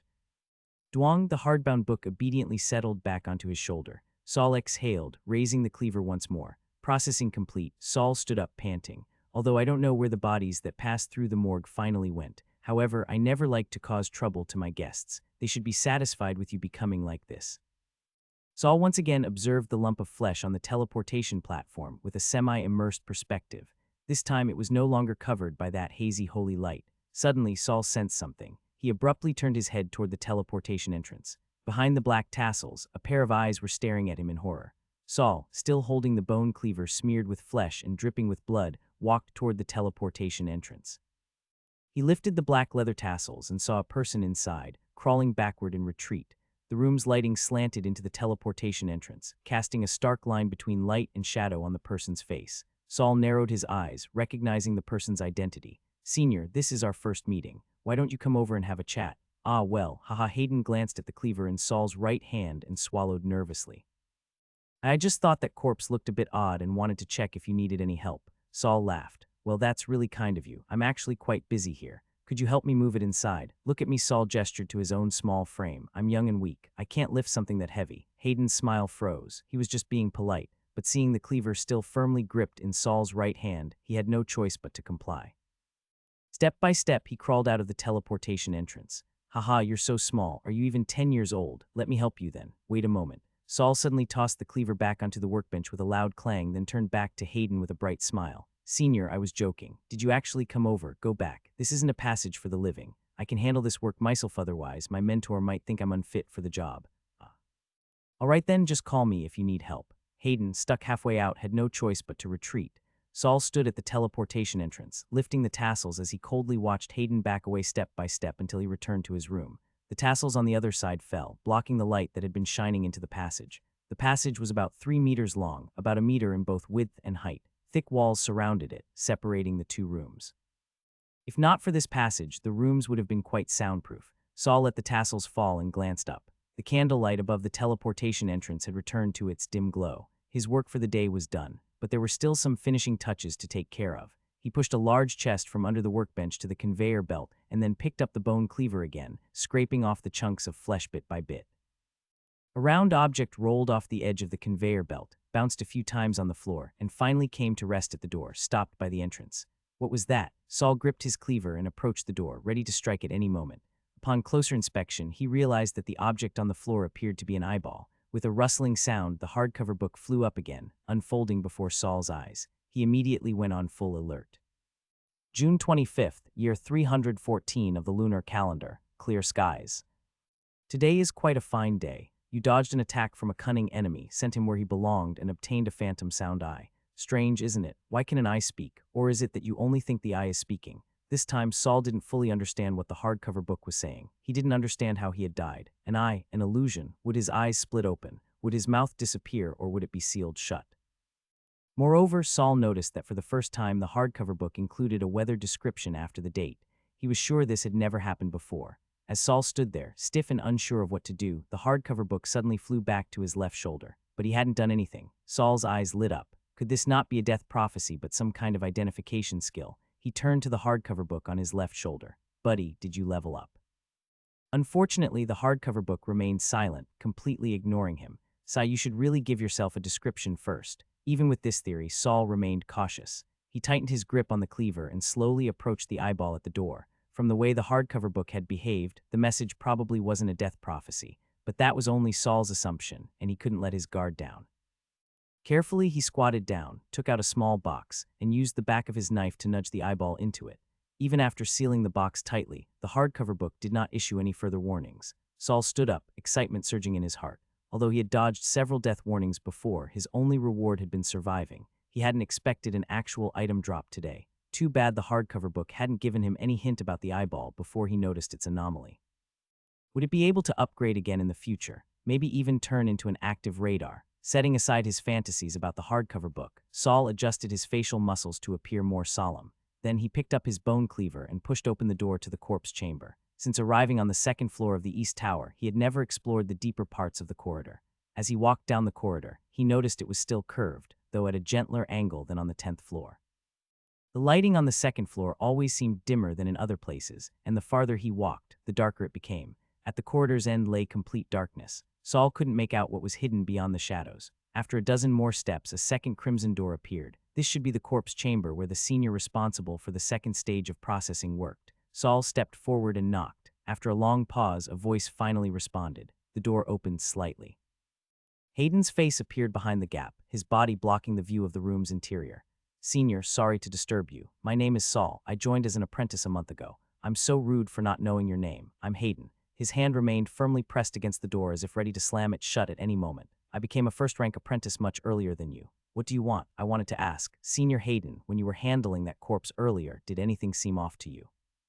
Hayden shuffled uncomfortably. "Oh, that. Well, I did think it was a little strange, but I didn't see anything particularly wrong or valuable, so I sent it over to you. Haha, you seem to be handling it just fine." Saul stared at him without blinking until Hayden averted his gaze, muttering, "Well, maybe I was mistaken." Saul forced a stiff smile. "Then I'll be counting on you in the future, Senior." Leaving Hayden behind, he continued toward the first corpse chamber. As soon as Saul was out of sight, Hayden shut the door and muttered darkly, "Why am I afraid of some new apprentice?" Then his expression changed again and he nervously rubbed his hands. No need for conflict, there's still time to deal with him later. Meanwhile, Saul placed his cleaver in the corridor's shadows. He needed it for Hayden, but it wouldn't be appropriate when meeting Senior Byron. He smoothed his face, his somber expression shifting to one of refined courtesy. Knock, knock, knock. The crimson door slowly opened, spilling warm light from within. A woman only half a head taller than Saul stood in the doorway. Saul hesitated. "I was looking for Senior Byron. May I ask who you are?" The woman, her eyes half-lidded, spoke in a flat tone. "Byron has reached the age to leave the tower. He's packing up." "Leave the tower?" Saul forgot his original purpose, startled. "Do we have to leave at a certain age?" "If you want to find him, go to dorm 1016. After saying this, she tried to shut the door. "Wait," Saul quickly blocked the door with his hand. "Excuse me, Senior, were you the one who dealt with the body without wounds today?" The woman seemed impatient. "Yes, so what? That body was a bit strange." She coldly mocked. "I've already dealt with the dangers of it. The rest is your job." Without waiting for Saul to respond, she pushed the door to close. At the last moment, Saul quickly withdrew his hand. He stood outside the door, deep in thought. Sure enough, the first step in the morgue is a sort of exorcism. The second and my third steps are for collecting materials. My work is more about handling the aftermath and making sure no details are overlooked. As for the woman's cold attitude, Saul didn't take it to heart. Most people in the Wizard Tower were incredibly indifferent. Rather than expecting others' goodwill, it's better to make yourself stronger and let others fear you. Saul took 2 steps back, picked up the bone cleaver from the ground, and slowly walked back to his workstation. "Today I learned something important." He wiped the blood off his hands. "If I don't become a third-rank apprentice by 30, I'm finished. I'm 12 now, so I have 18 years. That's too far away. I should just focus on passing the 3rd month's test first. If he couldn't pass the test, or if he couldn't deal with the ever-present Sid, then all future plans would amount to nothing." Time passed, and by 7 p.m., the blue hourglass had run out. Saul returned to his dorm and waited for Kangsha. He sat on his bed, elbows resting on his knees, hands clasped tightly in front of him. His pale skin and bone structure were visible. One hand was cold to the touch, the other numb. He thought that today he would finally find out what Kangsha really wanted him to do. What were all these arrangements for? At 1 a.m., Saul vaguely heard sounds outside the door. He went to open it and saw Kangsha, hooded, standing at the door. She was wearing a soft, robe-like dress, still exuding that seductive charm, standing there like a landlord who might suddenly come to surprise you. Kangsha, who had already been here once, walked straight to Saul's desk and sat down, while Saul closed the door but didn't move from the spot. "What are you standing so far for?" "I won't eat you," Kangsha chuckled. The eat she meant was definitely literal. Seeing that Saul didn't move, Kangsha didn't rush him either. She crossed one leg and casually leaned back. "How much mana do you have?" For jewels, Saul lowered his head, putting on an expression of shame. Kangsha wasn't surprised. In fact, she seemed pleased with the answer. "So you still insist on not taking the medicine I gave you. You only have 2 months left." Do you think you can raise your magic by 6 jewels in 2 months? Saul gritted his teeth, his hands trembling. After a long pause, he finally managed to speak through clenched teeth. Please, senior, save me. After saying these words, he let all his strength drain as if he had lost hope. Concha's lips curled up as if she was about to mock Saul, but then she seemed to think of something. Her expression softened a little. If you listen to me and behave well, I'll make sure you don't die in the test 2 months from now. And if you can do what I ask, I might give you other potions. They'll help you push your potential without completely exhausting it. There's even a chance you might become a third-rank apprentice. Saul suddenly looked up, his eyes shining with renewed hope. Really, senior? Concha smiled again, her expression gentler. What, you don't want to become a true wizard anymore? Saul lowered his head, his cheeks flushing. I already know how hard it is to become a true wizard. I just want to become a third-rank apprentice before I turn 30, so I won't be kicked out of the wizard tower. Hearing this, Concha's expression flickered. A third-rank apprentice, of course. You must become a third-rank apprentice before 30. I didn't expect you'd know about this. Noticing something off with the Concha's mood, Saul quickly glanced up before immediately looking down again, continuing to act as if he had already resigned himself. Concha was currently a second-rank apprentice, and she didn't look like a young girl in her teens. Could it be that she was also desperately trying to become a third-rank apprentice? Concha snapped out of her thoughts. She took out a small vial and threw it in front of Saul. Saul didn't check it right away, but hastily grabbed it, almost dropping it. This is the first potion. It only lasts a month, so you must drink it all within that time. After taking it, your meditation speed will greatly increase, allowing you to reach about 7 jewels of magic before the test. The night before the test, I'll come back and give you the second potion. The second potion will temporarily raise your magic by 3 jewels. You'll definitely pass the test the next day. Remember, this is your last chance. Saul held the vial. The liquid inside was clear, like pure water. Can I ask what's the name of this potion? Concha laughed. Even if I told you all the ingredients, you wouldn't be able to make it yourself. But what Concha didn't know was that, although she didn't tell Saul, he still found out in another way. June 25, year 314 of the lunar calendar, sunny. Today is a good day. You obtained a bottle of Elemental Fairy's ultimate filth. Gross, are you really going to drink this? Fine, as a wizard, nothing's off limits. Drink 1 drop and your magic will recover quickly. Drink a whole bottle and your magic will skyrocket. Wait, drink a whole bottle. In 3 years, you'll become excellent magical material. Saul stared at the last line in the hardcover book, his eyelids twitching. He deliberately made a troubled expression, scratched his nose, and asked again. So what do I need to do before I can get the second potion, senior? Concha sighed, stood up, and pressed her hands on her knees. She walked in front of Saul and with a delicate white hand lightly traced Saul's cheek. The cloudy liquid in the glass skull spilled forward, and countless eyeballs appeared, sticking to the glass, all staring intently at Saul. I need the brain of a first-rank apprentice, preferably a second-rank apprentice. To be honest, with how senior Concha looked, Saul felt she probably didn't even need a brain. He hurriedly lowered his head, afraid she'd think he was mocking her. Do you remember? Concha's grip on Saul's shoulders tightened slightly. Saul immediately broke out in a cold sweat from the pain. Why, yes, I remember, he stammered quickly. Concha finally let go. Good. Remember, at least 1 first-rank apprentice's brain per month. But what if there aren't that many first-rank apprentice corpses? Concha looked down on Saul from above. The tenderness from earlier was completely gone, revealing a side of her she hadn't bothered to hide. Then you'll have to figure it out yourself. And remember, if the quota isn't met, I won't give you the second potion. She turned and walked away, leaving Saul with a small vial of potion. It was stored in a glass bottle, sealed with a cork, the cork covered by a scrap of leather tied tight with silk thread, like it was afraid to leak. But the first thing Saul did after she left was painstakingly pry the stopper off. The potion was clear, and when shaken, it produced some bubbles. With a serious expression, Saul leaned in and gave it a gentle sniff, a faint metallic scent, not exactly a foul. He quickly sealed the bottle again, wrapping the leather around the mouth. Something stirred in his heart, and he sat down at once to begin meditating. After a while, Saul opened his eyes. My meditation efficiency increased. Just a bit, but because I have so little magic, the difference is really obvious. It definitely improved. He stared at the vial on the table in disbelief. Just from smelling it, he could already feel its effects.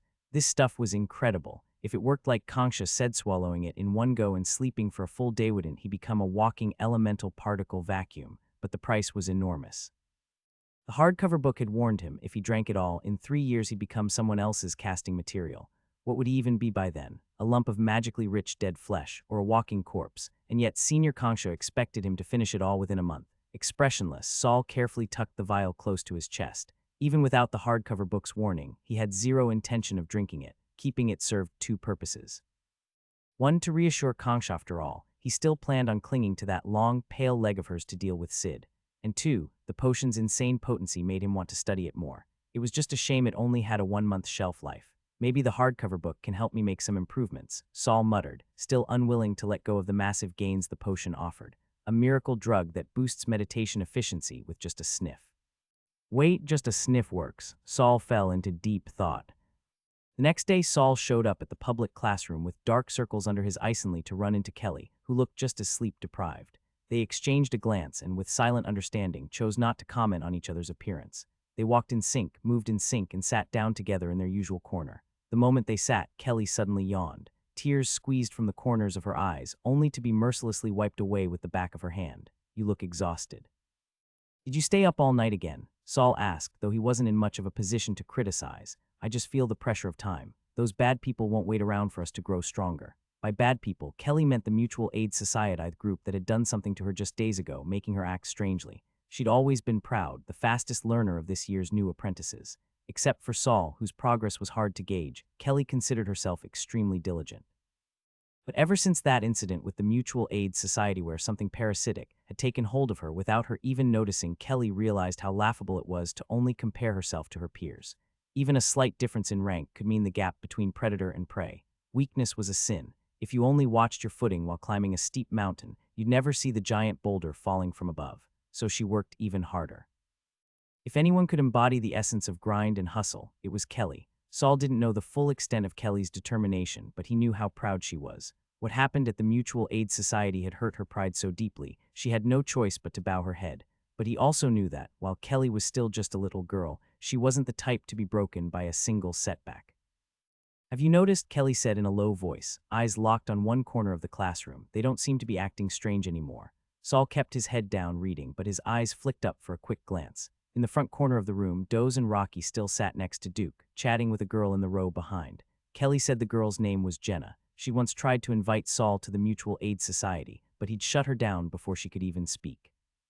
Jenna still looked a little shy, but you could tell she enjoyed being surrounded by boys. Saul only glanced for a second, but it was enough to see that Duke seemed distracted, Doze was smug as ever, and Rocky, probably the spineless one, looked positively dazzled every time his eyes landed on Jenna. Ah, youth. But then he remembered they were all part of the Mutual Aid Society and corrected himself. Brief youth, I've been watching them these past few days, Kelly continued quietly. Aside from that first day back, they haven't shown any of the same strange behavior, but I looked into it a bit. That Mutual Aid Society, it's been around for years. Years, then they're upperclassmen, could a lot of them be members too? The thought that many people around them might be secretly hosting parasites, ready to turn into mindless puppets at any moment, sent a chill through Saul and Kelly alike.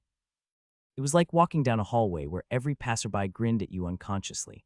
Not everyone could be part of it, Saul said, trying to reassure her. Didn't Senior Byron have ways of dealing with them? Kelly bit her lip. She still sometimes woke from nightmares and would reach up to feel the scar on her head, but even Senior Byron doesn't want to get involved with them. A few days ago, Jenna asked me again to come to one of their gatherings. I didn't go. Saul hadn't been invited again himself, but he agreed it was a pain. Groups like that weren't easy to shake off. Sometimes it wasn't as simple as just refusing, especially when the people behind it had darker intentions. Be careful, he warned. Don't give them a reason to target you. It's fine. I told Jenna that Mentor Gudu asked me to help out in his lab. Kelly flicked her hair. They wouldn't dare mess with a mentor. Then she added, you should try to find Senior Byron more often. If the people behind the Mutual Aid Society see you getting close to him, they might not dare mess with you either. But Saul shook his head. Senior Byron's nearly 30. He's about to leave the tower. He told Kelly what he'd learned, that if a second-rank apprentice didn't advance to third rank by age 30, they'd be expelled from the tower. Kelly was shocked, barely keeping her voice down. So that's why all those second ranks who joined the noble factions are so old they were kicked out by the tower. I wonder when we'll get to leave this place. Since arriving in this world, Saul had never left the tower. His range of movement was extremely limited. He'd practically forgotten what the sun looked like. If not for his days being jam-packed with studies and work, he probably would have gone mad by now. When she heard Saul's question, Kelly rested her chin in both hands and muttered, there's not much point in going outside. Everywhere's at war. It's either nations fighting nations or races clashing with each other. The Gorsa Wizard Tower might be dangerous and creepy, but at least it keeps the surrounding area in check. It's a place where we can focus on studying. Saul was still curious about the wider world after all. He was a passive shut-in at the moment. Is it really still that chaotic out there?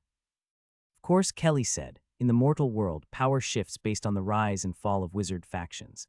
Before I came here, I heard about one wizard group wiping out another, and the country they controlled was immediately carved up by the surrounding nations and tribes, the wizard world. He wondered if the world outside was as strange and terrifying as the wizard tower itself.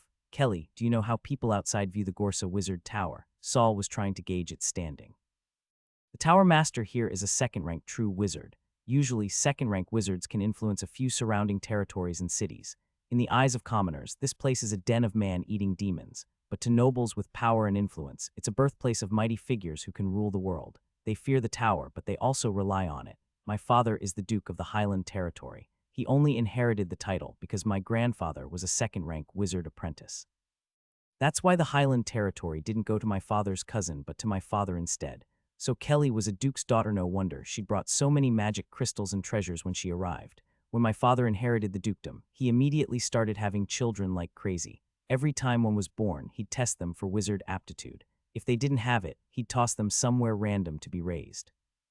But if they did like Met, raise them carefully until they turned 12, then send them to a wizard tower, benefiting from the last generation's protection and hoping to continue reaping rewards from the next, but raising kids purely as tools. Wasn't he afraid it would come back to bite him one day? Are there others in your family with wizard aptitude? Saul asked. Kelly nodded as if it was the most natural thing in the world. Wizard bloodlines are more likely to produce children with aptitude. I've got 2 older brothers. They were sent to different wizard factions, but their talent wasn't as good as mine. That's why I got sent far away to this place. Gorsa has a big name and it's harder to get in than most. When she talked about her superior talent, Kelly didn't look particularly proud. Instead, she puffed out her cheeks and clenched her fists. Anyway, I have to become a 3rd-rank apprentice before I turn 30. I'm not going back just to be a crutch for a bunch of useless nobles. 3rd-rank apprentice, Saul thought of the terrifyingly powerful Kongsha. Was the reason she wanted him to steal the brains of 1st and 2nd-rank apprentices to help her break through to 3rd rank. Even the impressive Byron couldn't become a 3rd-rank apprentice before 30. I've never seen a 3rd-rank apprentice here in the tower, Saul muttered. Me neither, Kelly said. I've never really seen one up close. I've heard they're always traveling or doing research. The two of them sighed at how 3rd-rank apprentices seemed even more mysterious than true wizards. Eventually, their conversation faded, and they returned to immersing themselves in their studies. But Saul's thoughts kept drifting. Sometimes he thought, with my rotten luck, I shouldn't even be thinking about becoming a 3rd rank before 3rd or more, like, will I even survive to 30? Sometimes he thought, come on, I'm a transmigrator. I can't embarrass my predecessors. I'll power through with this hardcover book if I have to. Other times, he was mentally reviewing the procedures for the afternoon experiment, reminding himself over and over which parts would require extra caution. And so, the morning's general studies class passed in a blur of distraction. After leaving the noisy classroom, Saul followed a spiral path downward. Fewer and fewer people were walking with him. Kelly said goodbye to him on the 6th floor. He continued downward. Even the candlelight seemed to dim as he descended. A faint stench of rot reached his nose. Saul pushed open the first crimson door and locked himself inside. He exhaled deeply. At some point, entering the corpse chamber on the 2nd floor of the East Tower had become a source of comfort. Not because it was safe here, but because this was the foundation of his strength and survival. I'm not a genius, he told himself. If I study by the book like Kelly, I'll never pass the test in 2 months. He looked at his cabinet, which was filled with experimental tools. Saul knew that once he began body modification, there would be no turning back. Who knew what he'd become after the transformation? Would he end up like the horrifying Kongsha, the grotesque Gyudo, or Monica, who looked like she was in constant pain? But if he didn't move forward, he'd be dragged into the abyss by stronger enemies sooner or later. Saul looked down at his thin, frail body and murmured, sorry, but I'm going to do some bad things to you. I hope your soul has already found a place to reincarnate. He walked over to the cabinet and pulled out the materials he had been secretly preparing over the past month. He lit the cauldron and poured in the base liquid. All the test tubes and beakers had been carefully cleaned. Everything he might need was laid out within easy reach. Saul began his path of self-destruction. Originally, he had planned to follow Senior Mark's example and modify his hands. After gaining the phantom sound eye, he even considered shoving that eyeball into his own socket. But after some thought, he gave up on the idea. Eyes were fragile and sensitive, and if something went wrong and he lost his sight, it would be disastrous for his future. Since it was his first experiment, he decided to start with something saffron organ that wouldn't be too critical if it went wrong. Last night, the potion he got from Kongsha gave him a new idea. If just smelling the potion enhanced his meditation, then it meant the nasal cavity could absorb potion effects, too.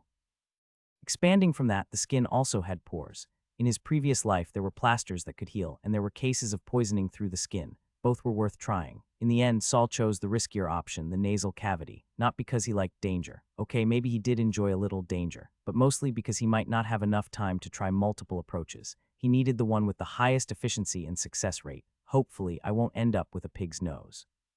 He took out his notebook, which contained a list of procedures and cautions from Grimm's understanding of sorceress body modification. After reviewing the steps one last time, he officially began preparing the materials.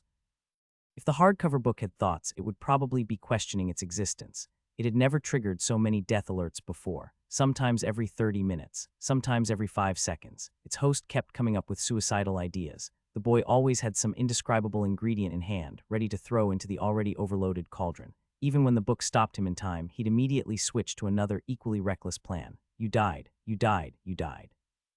You died a horrible, mangled death. Saul, yeah, I get it, my bad. Saul, I'm not changing.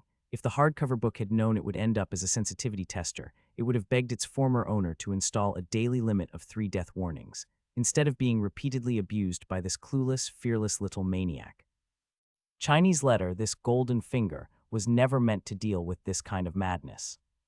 When Saul noticed that no matter what material he picked up, the hardcover book would only show a single word death, he knew it. He had reached the limit. Not the book's limit, but the cauldron's. Even with the naked eye, he could clearly see the thick, sticky violet slurry occasionally bubble, churning up a few vaguely familiar organs that quickly sank back down again, like a drowning man struggling endlessly, only to succumb beneath the surface and become a mess of bones and sludge. With a somber expression, Saul grabbed the handle of the cauldron and dumped its contents into the large corpse bin. The bin provided by the wizard tower was quite the marvel. No matter how much a corpse might twitch or thrash, the moment it was tossed inside, it went as quiet as a lamb. Saul watched as the concoction began to react with the guests in the bin, forming some sort of indescribable chemical reaction. Before the smoke could spread, he quickly slammed the lid shut. He straightened up and looked at the mildly twitching container, shaking his head with a sigh.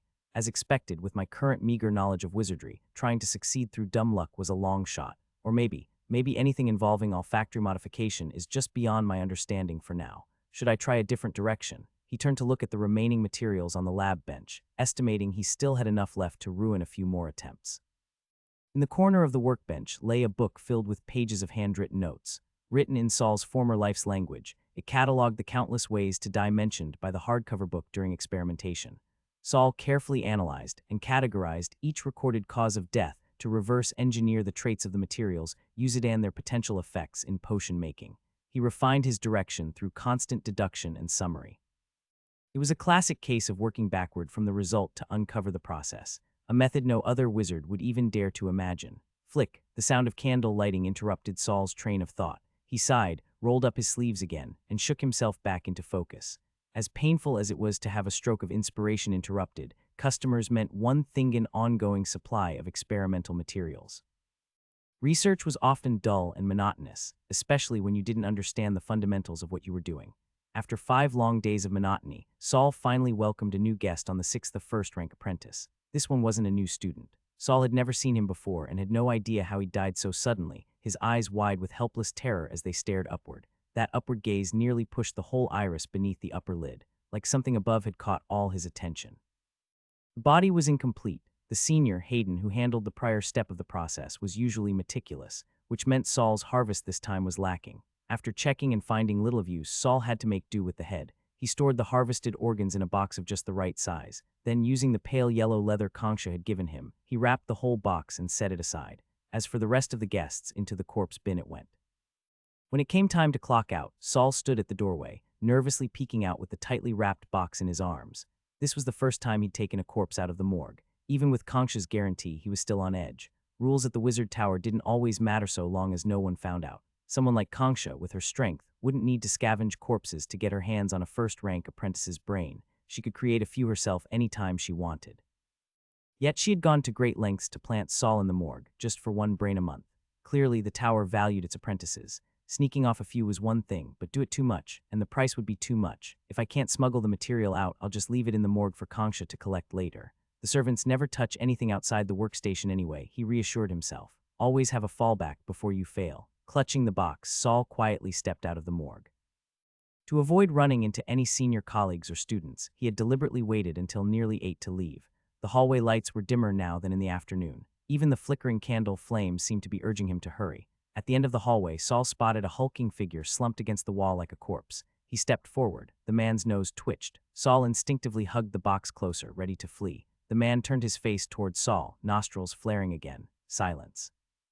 Saul could hear his own breathing. Then the man moved. Using one hand to brace himself, he slowly stood. Though stood might not be the right word, it was more like he rose while keeping his head low, shoulders hunched, careful not to bump his skull on the ceiling. Even though blind, the man walked straight toward Saul's position. This is bad. Saul backed up until his back pressed against the cold stone wall. A numbing sensation crept into his gut. Busted. Why didn't the book warn me? If getting caught wasn't fatal, maybe. Maybe I could avoid punishment by returning the stuff now. He glanced at the crimson door not far away, considering whether to just put the box back. Maybe they'd go easy on him. But then the man changed direction. Just as Saul lifted one foot, he hesitated and set it back down. The man squeezed into the morgue, stopping precisely at the workstation and dragging out the corpse bin from underneath. The heavy container looked like a foam prop in his hand. Without bumping into anything, the giant smoothly exited the morgue. Right turn. Saul stood there silently, watching the man walk into the pitch-dark hallway, holding the bin like it was nothing. His heavy footsteps echoed, then faded away. Time to go. He was in the clear. Snapping out of it, Saul realized it was late and bolted with the box in his arms.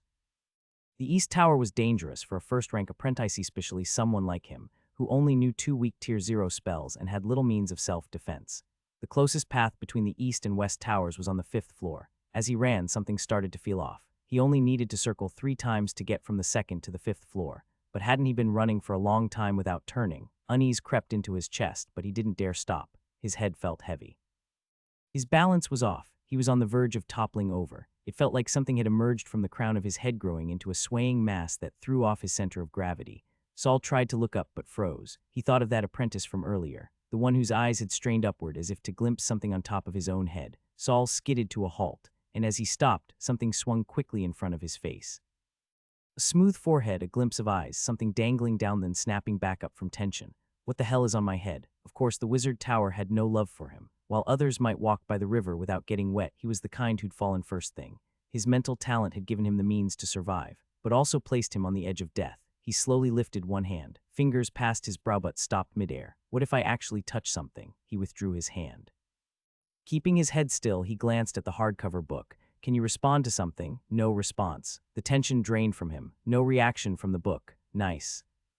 Still clutching the box, even though he suspected the culprit was inside it, Saul didn't loosen his grip. He walked steadily to the wall and calculated the distance. Nice to meet you. With clenched teeth and fury in his voice, he gave a sudden 90-degree bow toward the wall. His figure blurred into motion. Thunk, something slammed hard into the wall. Splat.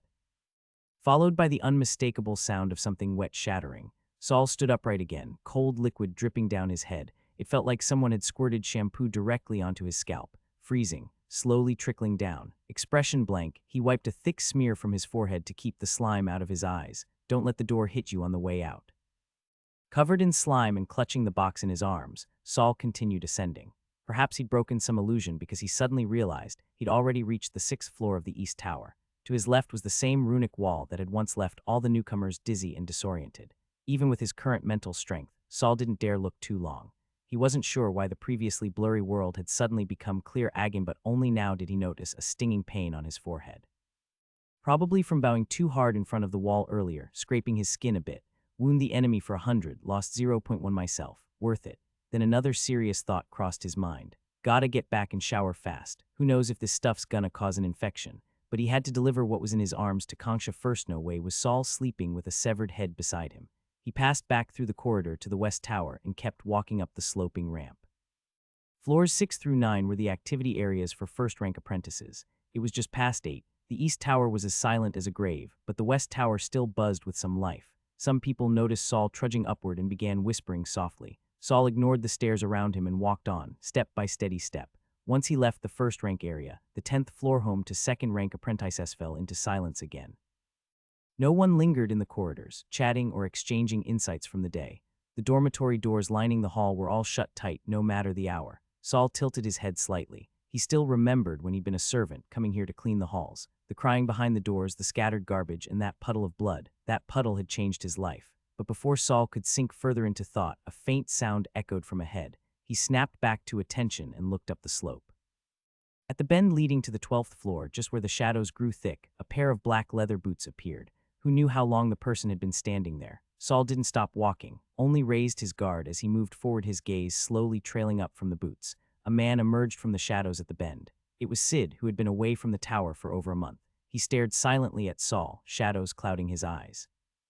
But as Saul approached, Sid's lips suddenly curled into a cold, exaggerated smile. Seeing your senior and not even offering a greeting. Hello, senior, Saul greeted dutifully, even bowing slightly. Sid hadn't expected Saul to be so obedient, so unlike the terrified kid from a month ago, the one who had nearly been killed by him in panic. After offering his greeting, Saul kept walking calmly. His face wore a polite smile, but internally he was on high alert. The two passed close, nearly brushing shoulders. You really think the mentor cares about a first-rank rookie's life? As soon as someone more useful comes along, you're just garbage to be thrown away. Saul turned to look at him. Standing chest level to Sid, he had to tilt his chin up high just to meet his eyes. He smiled sweetly. He had no idea how the slime on his head made that smile look, but he kept his tone respectful. Sid let out a sneer, clearly unimpressed by Saul's lack of self-awareness. If talent could be replaced by effort, the path wouldn't be littered with so many hopeless bones. Saul didn't argue back, only stared quietly at Sid. Is he going to attack me directly? It's not that late, no one's around. It's a good chance. But the hardcover book didn't react. Sid doesn't dare to strike. Saul grew more composed. The man didn't say another word, hands in his coat pockets as he swaggered back down the path almost in a good mood. Saul waited until Sid's figure vanished before turning and continuing his ascent. He doesn't dare, or rather, he can't touch me, Saul thought as he walked. I should have figured it out earlier. He couldn't kill me in the library and even sent Brown after me later. Sid's been trying to get me killed this whole time, but he's never done it himself. Saul's eyes lit up. It can't be because of the mentor. Back when I was just a servant, he could have killed me without consequences, and yet he didn't. Could it be that Sid can't kill? Saul immediately dismissed that idea. Sid had killed that chubby kid who bribed his way through the test ride in front of all the new recruits, so maybe he can't kill me. The more Saul considered it, the more it made sense. His eyes flicked toward the hardback book. Sid's looking for the book, and that book is the hardcover book on my shoulder. Maybe he's not trying to silence me. Maybe he wants to kill me just to get this book. It was an absurd thought, wild, unfounded. It would explain Sid's bizarre behavior all this time. He wanted Saul dead but refused to do the deed himself. Saul stopped walking, staring dazedly at the small bundle in his hands, mind drifting far away. Tonight had been the perfect chance for Sid. Saul was carrying a forbidden, dangerous, severed head. His own hair was still slimy and disgusting. If Sid had struck then, he could have easily blamed Saul's death on some supernatural incident, but he hadn't done a thing, just tossed a few insults. Killing the owner of the hardcover book means you can't obtain it. That sentence popped into Saul's head. If I'm right, Sid knows a lot about the hardcover book. But if that's true, why'd he throw it on my head? Saul frowned. The book was too mysterious, never introduced itself, and most of the time, Saul had to figure things out on his own. Doesn't matter. Whether Sid knows about the death predicting power or not, we're already enemies. Right now, I'm too weak. I can only play it by ear and hang on to my patron for dear life. Saul resumed climbing. Sid will definitely act again. He had barely taken a few steps before stopping again. Something's off. Sid's attitude today was strange. He'd been dark and brooding at first, but after their exchange, he'd walked away almost cheerful. He's already made his next move. Saul recalled Sid's words earlier. You really think the mentor cares about a first-rank rookie's life? As soon as someone more useful comes along, you're just garbage. Mentor, rookie, someone more useful.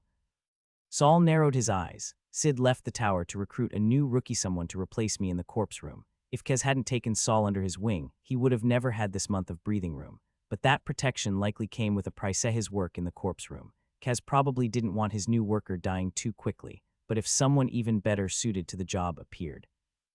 Kez might not insist on keeping Saul, and Saul didn't believe the mentor had any real affection for him, especially now Kez rarely came by the corpse room anymore, ever since Saul's dissection skills improved. Counting on Kaz's sentiment to protect him again, not realistic. Saul glanced down at the package in his hands and picked up the pace. He needed to find the person he'd just begged for protection. I did the job. No way you're just gonna let me die, right?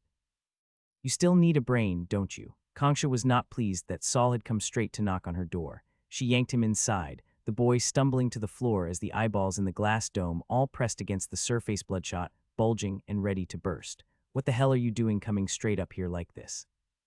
Kangsha felt that Saul shouldn't be this stupid. Every time she went to find Saul, it was always in the dead of night when no one was around. But how could Saul dare to show up at her door around 8 o'clock, strutting in broad daylight with a human head in his arms? Even though Kangsha had already checked the hallway and confirmed it was empty, who knew how many people might have seen Saul on his way up. She hadn't expected that just by failing to give one more reminder, Saul would so easily expose her existence. Concha slammed Saul to the ground with a burst of overwhelming strength. A yellow piece of leather fell from his arms. The box rolled farther away, its lid falling off, and a terrified, lifeless head rolled out. Its eyes were still rolled upward, staring viciously at the top of its own skull. Seeing that it was a first-rank apprentice's head, Concha's rage eased slightly. "Do you think you can use this to threaten me? Let me tell you, even if someone finds out, you'll be the one to die. I'd only have to pay a few credits. You've misunderstood, Senior." How could Saul be trying to threaten Concha? This move of his was called borrowing power from the tiger. If it worked, maybe he could pit Sid and Concha against each other. Saul didn't bother getting up, just sat there on the floor. With his head lowered, he recounted everything that had happened from the moment he left the morgue. "I really didn't dare keep this head with me, so I ran straight here. I'm sorry, Senior." After hearing his explanation, Concha stood still, pondering silently for a moment, her expression thoughtful. She glanced at the floor, now dirtied by Saul and the severed head, and felt a wave of irritation. "There's a bathroom here. Go wash up first, we'll talk after." Saul thanked her profusely. His whole body was sticky and uncomfortable. He hadn't expected to even get a bath at his senior's place. But just as Saul sank into the steaming hot stone tub, barely beginning to enjoy the relief of warm water against his skin, Senior Concha boldly pushed open the bathroom door, walked right in, and sat on the chair across from him. "Senior, I'm bathing," Saul said awkwardly, sinking a bit deeper into the water. Even though he was only 12 and the woman in front of him didn't exactly qualify as a normal one, he still felt a bit disadvantaged. No need to be shy. "I've seen hundreds of limbs on the dissection table, maybe more. I know your body better than you do." If she still had eyelids, Concha would probably have rolled her eyes. Saul had no choice but to treat her like a male nurse and tried to relax, enjoying the hot water and scrubbing away the filth from his body. First-rank apprentices didn't have the privilege of soaking baths, just a quick rinse in the public shower. Concha glanced at Saul's hands before getting back to the point. "You said Sid threatened you." "Yes. From the way he talked, it seems like I'll lose my job at the morgue soon." Saul looked at Concha, panic all over his face. "Sid brought some newcomers back to the tower this time," Concha said, already understanding Saul's implication and sharing what she knew. Could one of the newcomers have a stronger mental aptitude? Saul frowned, worried. If someone caught Mentor Kaz's eye, he gave a bitter smile, his shoulders slumping. "Then maybe I really will get kicked out." If Concha still had eyelids, she'd definitely roll her eyes again. "You don't need to worry about that. I'll take care of it. You just focus on the tasks I've given you." "Okay, Senior." Saul immediately gave a relieved smile. But before his words had even faded, Concha swayed her hips and walked over. Saul's heart skipped a beat. He tried to lean back, only to bump into the hard stone wall behind him. Concha placed both hands on the edge of the tub, leaned forward, and lowered her head until the glass dome of her skull touched Saul's forehead. "Did Sid see what you brought back?" From his forehead came a surprisingly warm and soft sensation.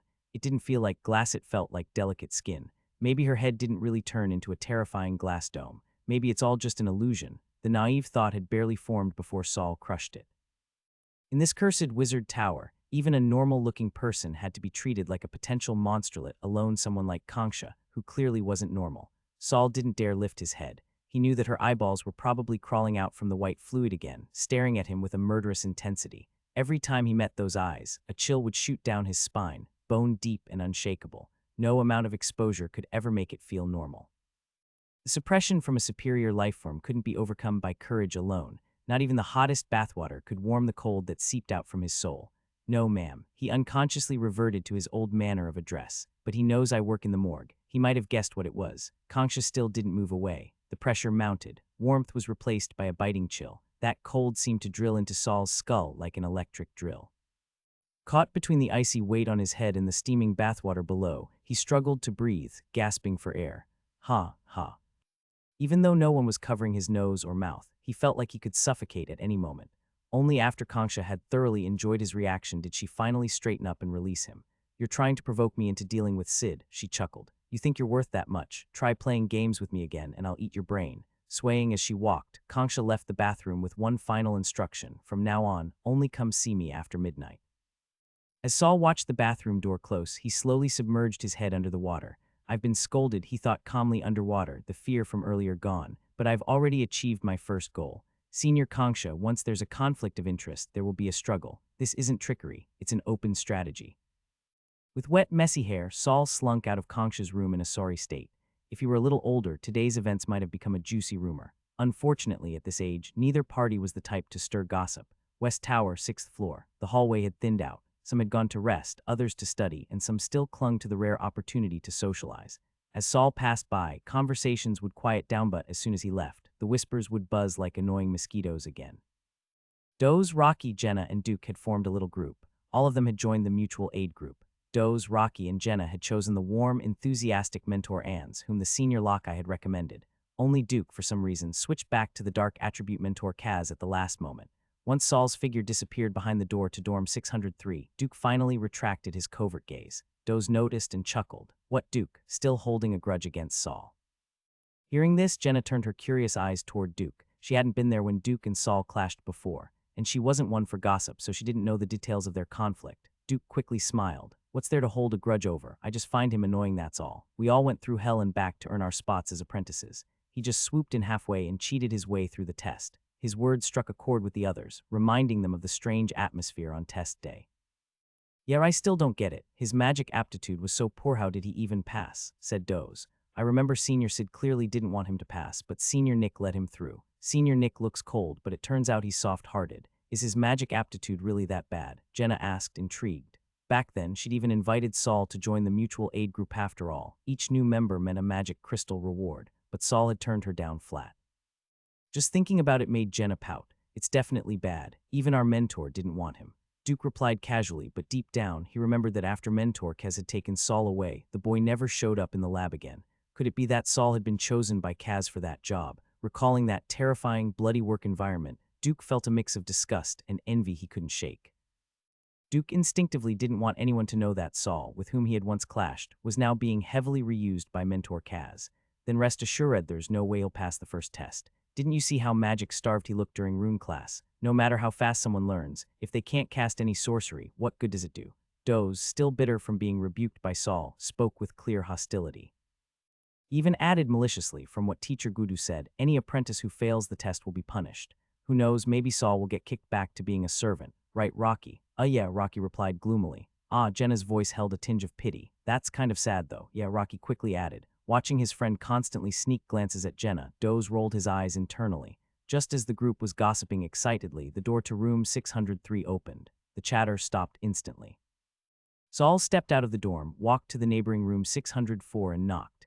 He called out to Kelly, who was buried in her studies inside. Did the tower get any new apprentices? Yeah, why? Kelly, still holding a thick scroll of parchment, looked at Saul with surprise. I didn't think you'd care about that sort of thing. Is there someone among them with a strong dark affinity? Saul asked. Kelly expressionlessly spread her hands, the parchment thumping against the doorframe with a dull sound. And you think I would care about that sort of thing? Saul was once again left speechless by Kelly and couldn't help but laugh. I figured you'd be curious about a new genius. Our progress isn't even comparable anymore. We'll talk again when someone actually catches up, Kelly said, raising an eyebrow at Saul, one hand under her chin. You seem pretty curious, though. Want me to find out for you? No need. With a mysterious look, Saul folded his arms and walked off, leaving Kelly standing there, completely baffled. What the heck is he playing at? Just trying to torture my curiosity. Kelly pursed her lips in thought, but when she saw someone walking toward her from the corner of her eye, she quickly ducked back inside and slammed the door shut. Duke took the full brunt of that slammed door, the friendly smile on his face instantly turning sour. Behind him came a burst of mocking laughter, making him clench his fists, wishing he could just smash the door open. But by now, everyone knew Kelly had become Mentor Gyujuo's favorite. She was often brought along for direct, personal instruction. It was a level of special treatment most apprentices could only dream of. Among the new apprentices, rumors swirled that she would be the first to advance to second rank and might even reach third rank soon. Countless people were eager to get closer to her. Even the smallest scrap of resources from her could be enough to help someone survive the apprentice tests. Yet Kelly, for some unfathomable reason, only wanted to be around Saul. All her warmth and cheer were reserved solely for him. Unintentionally, this only deepened the resentment others felt towards Saul. But Saul himself, the target of all this resentment, couldn't care less. 330 a.m. Saul's eyes suddenly snapped open. The haze of sleep dissolved like a retreating tide, and clarity returned to his mind. A few days ago, his former servant George had delivered him a copy of the duty roster. Today, it was Brown's turn on of Sid's Lakisto clean the corridors. Saul dressed quickly, took out the carefully preserved Phantom Sound Eye, and left the dorm. Brown, taller than Saul by a full head, hunched as he pushed a cart along the West Tower's sloping hallway. He tugged at his collar now and then. The temperature inside the tower wasn't low, yet the chill seemed ever present. Ever since that damned Saul had become a damned apprentice, Brown was forced to return to the corridor cleaning duties. It was the highest-risk job among servants. Some went out in the middle of the night and never came back. Could be 10 days, could be months. People just disappeared. Lucky bastard, that George, already kissing up to Saul. George had been reassigned by the steward and no longer participated in the midnight cleaning shifts. Now all the male servants understood George had latched onto Saul's leg. They'd immediately changed their tune, elevating the once bullied George to a pedestal. George now slept at the far end of the dorm, taking Brown's original spot. Brown, having lost status, wasn't openly bullied, but all the special treatment he once had was gone. He had to do work he previously never touched, and that meant danger. Still, Brown wasn't completely unprepared. When it came to these treacherous night shifts, he had little confidence in his survival. Ever since Saul had become an apprentice, that second-rank apprentice had never sought him out again. But before then, the same apprentice had gifted him a life-saving tool. Brown tugged his collar again and reached under it to touch a small, scented bead. It was a translucent bead, about the size of a thumb, strung on a black cord. Inside it was a tiny black insect, suspended like amber. Brown didn't know what it was, but the second-rank apprentice had assured him the bead could protect him from ordinary spectral threats. It had been an advance payment for tormenting Saul. Unfortunately, once Saul left the servant ranks, that apprentice had no more use for Brown, ever acknowledged him again, let alone took him on as a personal servant. If only things had turned out differently, could have had even the steward bowing to him. Bitterness aside, Brown still felt a bit of smug satisfaction. With this magic item, he hadn't lost out entirely. The elation brought by the bead didn't last long, though. The tower's eerie atmosphere soon weighed him down again. When the hell can I leave this godforsaken place? If I knew I'd be stuck as a servant forever, I should have just gone back to farming in the village. Regret was pointless, it only drained his will. Brown let out a long sigh and kept pushing the cart forward. He stayed quiet as he turned the corner to the 6th floor. Suddenly, the cart's wheels jammed in a crack between the stones. No matter how hard he pushed, they wouldn't budge. What the hell now? Brown squatted down, annoyed, trying to lift the wheel. That's when he saw a foot step down onto the stone right in front of the cart. A barefoot, ghastly pale, almost purple, thin and bony. Then another foot landed beside it, facing the opposite direction, heel toward him. The 2 feet were perfect mirror opposites. Hell no. Brown didn't care about the cart anymore. He yanked the scented bead from under his collar and raised it high above his head, eyes squeezed shut, praying it would ward off the horror before him. Nothing happened for a while. He cracked one eye open, and all the hair on his body stood on end. He was now surrounded by bare feet, around him and the cart feet everywhere. Each one was a mismatched pair, one forward, one backward. No 2 pairs were alike. Some belonged to adults, some to children, some to the elderly. HHHHHH. Brown was trembling with every breath. The scene before him utterly grotesque, but even more terrifying than the horror was the familiarity. He'd seen this before, when he was 10 years old. Barbarians had invaded his village, gathering every living thing they could find. People and animals alike were split in 2, one forward, one backward, impaled on stakes and left hanging in midair. It was the evil sacrificial rite of the barbarians. Empowered by wicked forces, the wounds of the dead cleaved in half were sealed shut with mud and ash. No blood flowed, only half faces twisted in despair. One half stared at the bonfire, the other at the deep night. Brown was pinned down in the mire, his mouth tightly covered by his sister's hand. The 2 of them lay side by side in the swamp, their faces coated in thick mud, leaving only 2 small breathing holes and the tiniest slit to watch the outside world. They didn't even dare shed tears for fear the salty drops would wash away the mud and reveal their presence. That became Brown's eternal nightmare. He had never imagined he would one day witness such a scene again. It had clearly been years. He thoughtfully believed it had long forgotten it. Brown trembled as he clutched his head, covering his ears, squeezing his eyes shut. He didn't dare look to see whether those opposing feet belonged to cleaved bodies.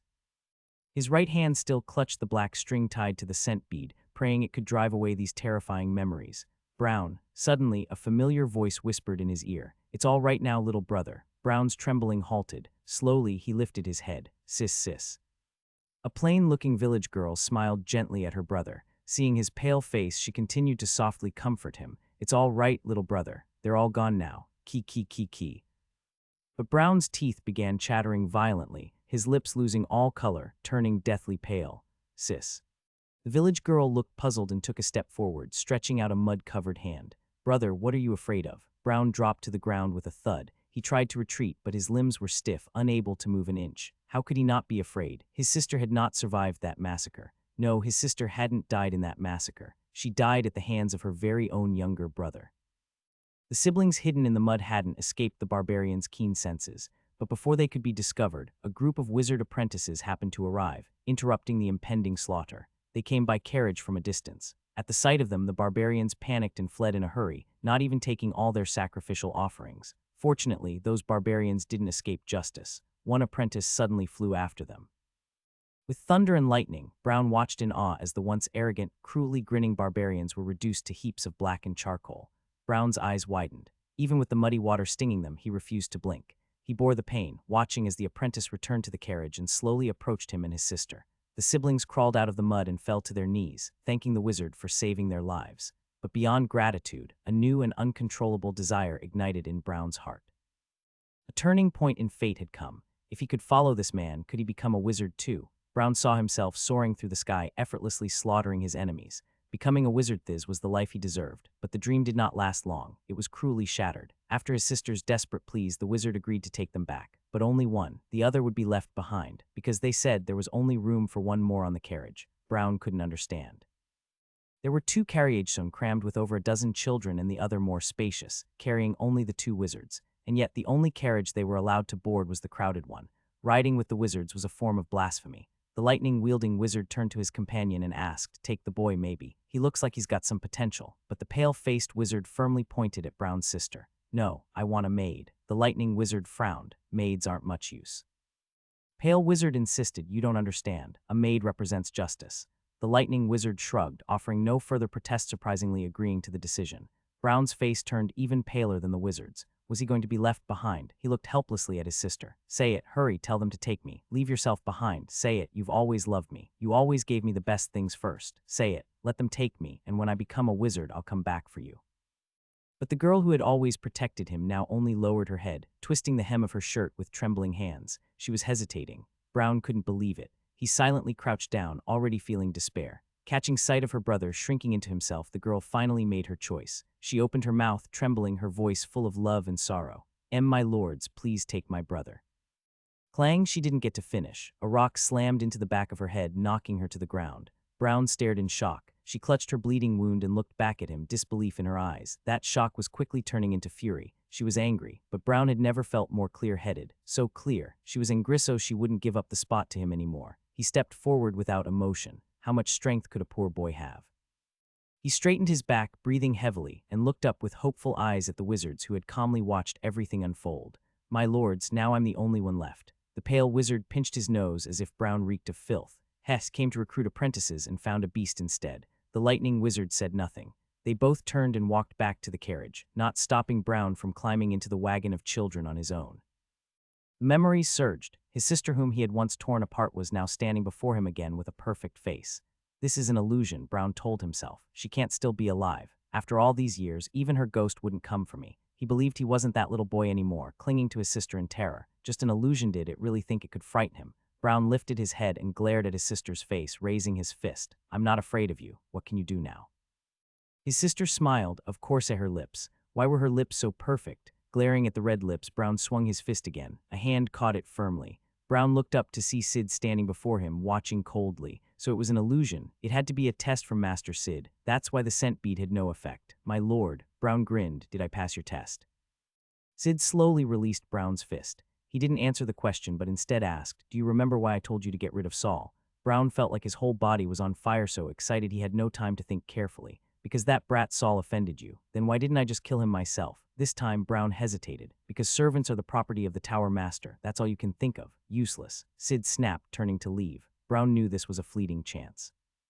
He hurried to blurt out the wild speculations he'd kept buried in his mind. Because, my lord, you can't kill him yourself." Sid finally stopped and turned back, looking satisfied. "Oh, you figured it out." Brown felt like bubbles were rising all over his body. He was thinking if he passed this test, could he become Lord Sid's personal servant? And then over time, maybe even walk the path to becoming a wizard. "I've guessed a bit, my lord." "What did you guess? Tell me."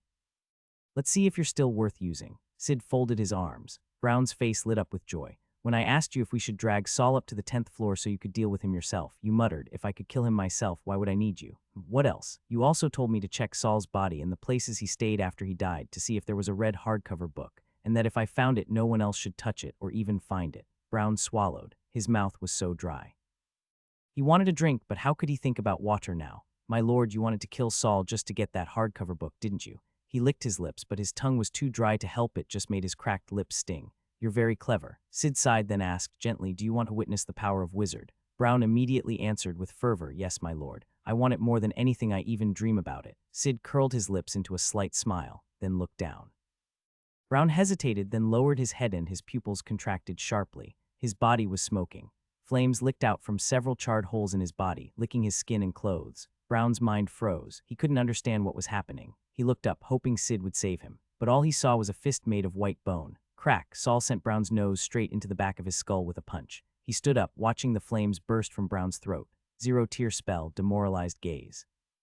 Magical tool, phantom sound eye. Zero-tier spell, scorching breath. Saul panted. Perfect just used up the last of his magic. In the end, he had to rely on a physical blow to silence Brown's wailing. He flicked his left hand to shake off the blood and flesh stuck to the bone, then turned to his left shoulder. Hardcover book, diary, so you'll detach from me after I die. The hardcover book said nothing, hovering quietly near his shoulder like it was watching a show. As the flames spread and licked up Brown's fingers, Saul reached over and yanked out a small, fragrant bead. This must be something Sid gave him. It didn't kill him instantly, but what's inside smells like organ-eating beetles. Saul sniffed it again. The outer layer is some kind of wax, smells like corpse-wrapping wax. Corpse-wrapping wax had a mild suppressive effect on spirits and ghouls, but the effect only lasted about 3 months. After that, the wax melted on its own. Then the beetles inside would break free, burrow into the nearest living person, and devour their organs until they burst. Saul twirled the black string holding the bead around his finger before tossing it into the fire. Flames melted the bead, burning the beetle inside to ash before it could even wake up. This was Saul's first time killing someone, but disappointingly, he didn't feel any remorse. Demoralized gaze and phantom sound, I didn't allow him to read others' thoughts. But judging by the fragmented words Brown uttered in his fear-induced illusion, this man was, most likely, not human. Scorching breath couldn't ignite a real blasate burn for a while, then naturally went out. Saul looked down at the figure who had once tormented him, tried to kill him repeatedly, now reduced to charcoal. He stepped over Brown's corpse. The morning sun couldn't penetrate the thick stone walls of the wizard tower. Inside the tower, the difference between morning and evening was determined solely by how bright the wall sconces were. On the 6th and 7th floors of the west tower, a group of people gathered along the sloped corridor, whispering about the charred body blocking the way. The butler hurried over with a few servants. He bowed to the apprentice lords while ordering the male servants to clean the mess quickly. Sid was walking down the slope, frowning in displeasure at being blocked again. Never seen a corpse before. Move. The second-rank apprentice snapped, and the first ranks quickly scattered like frightened birds. As Sid stepped past the motionless male servants and ignored the constantly bowing butler, his gaze finally flicked to the corpse on the ground. He paused. The face was unrecognizable, but the scent from the corpse was clearly that of his own handcrafted corpse-wrapping wax. Was the dead man Brown? Sid didn't care about losing a former lackey. Brown would have died to the tower's curses or the beetle inside him soon anyway. Sid kept descending casually until someone began climbing up from below. Saul raised his head and smiled at the oncoming Sid. Good morning, Senior. Sid froze. He watched Saul turn at the 6th floor and disappear down the corridor. Then he turned back to stare at the charred corpse. His eye twitched hard. When he turned back again, Sid's expression had grown terrifyingly dark. He felt insulted. Even a rat from the junkyard dares to bare its teeth at me. But one thing puzzled Sid. Isn't Saul specialized in the dark element? How does he know fire-type spell? A few days later, Saul sat at his improvised lab table in the morgue, organizing his recent study notes. Wizard body modifications were crucial, but the foundations couldn't be neglected. He had now mastered 3 zero-tier spells. If others found out, they'd be shocked. So far, only Kelly had a vague idea of Saul's progress, which was also why she now had deep dark circles under her eyes. Even Kelly, widely known as a genius, could only use a single zero-tier spell so far, Flash, a non-lethal spell. This was because Kelly's control of compound runes wasn't as refined as Saul's. Now, Saul was about to begin studying his 4th zero-tier spell. Most apprentices wouldn't learn so many spells. The usual path was to master one, train it until it became second nature, and only then move on to the next. Learning multiple spells at once often led to rune confusion.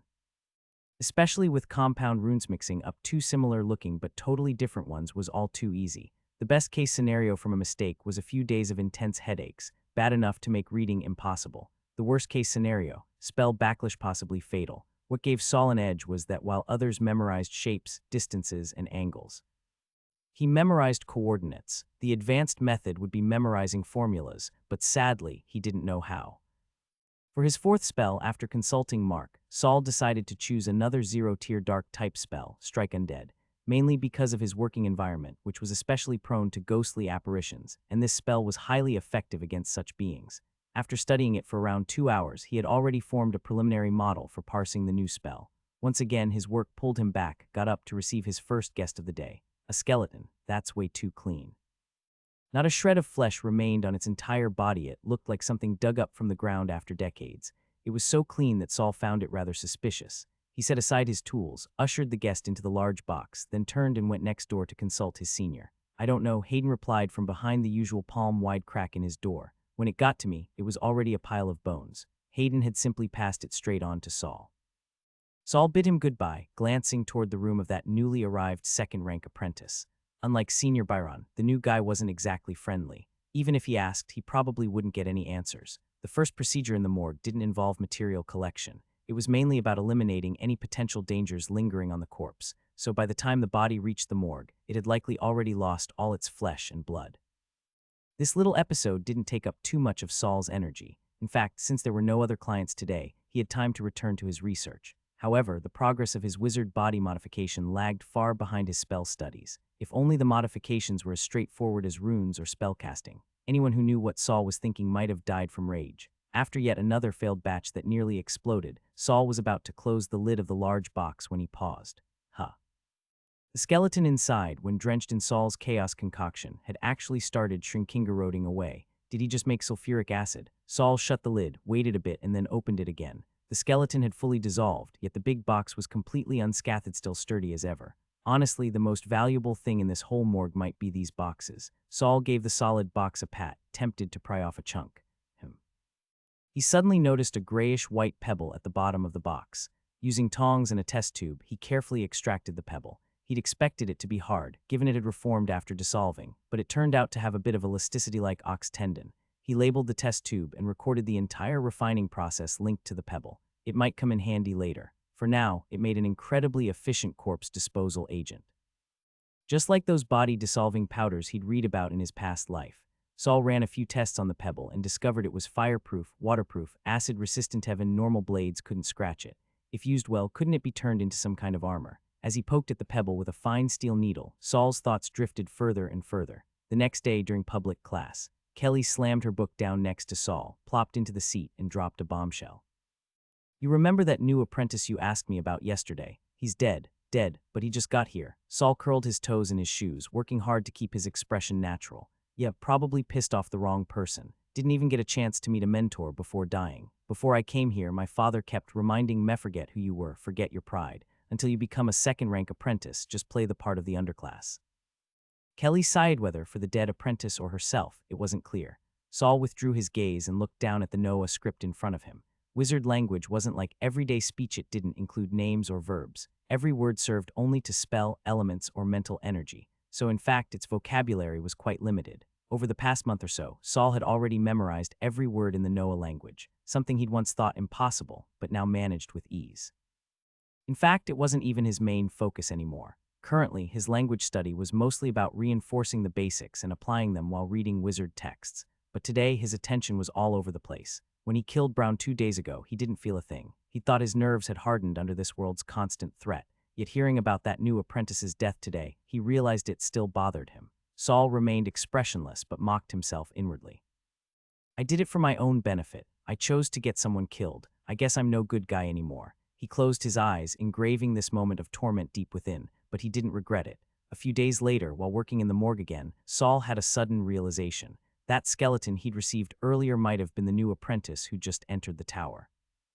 Every corpse that died under abnormal circumstances within the tower would be sent to the morgue for processing, partly to prevent spirit accumulation and further instability, partly to salvage any body parts that had gained research value through mutation. And it was from that apprentice's remains that Saul had discovered how to craft the so-called plastic bone, a name he gave himself.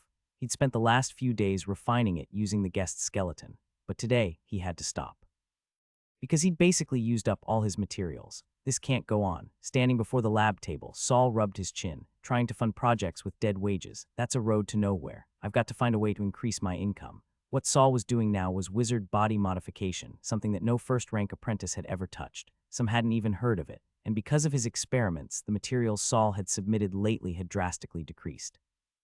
Thankfully, Mentor has never scolded him for it, which made Saul even bolder. Still, even with that freedom, his materials were nearly gone. "I don't have anything valuable left. The Phantom Sound Eye is a key combat tool. I absolutely can't sell that. The plastic bone, once perfected, will be my trump card that can't leak either. Finally, Saul thought of his unique insight into rune study, especially his method for mastering compound runes, the coordinate method.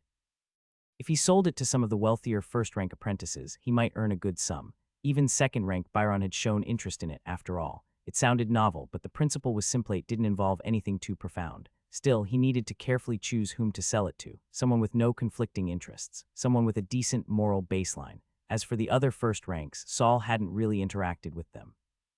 And the ones he had interacted with, he had no desire to approach. Wait, Saul's eyes lit up. Why am I being dumb about this? Senior Byron is perfect. He had money, strength, no conflict of interest since he was about to leave the tower, and he was a decent person. Calling out a greeting to Senior Hayden through the conveyor belt-connected passage, Saul happily skipped work and headed off to find Byron. Room 1016, this is the floor. Standing on the ramp of the Western Tower's 10th floor, Saul peeked inside. He'd been here a few times, and Byron's room had never given him trouble. The second-rank corridor was always quiet, especially now during lab hours. It was only when Saul was almost at Byron's door that he realized he might not even catch Byron at this time. Just then, a door beside him suddenly opened, and Mark stepped out. "Saul, are you looking for me?" Mark greeted him in surprise. Saul came to a sudden halt, stopping right in front of Mark. He wasn't particularly keen on letting Mark know that he was acquainted with Byron. "Senior, I wanted to ask if there are any other ways to earn more credits." "You're short on credits," Mark was surprised. A new apprentice usually wouldn't have many expenses requiring credits. Then it hit him. Saul was conducting independent research on body modification. That kind of work was a bottomless pit in terms of resource consumption. "Come in and we'll talk." Mark stepped aside to let him in. His dorm was laid out the same as Conch's, but the inside was a mess. The floor was scattered with all kinds of unidentifiable items. Only the long table had a clear space, and even then there was just one chair. Mark plopped into the chair unceremoniously, nudged a box over with his foot, and gestured for Saul to sit. "Given your current job, earning more credits should be easy." Saul looked up at him earnestly. "You've heard of the Mutual Aid Society, right?" Saul's heart skipped a beat. He pretended to recall. "Some of my batchmates mentioned it, but I was too busy to check it out." Then he asked cautiously, "Senior, are you part of the Mutual Aid Society?" Mark waved his hand. "No, I'm not. It's basically a small group formed by a third-rank apprentice and a few second ranks. But the ones you'll actually deal with are usually second ranks." A familiar, sarcastic smirk tugged at the corner of Mark's lips. "They call it mutual aid, but for newbies it's just exploitation. That said, they do run some interesting things like trade meets. Their prices are lower than the Academy Registry's mid-tier items. If you've got something to sell, you could make a bit of money there." "Something to sell?" Saul asked tentatively. "You mean I can sell stuff from the morgue? But aren't we not supposed to do that? You're new, so of course you don't have the means. But you can set a clear price and let those interested figure out how to smuggle it out themselves." Saul hesitated. He did want to check out one of those trade meets eventually, but the parasite Kelly ran into last time was still a big concern. Seniors like Mark or Byron might be safe attending those gatherings, but newcomers like him were likely targets for underhanded tricks, if only the trade meet allowed anonymous participation.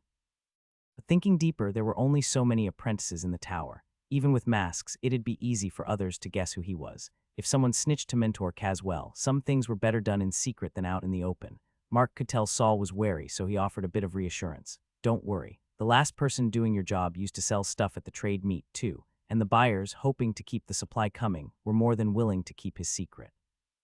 With a flicker of hope in his eyes, Saul asked, "Senior, is there anything you need?" Mark rolled his eyes. "You think you've got something I'd need?" Saul had a hunch he actually might, but there was no need to reveal that just yet. After leaving Mark's dorm, Saul went straight back to the second floor of the East Tower. He decided to postpone meeting Byron for now. His plan was to slip a note under Byron's door, asking to meet in the second floor East Tower when no one was around. Hopefully, Byron would be interested in the other composite rune models Saul had worked on. Compared to the risky trade meets, Byron seemed like a much safer bet. 2 days passed, but Saul still hadn't heard back from Byron, though he'd definitely left the note in his room. Don't tell me he's already left. Saul had already burned through all his crafting materials. He had a few plastic bones to show for it, but there was still no real breakthrough in his body modification research.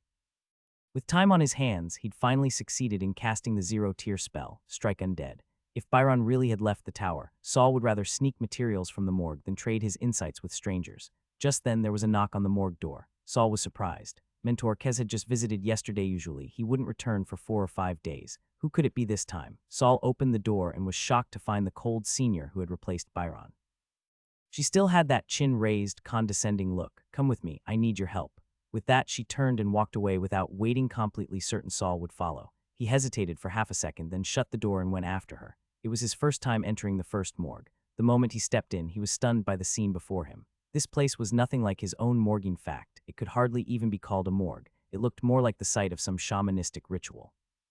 The ceiling and walls were covered in black patterns, with runes of various sizes embedded between them.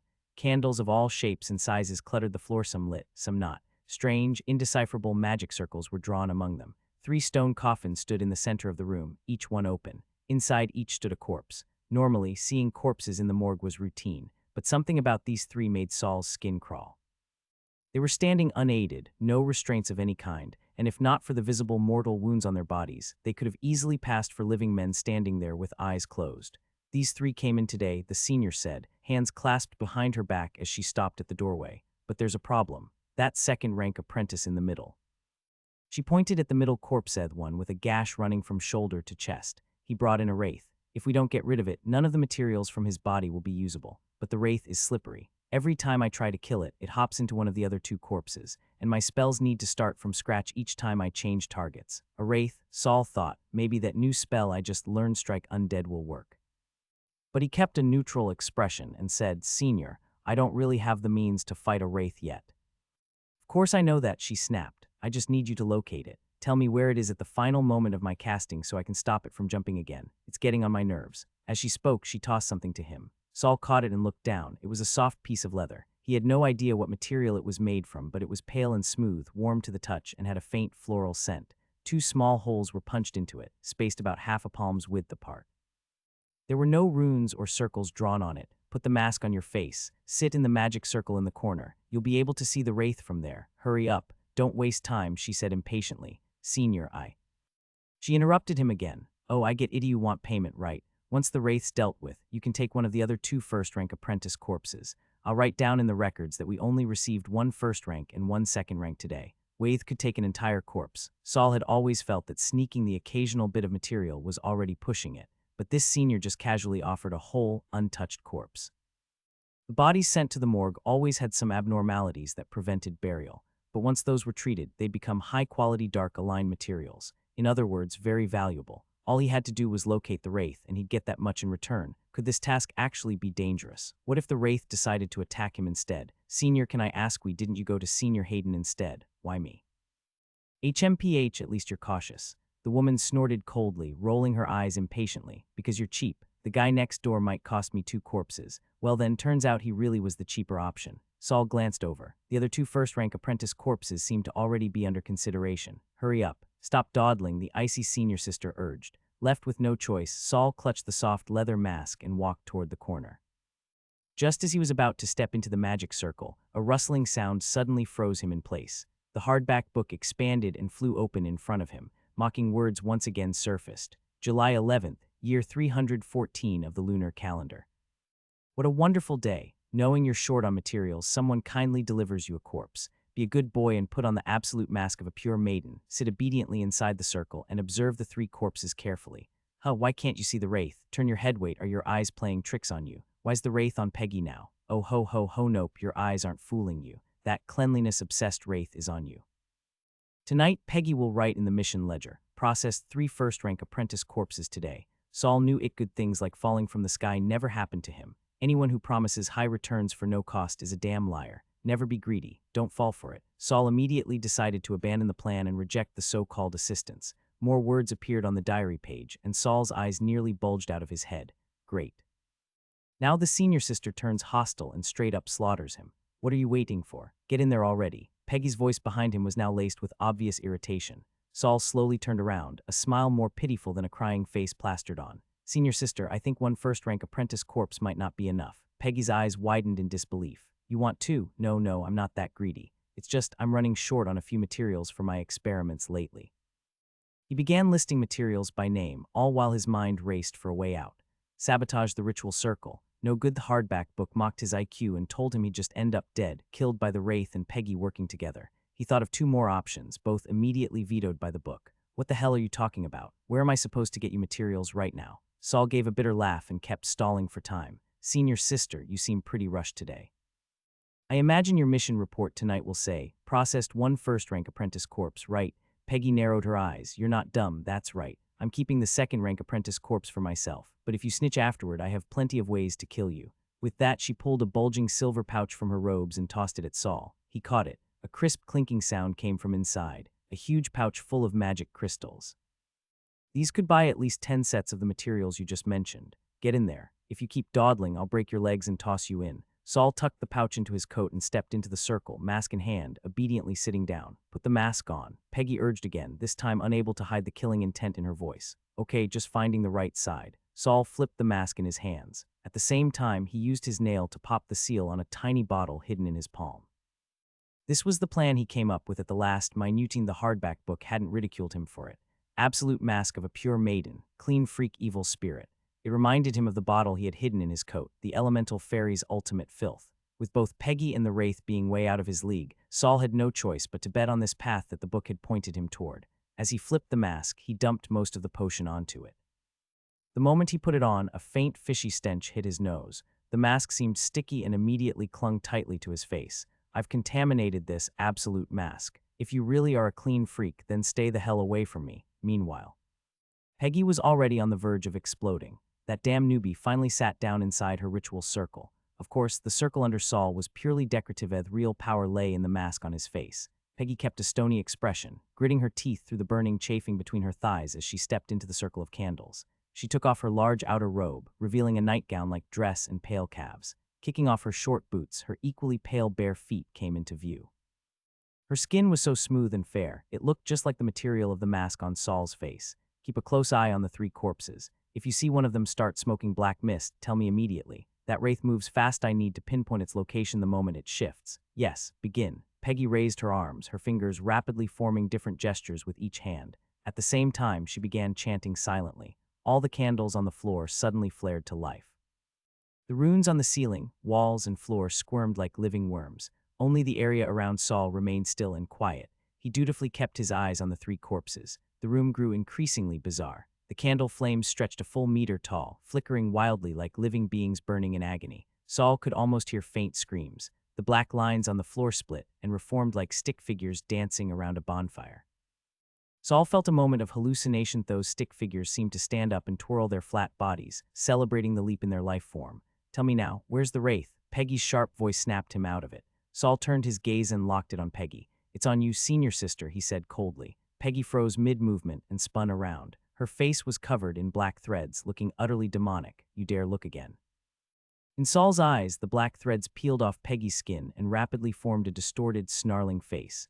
Its hollow eye sockets and gaping mouth were grotesquely wide. It surged toward Saul. Its mouth opened wide, black, thread-like drool dripping down in torrents. Boom! Saul's body jerked backward as if something had crashed into him. A wave of dizziness and icy cold flooded from the mask. But before he could react, the sensation vanished like touching a red-hot iron pan. It recoiled instantly. He fought through the burning soreness in his eyes and forced them open, just in time to see the black spirit retreating in agony back into Peggy. "Ah!" Peggy screamed in horror. "What's happening?" The wraith's twisted face slammed into Peggy's own and her voice turned hoarse and grating. "So foul, so disgusting. How can there be something this filthy? You lied to me. That wasn't the purest virgin. It was a disgusting man. Get out, you perverted wraith." Peggy struggled with all her might to expel the intruder. 2 souls were now battling for control of Peggy's body. In the corner, Saul tore the mask off his face and gasped for breath. It wasn't like he was trying to prove he was a pure virgin, but after being momentarily possessed, the mask now stank so badly that even someone immune to the scent of a corpse room like him couldn't take it. Every second he kept it on made him want to die from sheer disgust. Amid the chaos, the hardback book appeared again. July 11th, year 314 of the lunar calendar, clear skies. What a fascinating reaction. A fresh maiden's skin, an elemental fairy's ultimate filth, and a dash of a cleanliness-obsessed cursed spirit. Combined, they've created a terrifying mask for a necromancer. But you really need to get rid of that stench first. Saul waved his hand, wanting to shove the stiff-bound book away. He had no interest right now in checking out what new changes had happened to the mask in his hand. He needed to stay focused on the internal struggle between the wraith and Peggy. Since Peggy's plan to divert the disaster had failed, the wraith must have caught on. Now the two were fighting for control over the body. He absolutely couldn't let his 2 enemies reconcile. He needed to stir the pot, add more fuel to the fire. "Senior. What do we do?" The wraith didn't fall for it. "Do you have a way to lure it onto the mask again? I swear I can catch it this time." One of Peggy's ice sclera and all had turned pitch black. The other eye, still somewhat normal, was bloodshot and swiveled toward Saul alone. "You bastard, I underestimated you." Saul didn't give her a chance to keep talking. He grabbed the mask and stood up, occasionally striking a pose like he was about to capture something. "Senior, hurry and force the wraith out. Once it's out, I guarantee I can trap it won't escape." AHHHHH. Peggy's other eye also turned black. Her expression twisted in pain. She no longer had the energy to pay Saul any attention. She pressed her hands to her eyes like she was trying to gouge them out, but in the end, she could only tug at her eyelids. Saul involuntarily flinched, almost breaking character. "Senior, hurry up and force it out." Suddenly, it was like Peggy had a revelation. Blood covering her face, she turned and screamed at Saul, "Give me that mask, now or I'll kill you." "All right," Saul responded instantly, tossing what he held. "Senior, catch." Peggy's vision was completely distorted now. She only saw Saul throw something over. "Good, he knows what's good for him. I'll give him a quicker death later." She reached out and caught Itroff leather under her fingers, much larger than the mask. "Is this my skin?" A fleeting doubt passed through Peggy's mind. "Quick, Senior." The mask changed in strange ways after the wraith possessed it. Hearing Saul's urging, Peggy, her brain already mushed, didn't have time to think. She hurriedly slapped the piece of leather onto her face. But the moment it touched her skin, she realized something was wrong. The wraith showed no sign of being repelled. In the contrary, it shrieked and dove straight into her mind. "Ah, URGH, EEK. Peggy's voice constantly shifted between shrill and hoarse. She knew she'd been tricked again. That leather definitely wasn't her leg skin. And what's worse, the leather seemed to have a kind of binding or masking effect. Once it was on her face, the wraith, who had been on the verge of leaving her body, immediately shrank back. Why, Her vocal cords were shredded. She couldn't even form proper words. Peggy gave up fighting for control of her head and reclaimed her arms. She tried to rip the leather off her face. But just then Saul, who had been watching from a distance, suddenly dove forward, pinning Peggy to the ground. He used both hands to press the leather tightly against her face, not letting it lift an inch. Yes, that pale yellow leather was the same piece Concha had lent Saul to suppress the stench of corpses. Saul had just acted on impulse to see if it could mess with Peggy a bit. He didn't expect it to work this well. Either way, he couldn't let the wraith escape from Peggy's body. As long as the two of them stayed inside and fought, he didn't care what happened. MMMPH. Peggy gave up on the wraith, causing chaos inside her. At this point, the person she hated most was Saul. She reached out with ghastly, ghost-like hands, desperately trying to scratch at Saul's face. Her legs kicked wildly, trying to throw him off, but the wraith inside kept dragging her back, preventing her from using her full strength. Time passed bit by bit, and Peggy's struggles grew weaker until she finally stopped moving. Saul didn't let go immediately. He kept pressing down for a full 10 minutes. He figured her face had probably been flattened by now. Then he began chanting an incantation and slowly freed one hand to make gestures. All set, he suddenly yanked off the pale yellow leather and unleashed a strike undead spell on Peggy's face. Peggy's body jerked but showed no other reaction. Her face was purple and blue, mouth agape, deep finger marks on her face and neck. It was hard to tell if she'd been killed by the wraith or strangled by Saul. But one thing was certain: without the internal struggle between Peggy and the wraith, Saul would have stood no chance of killing her. He didn't relax just yet and hit her face with another strike undead for good measure. That was the most he could do for now. Panting heavily, Saul climbed off Peggy.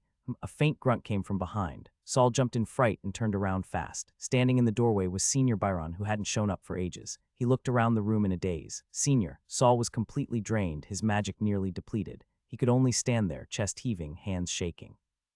Byron strode in, shutting the door behind him, and came up beside Saul, pulling him behind his back. His lips moved, releasing a string of short, unintelligible notes. Then he pointed at Peggy on the floor. She suddenly sprang up, mouth open wide, lunging at Byron to be struck by a black thread of energy from his fingertip.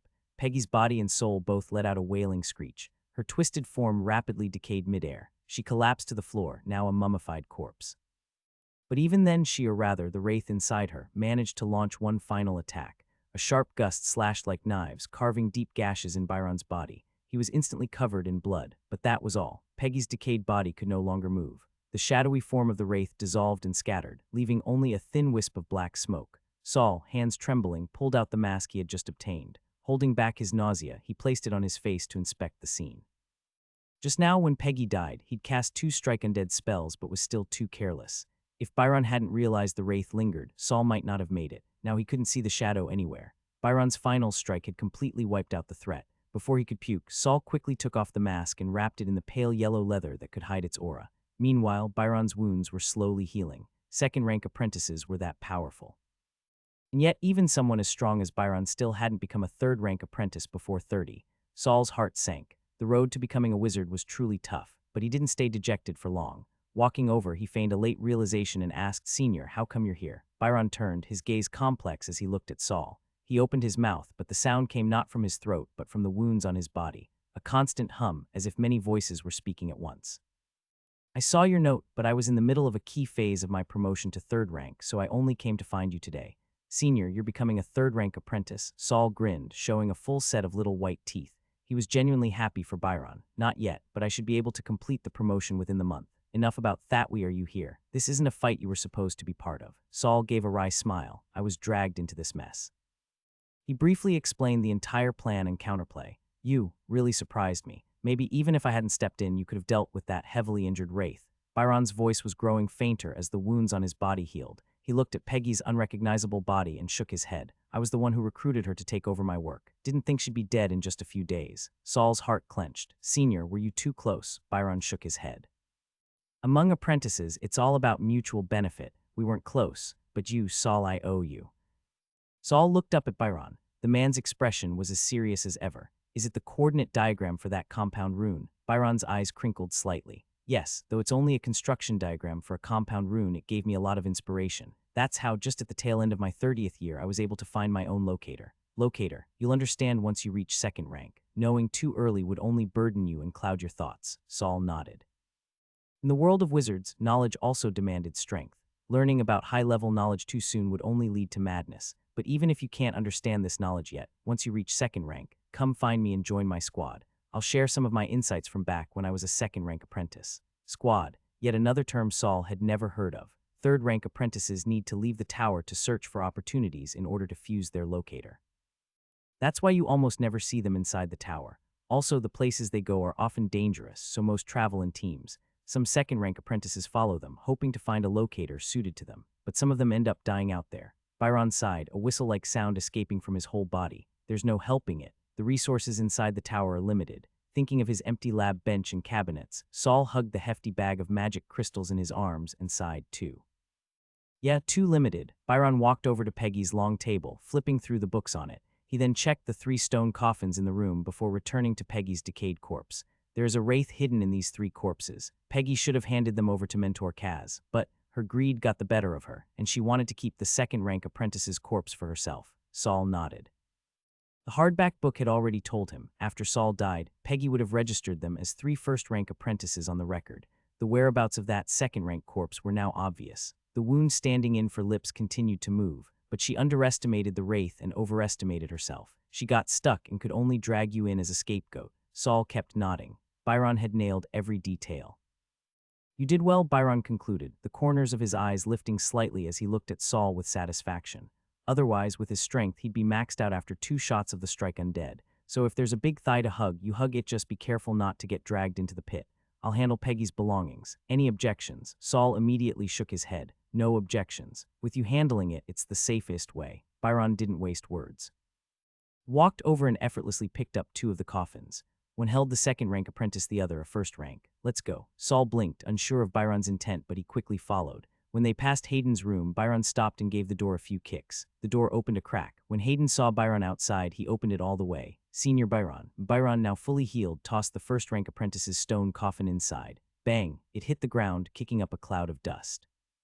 Hayden had worked with Byron for years and understood the message immediately. "I get it. I skipped work tonight. I don't know what happened here." Byron nodded. Hayden promptly shut the door and pretended the room was empty. Meanwhile, Saul stood there, jaw nearly hitting the floor at Byron's handling of things. Byron hoisted the last coffin and led Saul to the 3rd corpse room. Once again, he slid open his throat to speak. "Peggy's corpse is problematic.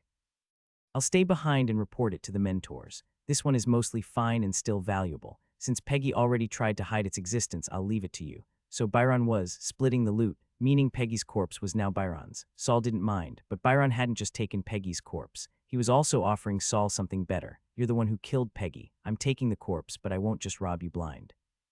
If there's anything you want in exchange, come find me anytime within a month." Saul stood up, delighted. He could already name a long list of things, but glancing at the stone coffin on the ground, he calmed himself. Byron was about to become a 3rd-rank apprentice. He wouldn't leave the tower, and as one of the few people in this place who didn't mean him harm, possibly even someone who could help him.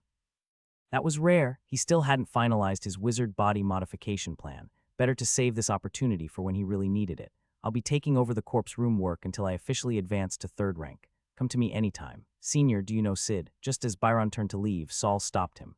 The wound closed again. I've had some issues with Sid. Do you think Peggy might have tried to kill me because of him? But Byron shook his head. For some reason, Saul understood what he meant. He was saying, I don't know, not know. Byron studied Saul for a moment, confusion flashing in his eyes. He was probably wondering, how did a mere first-rank apprentice, a newcomer barely a month in, manage to make so many enemies? Byron left the room, giving Saul the space. He still had to deal with Peggy's corpse and the mess she left behind. Saul was satisfied with Byron's response. At the very least, Byron didn't seem to be close with Sid. That meant Byron could become another thigh to hug in his struggle against Sid. A 3rd-rank thigh. Saul wore a satisfied smile as he approached the stone coffin. It looked special, not made from ordinary materials. Well, regular coffins couldn't exactly contain a wraith, could they? Saul rubbed his hands in excitement. No one gets rich without windfalls. The robber wasn't lying. He locked the door from the inside. This would be his first time handling a corpse that hadn't been pre-screened by Hayden. And his first complete set of materials, all to himself. It did seem that Peggy had nothing to do with Sid. After Kongsha killed the new apprentice Sid had brought to replace Saul, Sid hadn't shown up for quite some time. Life returned to peace. Studying and experimenting once again became the focus, but Saul knew Sid wouldn't give up. On Saul's shoulder was the hardback book that Sid was clearly after, and each near-death experience only made Saul more aware of its power. Now, if anyone tried to take the book from him, Saul would fight to the death. He wasn't sure how much Sid knew about the hardback book, but he suspected it wasn't much. The book could foresee death. Sid's attempts on his life had indeed been dangerous. But they always lacked decisiveness, which gave Saul time to find a way out. He thought to himself, if I were trying to steal the book, I'd use a method that left no time to react, no place to escape. Not like Sid, wasting chances and getting caught every time. So Sid was clearly chasing after a book, but he didn't seem to fully understand what it could do. Then how did he even know the book existed? Whoosh! The sound of flames snapped Saul out of his thoughts. He stood up and glanced at the crucible and other containers on the table. Still a long way to go before the reaction is finished. He got up to greet his first guest of the day. When a new piece of plastic bone emerged from the large container, Saul finally had enough of them. These plastic bones he'd stumbled upon by chance were resistant to heat, water, and acid. After Saul reprocessed them, they became even more flexibly. Ordinary sharp tools couldn't cut through them. What's more, when subjected to continuous electric shocks, the material turned soft like putty, which made it easier for Saul to work with. After sending off his first customer, Saul returned to his workbench. The solution in the crucible had nearly evaporated, leaving just a small pool of thick residue at the bottom. It looked a bit like the sauce left in a pot after simmering down on high heat. Carefully, Saul picked up the still hot crucible with his white bone left hand, poured the contents into another bottle, and sealed it. With that, his preparations were nearly complete. Tonight or tomorrow, the final step would begin: wizard body modification. Saul leaned back lazily in his chair, staring blankly at the jars and vials on the table. He had a strange feeling as if once the modification was complete, he would no longer be himself. But if he didn't go through with it, he would never gain control over his own fate. He glanced at the hourglass clock on the wall. Only 4 in the afternoon. 3 more hours to go. Saul turned to look at the candle on the teleportation platform. The flame flickered dimly. The day's work was already done. Should I send that 2nd-rank apprentice's brain to Kongsha? He still hadn't handed over the 2nd-rank apprentice he'd obtained after Peggy's death. He'd studied it for a while himself, but couldn't figure out how Kongsha intended to use it. With his current knowledge, the brain wasn't a particularly useful ingredient for wizardry. Too many hidden dangers inside. Forget it, that 2nd-rank apprentice already gave me quite a surprise. I'll trade his head to Kongsha for something more useful. Saul walked over to the cabinet, took out a box, and wrapped it in the pale yellow leather Kongsha had given him.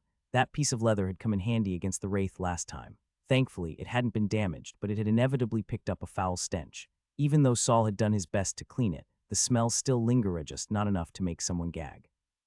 As for the mask, Saul had shelved it for now. After wrapping up the box, he walked to the door. His hand was on the crimson doorknob when he suddenly stopped. He raised his hand.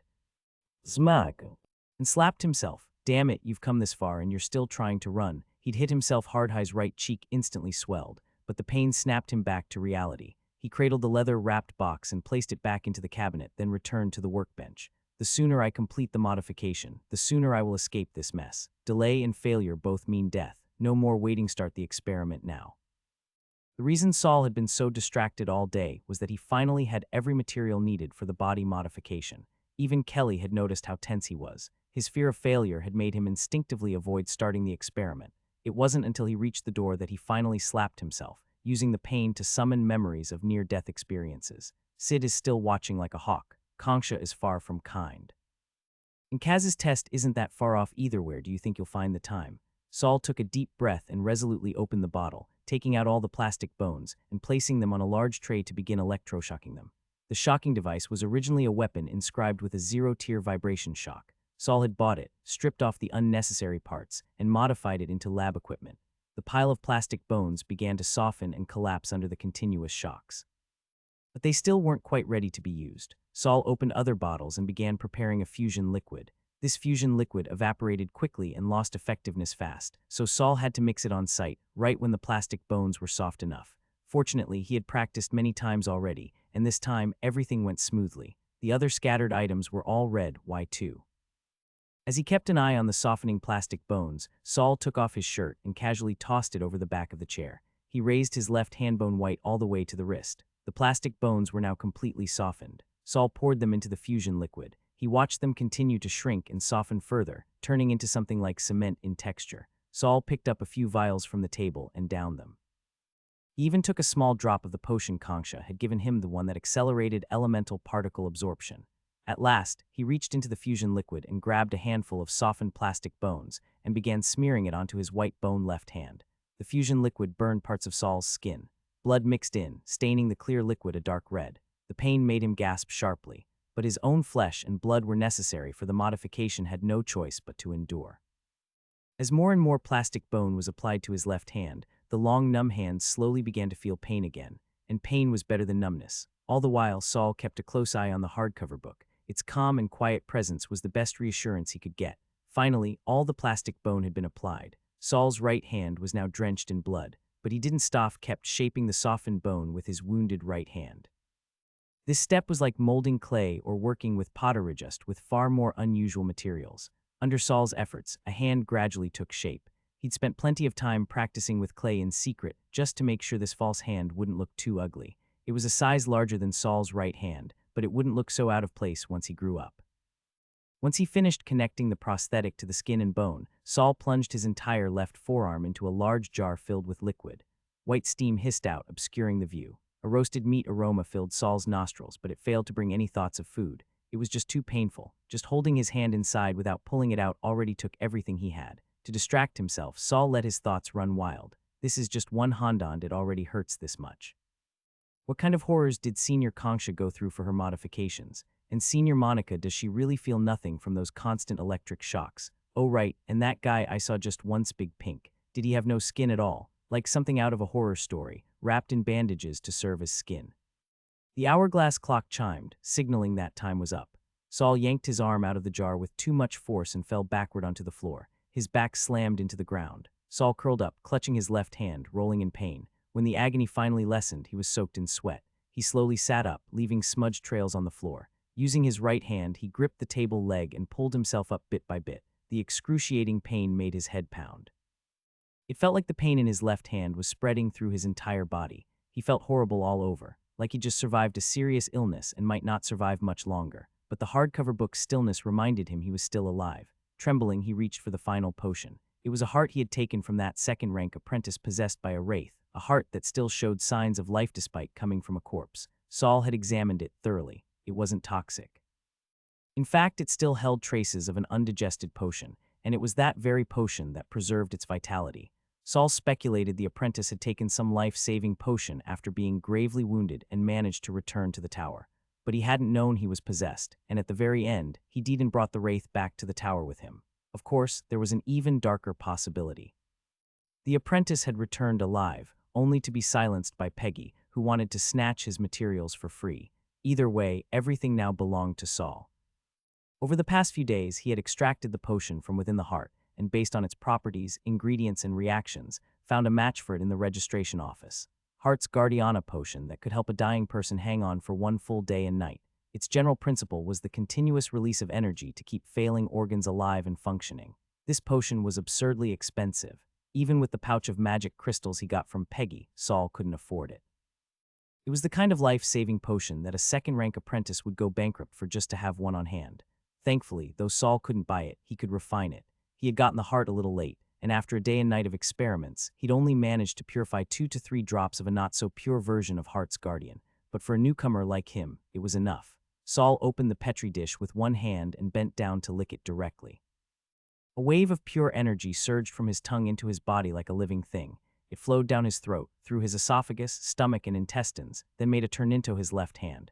The pain in his left hand immediately eased bit by bit until it faded completely. What followed, however, was a wave of dizziness. Saul blinked. His steps unsteady, tried to move forward but stumbled backward, eventually losing his balance and plopping to the ground.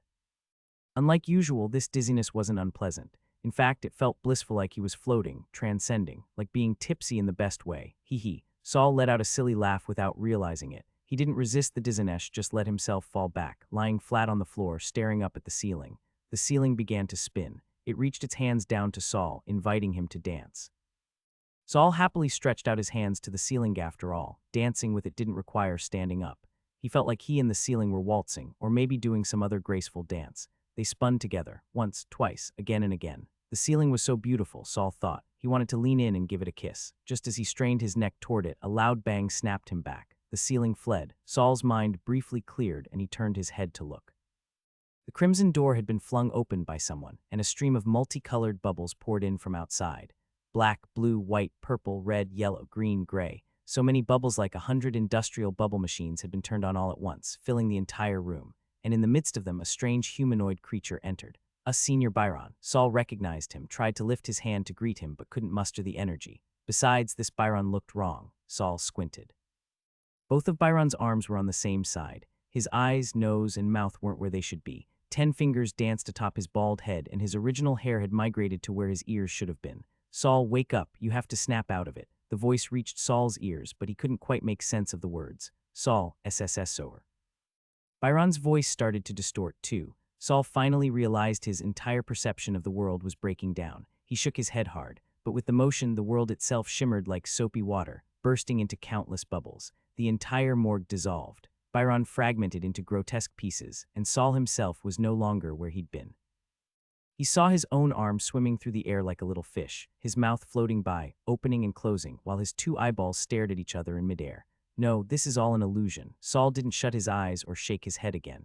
They did nothing. If his eyes had really flown off, he shouldn't be able to see anything at all. He heard Byron's voice again, blurred and distant. Locate a moment, no.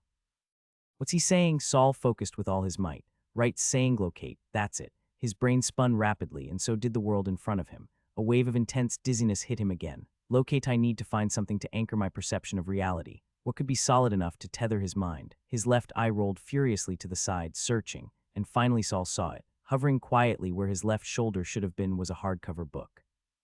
On its cover, silver embossed letters shimmered into view. Saul had never learned those characters, but somehow he knew exactly what they meant. As soon as the diary appeared, Saul's left shoulder snapped back into place.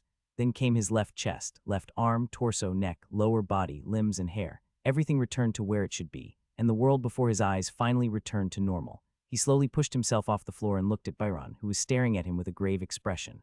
A fresh wound appeared across Byron's throat, clearly cut just moments ago to snap Saul out of it, but Byron shook his head. You saved yourself. He stepped closer, scanning Saul from head to toe. How did you even manage this, to pull off such a crazy transformation, and still keep your mind intact? Byron opened his mouth wide and pulled out a black crystal ball. Saul recognized it was for measuring magical power. Try it. Saul held it carefully. The black inside the orb quickly lightened. 11 jewels. Byron's gaze turned deeply complicated. He looked at Saul like someone who just bought one lottery ticket and hit the jackpot. He'd known Saul was doing body modification, had even helped him a bit, but he'd never imagined Saul could come up with such a successful method on his own. It had to be incredibly dangerous. When he first saw Saul, Byron had thought he'd dissolve into bubbles any second. This wasn't a reaction to body enhancement. This was what it looked like when a second-rank apprentice's mind completely collapsed. But the crystal ball was clear. Saul was still a first-rank apprentice. So how had he managed to find his anchor before his mind gave out? Saul didn't know Byron was thinking all that. Staring at the crystal ball's reading, he jumped up in joy. After all his meditating over the past few weeks, his magic power had only reached around 4 joules, barely under 5. But now, after the successful transformation of his left hand, his power had surged to 11 joules. He had fulfilled Mentor Kaz's requirement with more than half a month to spare, and he could still feel energy in his left hand, continuing to modify the rest of his body. his magic power would definitely increase further, but the greatest gain of all. He finally knew the name of that mysterious hardcover book. It really was that diary Sid had once whispered about. What kind of diary could predict death like that, and how had Sid known of its existence? Saul. Byron's voice pulled him out of his thoughts. He rubbed his hands, face slightly flushed. Would you be willing to sell me that modification formula? Saul froze, and his first thought was, how much would I have to sell it for to not take a loss? But Byron knew well an effective and versatile modification formula could serve as the foundation for establishing a small-scale wizard faction. And yet, he could only take advantage of Saul being a fresh first-rank apprentice to try and buy it on the cheap. While it wasn't going to be a full buyout, Byron still felt deeply ashamed. This wasn't an equivalent exchange, because right now he had nothing of equivalent value to offer. After giving it some serious thought, Saul still refused Byron. Sorry, Senior, it's not that I don't want to give it to you. It's just this modification formula probably only works for me. The transformation he went through had actually been incredibly dangerous. Normally, a first-rank apprentice wouldn't even know what a locator was. In the blissful delusion that came with body modifications, they would slowly lose their minds and eventually die. But Saul had something uniquely suited to act as his locator. Even though he didn't fully understand what a locator was yet, he had some guesses after this experience. It was something that could anchor a wizard's perception of reality. With the diary of a dead wizard in hand, what a mouthful. From now on, he'd just call it the diary. Even if Byron hadn't shown up, Saul still wouldn't have died. The moment he teetered near death, the diary would jump out to remind him it existed. Just seeing the diary again would re-anchor his consciousness and stop it from unraveling. But thinking back on it now, the sensation of having his perception collapse, his mind unraveling, and his soul starting to dissolvate was terrifying. A one-of-a-kind, tailored transformation formula. Byron surprisingly let out a sigh of relief after hearing Saul's explanation. That means I can afford it. I'm not looking to transform myself, I just want to understand your design process. I still owe you a favor, and now I owe you the equivalent of at least 100 magic credits. Byron suddenly realized how broke he was. Is there anything you want right now? Saul was stunned. He hadn't even said anything yet, and Byron was already signing his life away.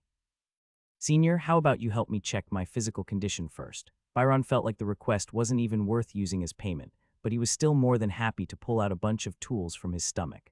With the help of the experienced at least 10-year veteran second-rank apprentice Byron, Saul finally had a decent understanding of his current state. His magic power was sitting at 11 joules, and judging by the energy leaking from his left hand, he could probably reach at least 13 joules before the transformation fully stabilized. His mental energy had also gotten a small boost, which was rare, most likely a result of that chaotic, mind-warping ordeal strengthening his spirit. Mental energy wasn't like magic power. Magic power could be slowly built up through meditation, even if it was a slog. But mental energy was more like a basic personal attribute. Other than certain body modifications, rare potions, leveling up, or unique experiences, it was almost impossible to increase significantly. Think of it like collecting water with a container. Even a talentless apprentice's bowl could eventually be swapped out for a bigger one, but no matter how fast you run to collect it, your speed is still capped like a 100-meter dash in 9 seconds. As for Saul's left hand, well, it looked a bit freaky, almost like a fake hand. It didn't impact his movement and was still fully functional. Compared to modification formulas that altered eyes, mouths, or internal organs, this one was far safer and had far fewer side effects.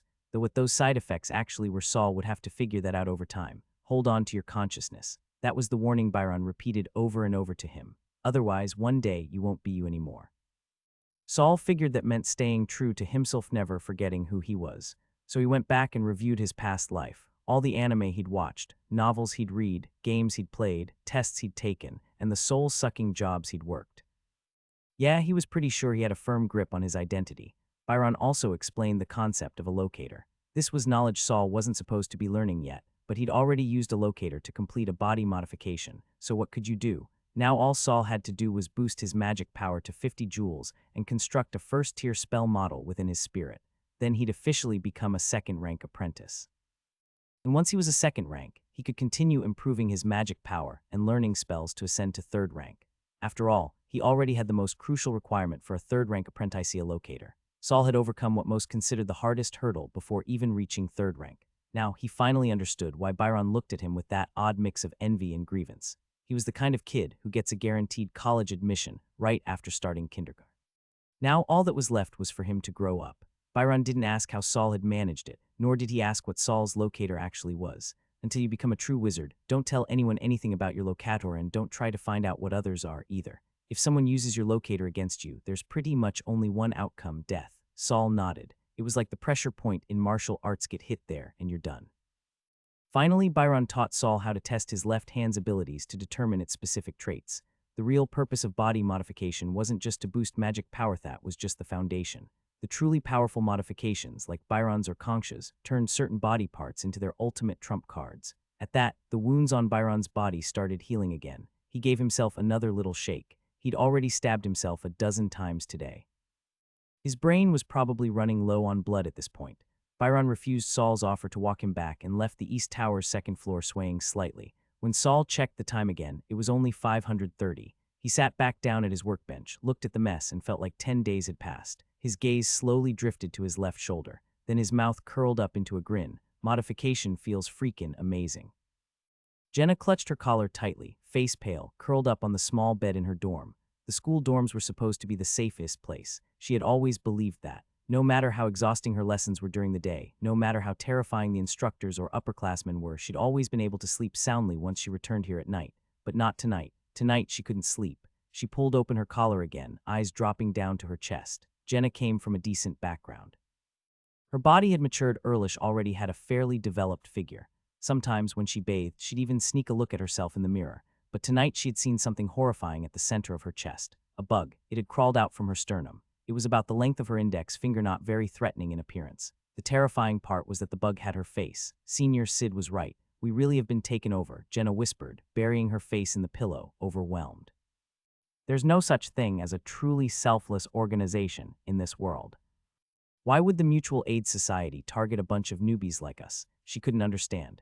That kind, friendly upperclassman Locke, the fellow newcomers who used to discuss homework with her, why would they plant such a horrific curse on her? If Senior Sid hadn't warned me, a flash of admiration flickered in Jenna's eyes, quickly replaced by fear. I'd probably be just like the others, completely unaware of the danger. But I'm already cursed. What do I do now? Her toes curled and clenched, crumpling the sheets beneath her. It's a shame Senior Sid isn't good at breaking curses, and he can't openly go against Senior Locke either. Jenna frowned again. I'm just a newbie. How could I possibly break free of the mutual aid control? Suddenly, something clicked in her mind. Wait, Kelly. Kelly only went to one mutual aid meeting and never showed up again. Did she already figure it out back then? Damn it, why didn't she warn us? Jenna slammed her fist against the bedboard, producing a dull thud that startled her more than anyone else. Clutching her chest to calm her nerves, she took a few deep breaths before continuing to think. Now's not the time to get lost in thought. Tomorrow I'll look for Kelly, see if she's willing to help. But what if she refuses? The night grew deeper. The candlelight in Jenna's room stayed bright the whole night. Early the next morning, Jenna arrived on the 6th floor of the West Tower. She lived on the 7th. Jenna didn't know how to start the conversation with Kelly, and she was afraid someone might see her lingering outside Kelly's door and start asking questions. So all she could do was keep a distant watch on Kelly's room, waiting for her to come out. Jenna, a slightly surprised voice rang out beside her. It was Rocky. Jenna jumped, caught off guard by the sudden interruption. Rocky. She came back to her senses, greeting him blankly. Rocky had just opened his dorm door and found Jenna standing outside. His eyes were full of joy, but when he opened his mouth, he couldn't come up with anything else to say. Rocky. Jenna knew Rocky liked her, and seeing him now, she couldn't help but ask, Rocky, could you come with me? What? Rocky's eyes lit up, hopeful for what she might say next, was practically on tiptoe with excitement. She forced a radiant smile, but once again pushed away the eager Rocky. Rocky felt both curious and disappointed, but he didn't want to make things hard for Jenna, so he forced a smile and said, It's fine. If you ever need anything, you can always come to me. Jenna nodded, but thought to herself, what help could you possibly give me? At that moment, Kelly's door finally opened. Jenna couldn't hold back anymore and rushed over. Kelly, let's go to class together today. Kelly narrowed her eyes, her suspicion rising. She hadn't forgotten the last time Jenna had approached Harriet was to invite her to join the Mutual Aid Society. Could it be that because I've skipped a few of the meetings, she's here to drag me back in again? No. Kelly rejected her without hesitation. Jenna took a step forward to say more, but Kelly clutched her books and darted past her in a flash. By the time the dumbstruck Jenna turned around and tried to give chase, Kelly had already run up the ramp and vanished. Saul didn't show up for class today. It wasn't the first time he'd skipped a public lecture entirely. Many new and older apprentices thought Saul had given up on his studies. Given his magical aptitude, it was almost impossible for him to pass the third-month freshman exam. As for the consequences of failing it would depend entirely on his mentor's mood. Once praised for his powerful mental strength, Saul had now gradually faded from everyone's attention. Except for a few people, no one cared anymore about this class-skipping apprentice. Kelly wasn't sure about Saul's current progress, but there was one thing she knew for certain. Even second-rank apprentices sought him out to ask about the construction of compound runes. For that alone, Kelly believed Saul's skill in spells far surpassed the vast majority of their classmates, but that was a secret.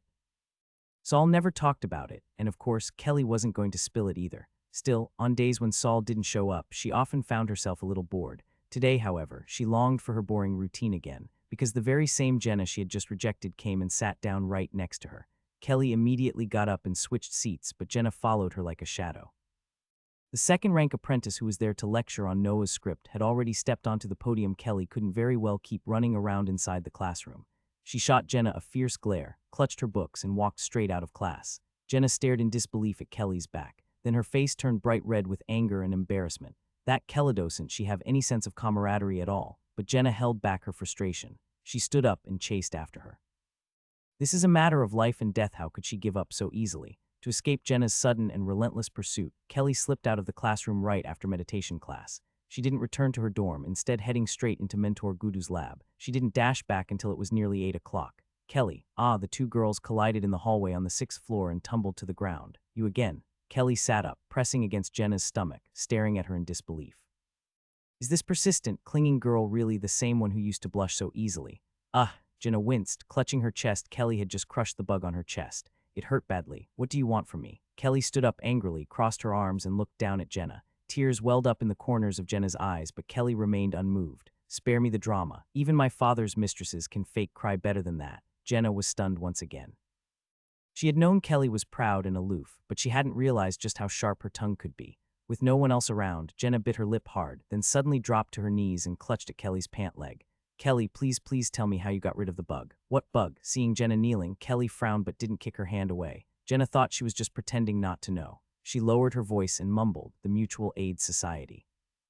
Kelly's face instantly paled. The bug from the Mutual Aid Society. She thought back to what Senior Byron had extracted from her brain. Was that the bug from the Mutual Aid Society? But how did Jenna know? How do you know about that? Kelly asked, looking down at her. Jenna hesitated, unwilling to speak, and Kelly immediately turned to leave. Jenna quickly scrambled forward, grabbing her pant leg again, and whimpered, It was a senior who helped me. Who? Byron's image flashed through Kelly's mind. He didn't want to give his name, said he didn't want to go up against the Mutual Aid Society. Then why not ask him for help? He said he's not good at dealing with curses. Curses? Byron said it was a parasite, was it not, Byron? Seeing that Kelly didn't speak or walk away, Jenna thought she was hesitating and felt a flicker of hope. She kept pleading. Kelly, you're the only freshman I know who went to the Mutual Aid Society and never went back. You must know how to get rid of the bug. Please help me. I'll pay you magic crystals or credits. But even Byron hadn't wanted to mess with the Mutual Aid Society. Kelly certainly didn't want trouble either, and she didn't have the strength to interfere. Kelly had gotten out of the Mutual Aid Society's grasp. Maybe they didn't care about losing one freshman, but if she helped others and stuck her neck out again, wouldn't they start targeting her once more? Going against an entrenched, powerful group was extremely dangerous. I really can't help you, Kelly said stiffly, trying to shake Jenna's hands off. I'm just a freshman too. Kelly, seeing Kelly still refusing to help, Jenna's tears finally spilled out. She abruptly pulled back her hands and yanked open her collar. Look at me. Wow, great figure. Kelly's first reaction was to notice Jenna's fair chest. But at the second glance spotted something even whiter, fat bug squirming lightly on her chest. Kelly instinctively stepped back, goosebumps prickling all over her arms. If Byron hadn't saved her back then, would she have one of those crawling on her too? Taking a deep breath, Kelly calmed herself. You should tell your mentor about this. My mentor? Jenna gave a bitter smile and shook her head. My mentor is the same as Senior Lockey's mentor Anne's.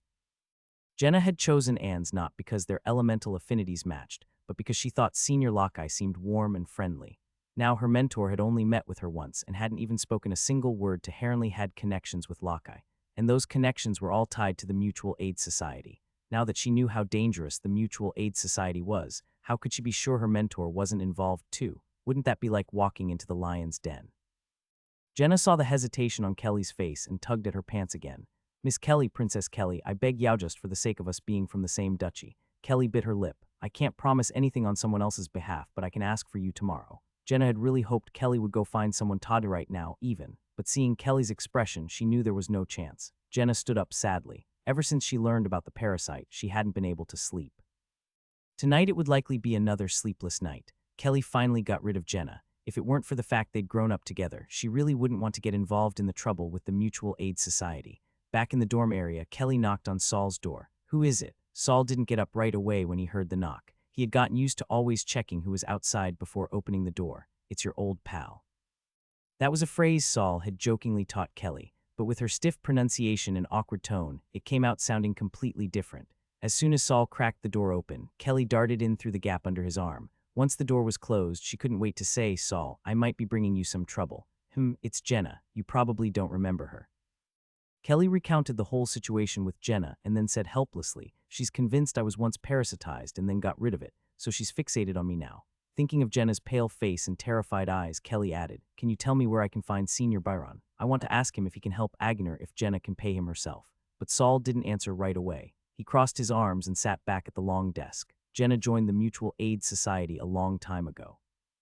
Why is she just now realizing she's been parasitized?" Seeing Saul's suspicion, Kelly began to calm down and reflect on Jenna's odd behavior. She said a second-rank senior helped her. "A second-rank senior?" Saul let out a short laugh. "Who's so kind? Another Lockeye, maybe?" Sid's face surfaced in Saul's mind. Could it be him again? The new apprentice Sid had brought to replace Saul had already been neatly dealt with by Kongsha. Since then, Sid had gone quiet and hadn't shown up again.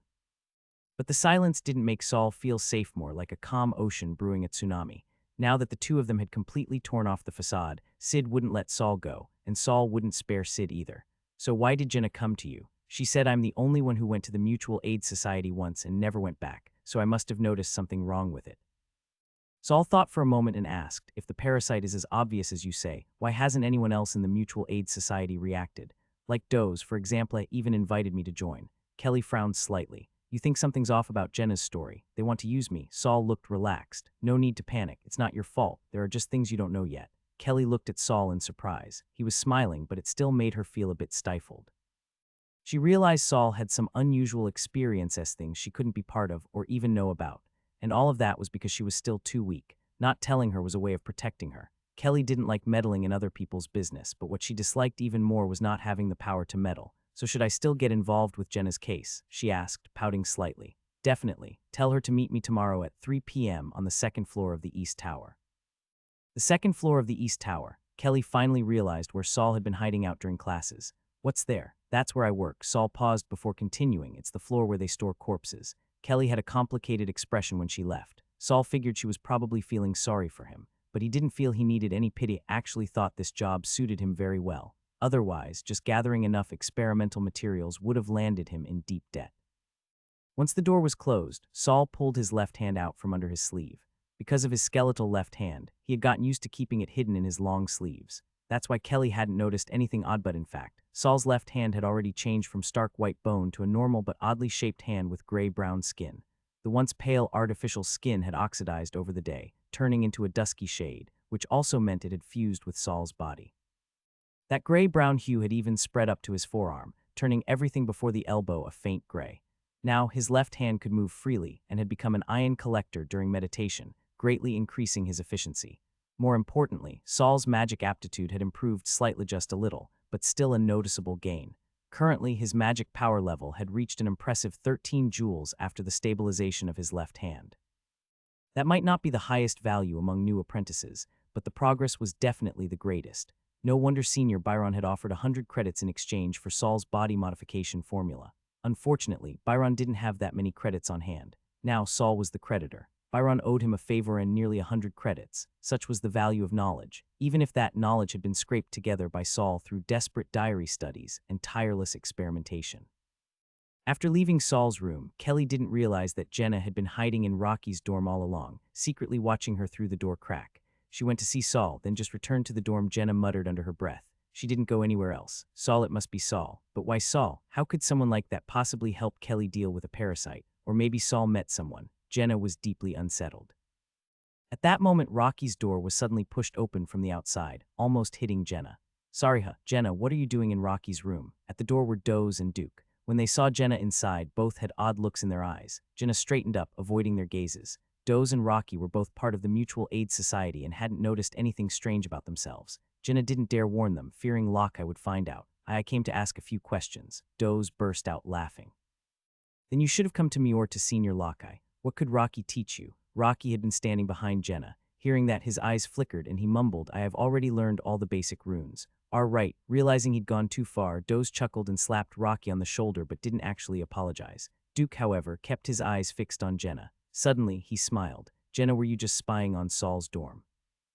Duke's words instantly silenced the room. Doze and Rocky looked at him in confusion. Why would Jenna be watching Saul's dorm? Doze asked, puzzled. Rocky had also noticed Jenna's odd behavior, but since she didn't offer an explanation, he hadn't dared to ask. He was afraid Jenna would get upset. Still, Rocky was nervous. Was Jenna really spying on Saul? I was looking at Kelly. Jenna instinctively defended herself. Oh, Duke gave a half smile, half smirk. So not Saul, huh?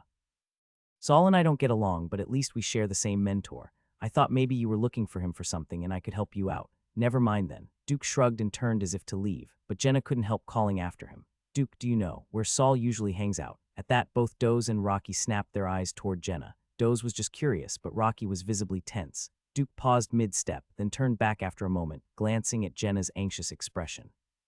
He smiled lightly as if to reassure her. You really want to find Saul, huh? Duke deliberately dragged out his words.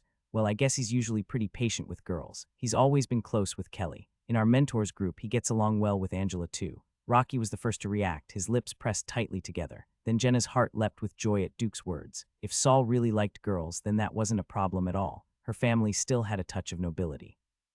She wasn't capable in many areas, but she had thoroughly absorbed all the trashy customs of noble society. She wasn't afraid of Saul making demands, she was only afraid he wouldn't. The next day, Saul again skipped class. Kelly was a little worried. She wasn't sure whether she was worried about Saul's academics or about falling behind him herself. During a break between classes, Kelly found Jenna, who looked completely out of it, just as Saul had instructed. They found an empty classroom to talk. Saul said, if you want his help, go to the second floor of the East Tower at 3 p.m. today and wait for him. Jenna's face lit up. Even though she had already gotten Saul's whereabouts from Duke, having Saul personally invite her felt far more promising. Great, Jenna readily agreed, and without even acknowledging Kelly's expression, skipped off to get ready. She was so nervous and eager that she didn't even eat lunch. She picked out the prettiest dress she had brought with hair a light red puffed skirt and hurried off to the second floor of the East Tower. It was only 1 p.m. in the third morgue room on the second floor of the East Tower. Saul was conducting tests on his newly modified left hand. He lifted his head at the sound of unfamiliar footsteps outside. He knew immediately it was Jenna. He lowered his head again, ignoring whoever was outside and continuing his experiment. Though he hadn't attended class for several days, Saul had still been reading, especially basic knowledge of all things. He focused on sections related to his current research, gaining deeper knowledge of dark attribute materials. Having successfully completed his first body modification experiment, Saul was itching to begin a second. The experiments were costly, but the payoff, if successful, was immense. It might even elevate him directly to the rank of second-rank apprentice. He wasn't short on money. Byron still owed him nearly 100 credits, nor was he short on materials. Time crept toward 3 p.m. as the hours dragged by. Jenna's initial excitement slowly deflated. This was her first time on the second floor of the East Tower. Unlike the West Tower, the East Tower seemed riddled with trap-like horrors. Apart from classrooms, the library, and the registry, Jenna never wandered the school alone, and this second floor was particularly unnerving. Though the hallway looked neat and quiet, the air was thick with a hard-to-describe odor. A mixture of rot, blood, and filth. At the entrance to the hallway sat a massive, intimidating figure. When Jenna passed by, she was terrified he might stop her. Why would Saul be working here? Such a grim place. Had his mentor banished him? If that was the case, could Saul really help her get rid of the parasite? This place didn't exactly scream powerful person. Just as she was lost in thought, someone passed right by her. She only noticed when the figure was already walking past her shoulder, and the shock made her jump. The man kept his head down and went into the second door without acknowledging her at all, as if she were nothing but air. He looked older but didn't have the presence of a second-rank apprentice. Jenna recalled the man's back. Maybe just a very senior first-rank apprentice. Could he be the one who helped Kelly with her parasite? She hesitated, wanting to follow, but was afraid of being scolded.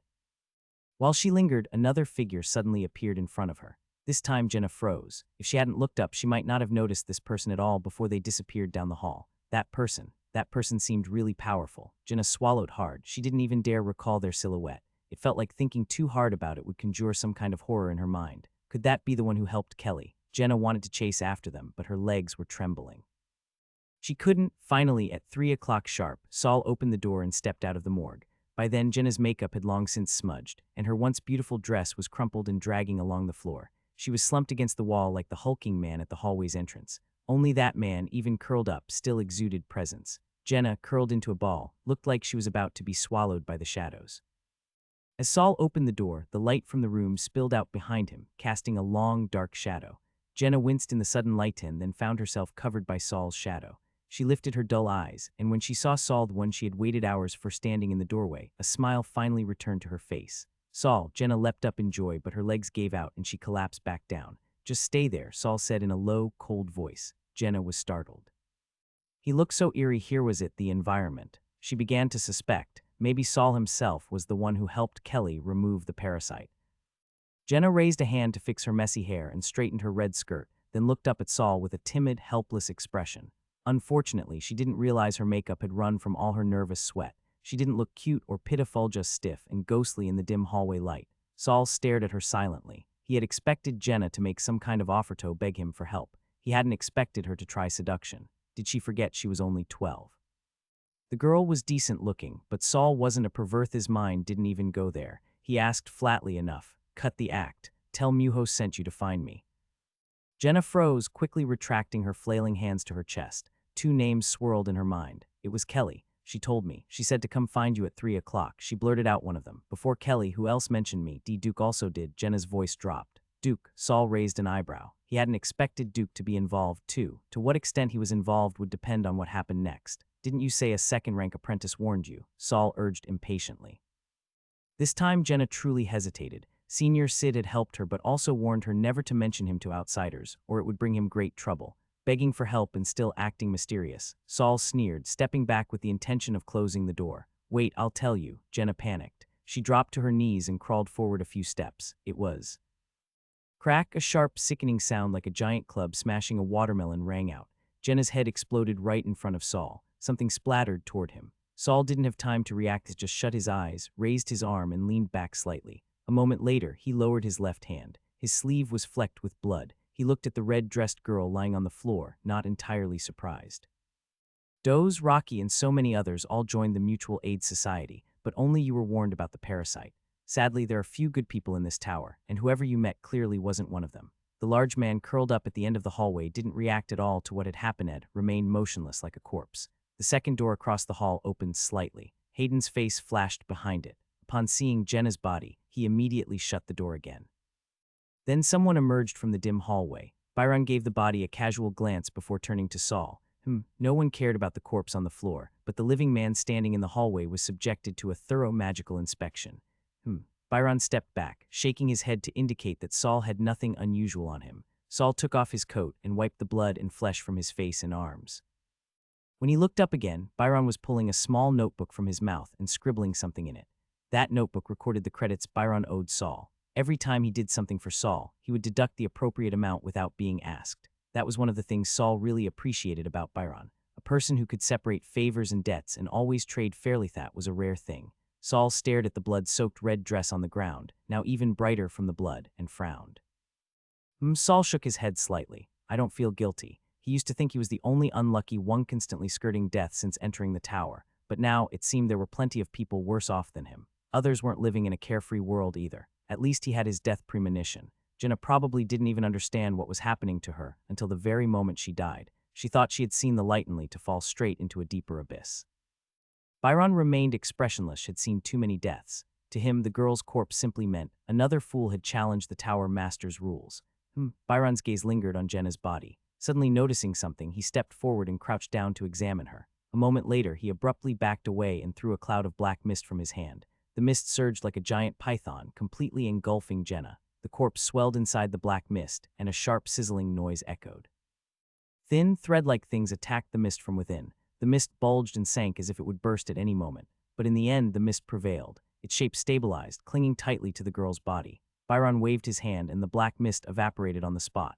Jenna's corpse reappeared before them. What was now exposed made even Saul take a step back and toss aside his coat. Jenna's body was covered in countless bloody holes like a beehive. Not a single patch of skin was intact. Her blood seemed to have been devoured. There was barely any on the floor. Her once bright red dress was now tattered and ruined. What was that? Scratch, scratch. Byron didn't answer right away. The sound of writing came from the side. Saul turned his head to see Byron once again pulling out his notebook to deduct the corresponding credits. When he finished writing, Byron reluctantly stabbed himself in the side with a knife. Out-of-control parasites. The Mutual Aid Society uses them to control newcomers. Normally, they won't attack the host, but something else must have been done to it. Byron stepped forward and grabbed a corner of the red dress, dragging the body to the morgue and tossing it into the big box beneath the autopsy table. There's something else on her, too. It could be a curse or some kind of marking spell. Don't touch it. He glanced at Saul's left hand, hidden in his sleeve, and added, left hand is fine. Right hand, no. But Saul had no intention of studying the parasite. He didn't want anything to do with the Mutual Aid Society. And the one who had tampered with Jenna was most likely Sidsomion harboring hidden malice.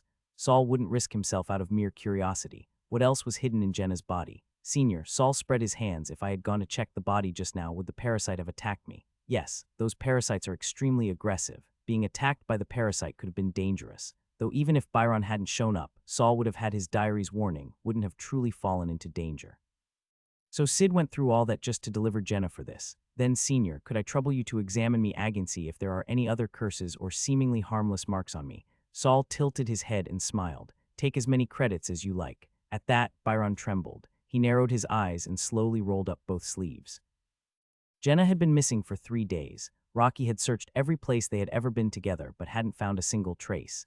In the past few days, Saul still hadn't shown up for class. Rocky hadn't even gotten the chance to confront him. That day, Duke had only told Jenna where Saul was. Rocky had tried to listen in but was driven out. That was his dorm room. Frustrated, Rocky dragged Doze, who was closer to Dukito, go ask him. Duke, Jenna's been missing for 3 days. Oh. Duke seemed indifferent. Rocky grew angry. How can you not be worried at all? Duke smiled and spread his hands. Jenna clearly had some kind of trouble when she went to Saul. Maybe she's still dealing with it. What are you so anxious for? What kind of trouble takes this long to fix? Duke was copying notes. Books from the library were too expensive. Every apprentice rushed to transcribe them as fast as possible day and night, just to return them sooner and save a few magic crystals. He kept copying as he spoke. I don't know either. I asked her and she wouldn't say. Did she tell you anything? Of course not. Otherwise, Rocky wouldn't be running around like a headless chicken. Then can you at least tell me where Saul is? I want to find him. Where Saul is? Duke finally paused his pen, lips curling downward. That's not a good place. Best not to go there if you don't have to. Perhaps annoyed by the interruption, Duke set down his pen and looked up to advise his friend. Saul may be a bit ruthless, but you don't need to worry that much about Jenna. After all, this is the Wizard Tower. We have the Tower Master and our mentors above us. According to the rules, apprentices aren't allowed to kill each other. At first, it sounded reassuring, but thinking it through, it was chilling. Doze, who hadn't wanted to get involved in the first place, looked uneasy and tugged at Rocky's sleeve. Rocky, however, shook him off and pressed, What'll it take for you to tell me where Saul is? Duke sighed and held up 2 fingers, 2 magic crystals. Here, Rocky didn't hesitate, slapped 2 magic crystals down on Duke's desk. Duke blinked, snatched the crystals, yanked Rocky's arm aside, and stuffed them right back into his pocket, patting it twice for emphasis. Hey, I was just joking. You actually took it seriously. He shook his head and sighed. Didn't think you really liked Jenna that much. Seeing Rocky's reddened eyes, Duke quickly added, all right, I'll tell you. You know how bad Saul's temper is. When you meet him, just talk it out calmly. Jenna might not anyway. Whatever happens, stay calm. Don't fight him. You can't beat him. If something really happens, come back and we'll figure it out. Even Doze, standing off to the side, felt something was off in that weird tone. Sure, Saul's skeletal hand was scarred, but judging by Duke's words, he clearly had more than just that. So why had Duke kept calling Saul useless before? Doze shot Duke a suspicious glance but didn't dare ask. After leaving Duke, Rocky wanted Doze to come with him to find Saul, but Doze's eyes darted, and he stayed silent for a long time before finally refusing. He even tried to talk Rocky out of rushing over, saying Jenna might show up soon, but Rocky couldn't shake the unease inside him. He felt like he had to see Saul immediately. After meeting Duke, the way he talked about Saul only intensified the panic gnawing at Rocky's heart. It was like something was tearing at him from the inside, leaving no room for doubt, just needed to ask Saul face to face. That afternoon, Saul's experiment was interrupted once again by furious pounding at his door. He frowned slightly but kept his hands steady, slowly adding something to the test tube. The liquid inside began to swirl on its own, forming a tiny underwater vortex. Saul exhaled and reached for another material with tweezers, apparently ready to add it in. Just then his diary flew out, exhausted, and predicted yet another impending explosion. Saul shook his head and picked a different material. The diary didn't go back instead. It showed him yet another cause of death. Saul put that one down too. Bang, bang, bang, the knocking turned to hammering. Saul picked up a third material. The diary sluggishly flipped its pages, writing out a fresh death scenario. Is this formula at its limit too? Saul muttered. Behind him, the banging turned into full-on pounding. Saul finally put down the test tube, and Tweezasin gave his diary a break. He walked to the door and, in the gap between knocks, suddenly flung it open just in time to catch the fist flying toward his face. He pushed back with the rebound force, and the person outside stumbled backward, crashing into the hallway wall. A cry of pain echoed out. It wasn't Duke, it was Rocky. Saul raised an eyebrow, but then again, it made sense. Duke was too scared of him these days to knock like that. Without a word, Saul cast a zero-rank spell, Demoralized Gaze. Rocky froze on the spot, trembling all over, lips quivering, limbs shaking. Clang! A small knife slipped from his hand and clattered loudly to the floor, echoing through the empty hallway. Saul glanced at the knife with disdain. A wizard apprentice trying to attack with a blade. Have the past 2 months been all about romance for this guy? You. Saul was surprised Rocky could still speak. You actually know spells? Rocky stared at him, fear and shock on his face. This guy had practically dropped out, hadn't even shown up to public classes yet. He'd already mastered his first spell faster than Rocky himself. It didn't even occur to Rocky that Saul might know more than just one spell. His mind couldn't process that possibility. Saul, on the other hand, was confused why Rocky seemed so shocked. Wait, does he not even know a single spell yet? No way, I already know 4. Who told you to come find me? Saul didn't bother answering Rocky's question. His voice was impatient. At the same time, he stepped back slightly, ready to duck behind the door. He wasn't about to get splashed with blood again. Rocky's answer caught Saul a little off guard. Jenna's been missing for 3 days. I'm worried about her, so I came to check. Rocky seemed to have shaken off the effects of Demoralized Gaze, but his sweat-soaked face still showed just how terrifying the experience had been. Who told you I was here? Saul's eyes flicked to the knife on the floor. And you seem pretty sure I had something to do with Jenna's disappearance. Duke, Rocky answered weakly. Duke again. When did that dimwit become mastermind material? He's probably just someone's puppet. You knew Jenna vanished after coming to see me, and you still came alone. Saul stared at the boy. No, boy was more accurate than young man. Under Saul's gaze, Rocky suddenly felt like the person in front of him wasn't a fellow apprentice, but a second-rank wizard who could snuff out his life in an instant. They'd only been apprentices for less than 3 months. Could the gap really be this wide? The fire in Rocky's heart was thoroughly extinguished. Now he was just scared. He lowered his tone, his stance, and even his head. Saul, do you know where Jenna is? I'm really worried about her. You're already caught in a conspiracy and still worried about someone else. Saul almost wanted to grab him by the collar and shove Jenna's corpse in his face. Too bad everything in that big chest got cleaned up every night by the giant outside the door. Saul opened his mouth, then closed it. Eventually, he just said, Jenna's not here anymore. Go back. What he really wanted to say was, this isn't something you can get involved in. It's not too late to walk away, but he didn't say that. Rocky lifted his head, eyes rimmed red, lips pressed tight. He'd already picked up on the truth hidden in Saul's vague reply. He lowered his head again, stumbled a few steps, and leaned on the wall as he walked away from the second floor of the East Tower. Watching Rocky's back disappear, Saul quietly closed and locked the door. At first, he thought Rocky might be another human bomb someone sent after him, but it looked like it was just youthful passion messing with the kid's head. Either way, the girl he was looking for wasn't going to show up again. Is Sid the one pulling the strings behind Rocky and Duke too? What's he trying to do? Dragging so many people into Thistos and he worry about getting caught? Or did Brown's death push him over the edge and now he's betting it all on one reckless plan? Waiting for the plot to surface was agonizing, but with Saul's current strength, that's all he could do. Besides, Sid was always hiding in the shadows. Saul couldn't even get close to the source of the problem. He had to force Sid to step into the light. If he could grip the strings tied to Rocky and Duke, maybe he could yank the puppeteer out from behind the curtain. Still, Rocky resisted Demoralized Gaze way better than Brown. He recovered fast. Saul's mind shifted back to spell mechanics. Is it because wizard apprentices have higher mental power than ordinary people? The same spell that completely crushed Brown only froze Rocky for a few seconds. He thought back. About 5 seconds, I think. That's plenty if the target is close. Enough to kill someone. But if I were using it on a second-rank apprentice, maybe it'd only freeze them for 1 second. No wonder zero-tier spells were also called tricks. They really weren't much use between wizards. The encounter had sparked new thoughts. Maybe his second body modification potion was failing because the base liquid just wasn't strong enough to carry powerful materials. Without that strength, the potion couldn't stabilize. Just like zero-tier spells, they only go so far. And with the materials on hand, the chances of designing multiple viable modification plans were slim. Still, Saul had no better way to level up quickly. He died so many times in that diary already. Fortunately, the notebook didn't seem to run out of page. The front part had been used so far. In the test tube, the underwater vortex reformed again. Saul picked up a material that had failed yesterday. The diary wrote, "You didn't die any prettier this time." Unbothered, Saul picked up the second one. The diary, "You died a little prettier this time." Totally unfazed, Saul reached for a third. "How did you even come up with this?" A voice suddenly rang out behind him. Saul's heart clenched, but his left hand stayed rock steady. The liquid in the test tube didn't ripple. He calmly returned the tube to the rack and turned around with a respectful bow. Mentor Kaz. This guy wasn't exactly the most responsible, hadn't checked on Saul for nearly 10 days, but Saul made sure to keep the respect on his face. Kaz picked up the test tube Saul had just been using and examined it closely while Saul subtly glanced toward the door.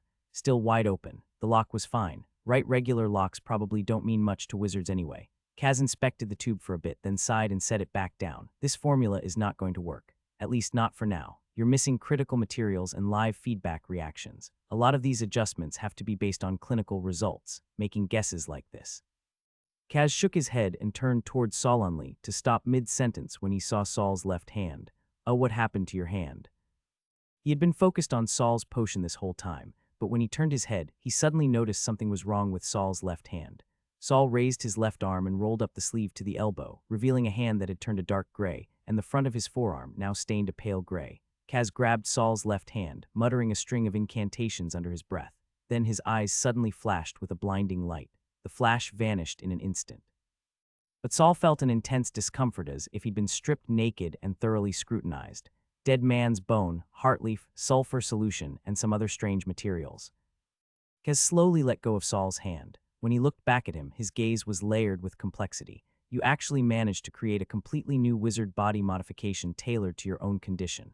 Kaz's tone held a mix of amazement and alarm. How could you be so reckless? Aren't you afraid of dying? Saul had already prepared his answer. I was afraid, but I had no other way to get my magic level up to 10 joules before the test.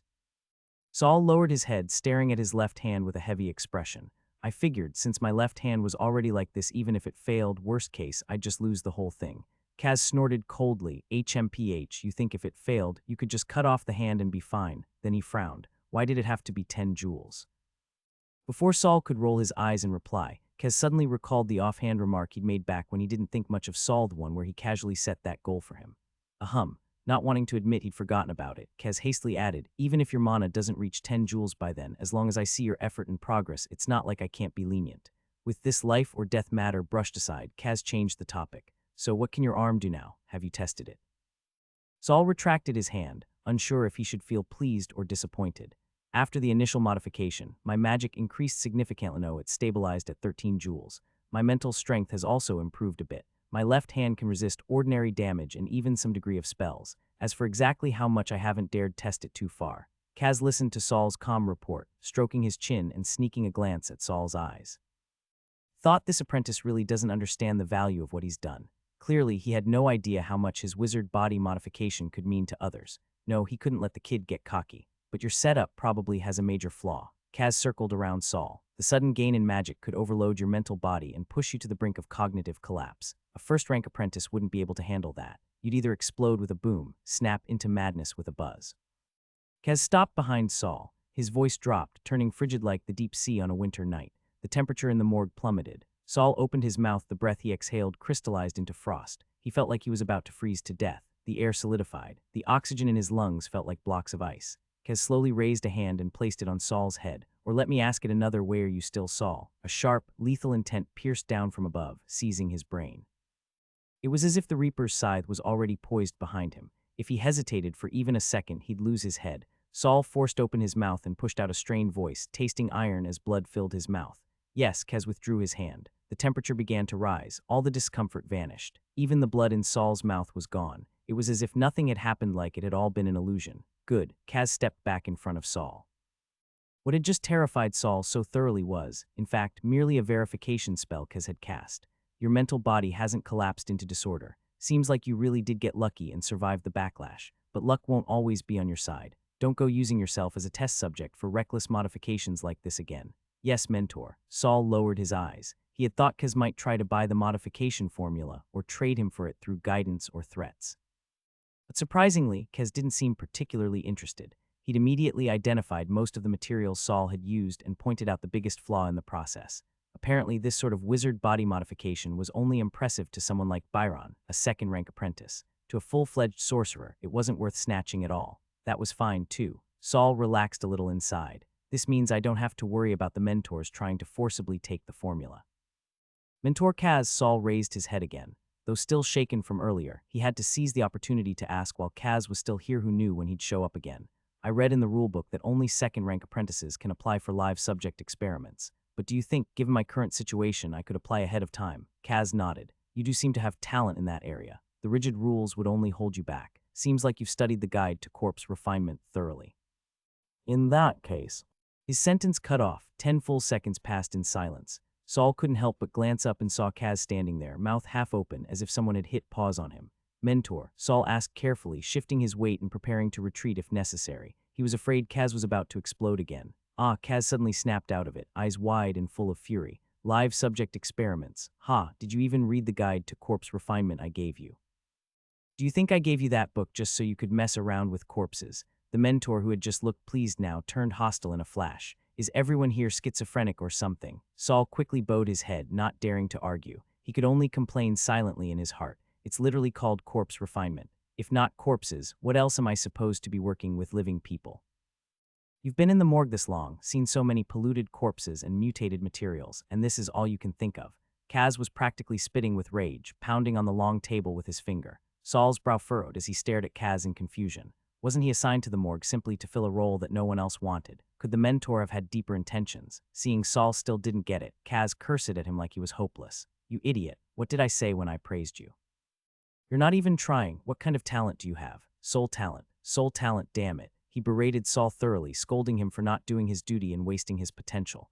Then he stormed out in a rage, slamming the door behind him, leaving Saul alone completely baffled. Neglecting my duty. I've been submitting all my materials on time. Okay, I've secretly stashed a lot too, but the amount I handed in is definitely above the passing line. How's that neglecting my duty? Was I wasting my talent? Didn't he say I have a knack for identifying mutations and corruption? How is that a waste? Soul talent. Sure, he said I had high soul potential. But then he also said my affinity for dark magic was low, so all the soul talent did was increase my chances of seeing ghosts. What does he want me to see more ghosts? Because of Kaz's mood swings, Saul completely forgot to ask the question he'd originally intended about the difference in how zero-tier spells affect ordinary people versus apprentice sorcerers. Now, he didn't even feel like continuing his experiments. He just sat dumbly on the bench, trying to make sense of the hidden meaning behind Kaz's strange words.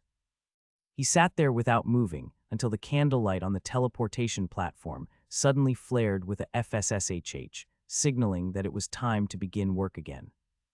7 p.m. time to clock out. For once, Saul left work right on the dot. Though he'd gotten his hands on some more useful mutation materials today, it still wasn't enough to excite him anymore. The corpses processed by Senior Byron were very safe to work with, allowing Saul to go through the motions while his mind wandered. Kaz's words and his fickle attitude kept echoing in Saul's head. As much as he wanted to chalk it all up to Kaz being mentally unstable, his instincts told him there was more to it.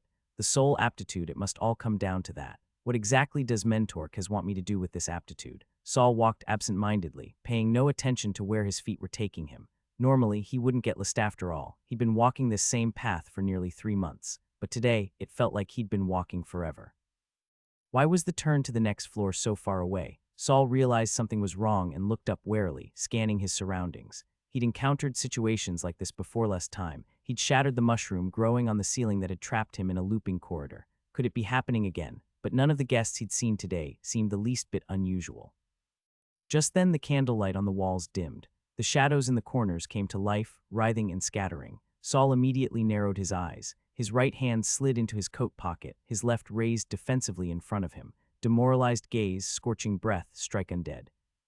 He swiftly reviewed the rune structures and incantations of the 3-tier 0 spells in his mind. The ramp was eerily quiet. Even the air seemed to be holding its breath. Saul suddenly looked up. He could feel someone standing just around the corner ahead. Was this one of Sid's new tricks? But if this person was Sid's trump card, then Jenna and Rocky were just throwaway pawns. The presence was far too powerful so much so that Saul couldn't even think of a proper comparison. Could Sid really control someone like this? Saul lifted his head and called out loudly, I don't care who you are or what lies you've been fed, let me warn you, don't try anything inside the tower. The danger didn't abate. The figure still stood just out of sight, around the bend. My mentor is Kaz and he values me highly. If you want to end up exiled like Sid, by all means take your shot. No response. How awkward. But still, it was worth a shot. Worst case, he could apologize later. If it made a potential enemy hesitate, even a little, it was worth it. Ever since things had gone south with Sid, Saul had been setting up contingencies. But all those plans were useless in the face of absolute power. Thoughts raced through his mind. Just as he debated whether to activate his distress signal, the person around the corner finally moved. And with that, the pressure intensified. Saul didn't hesitate. He immediately crushed the vial hidden in his pocket. A cloud of white smoke burst out, enveloping him completely and then bounced off toward a crack in the wall, disappearing. Saul's jaw nearly hit the floor. He staggered back in confusion and disbelief. This concealment mist had been sold to him by Senior Byron, meant for emergency escapes and stealth. Saul had even tested one dose in advance to confirm it worked. Under normal circumstances, the mist would spread out in a 10-meter radius, hiding him completely. Combined with the second vial meant to mask his scent, it should have let him escape enemy detection for a time. But before he could even crush the second vial, the first one just ran off in front of him. Seriously, have you no shame? But this also made Saul realize his enemy was beyond anything he could deal with. Even if his diary gave a death warning at the critical moment, he might not have the ability or time to avoid the fatal blow.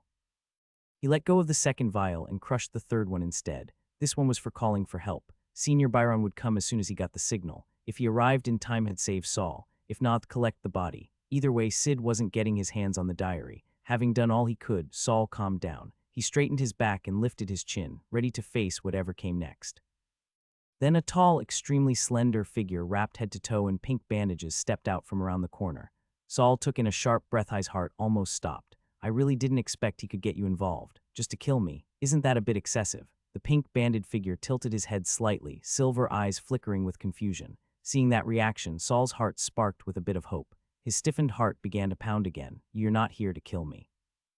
Pink-banded man's eyes curved into a smile. Just like you said, who could make me do something like that? His voice was as gentle as ever. He wasn't here to kill him. He wasn't here to kill him. The tension drained from Saul's body all at once, and the breath he'd been holding finally escaped. Only now did he realize his limbs were trembling slightly. He forced a bitter smile. That's a relief. It's good you're not here to kill me. If Big Pink really wants to kill me, I wouldn't have had a chance.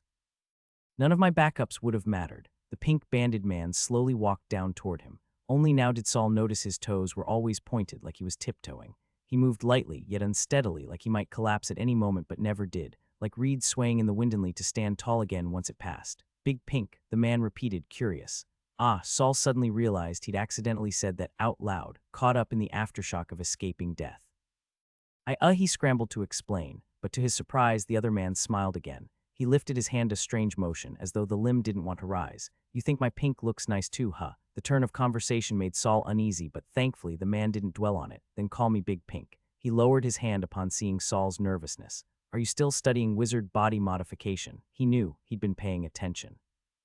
Saul hadn't forgotten that this man had once saved his life in the lab. He didn't think he'd ever become a good person, but he wasn't one to forget a debt. Big Pink had saved him without asking for anything in return. Though Saul knew how powerful the man was, he'd never once tried to mention him to others, let alone rely on his reputation. After all, they'd only met once. But now Big Pink had been watching him. Was it simple curiosity, or like Kongsha, did he have plans of his own? Yes. Saul raised his left hand, not hiding anything.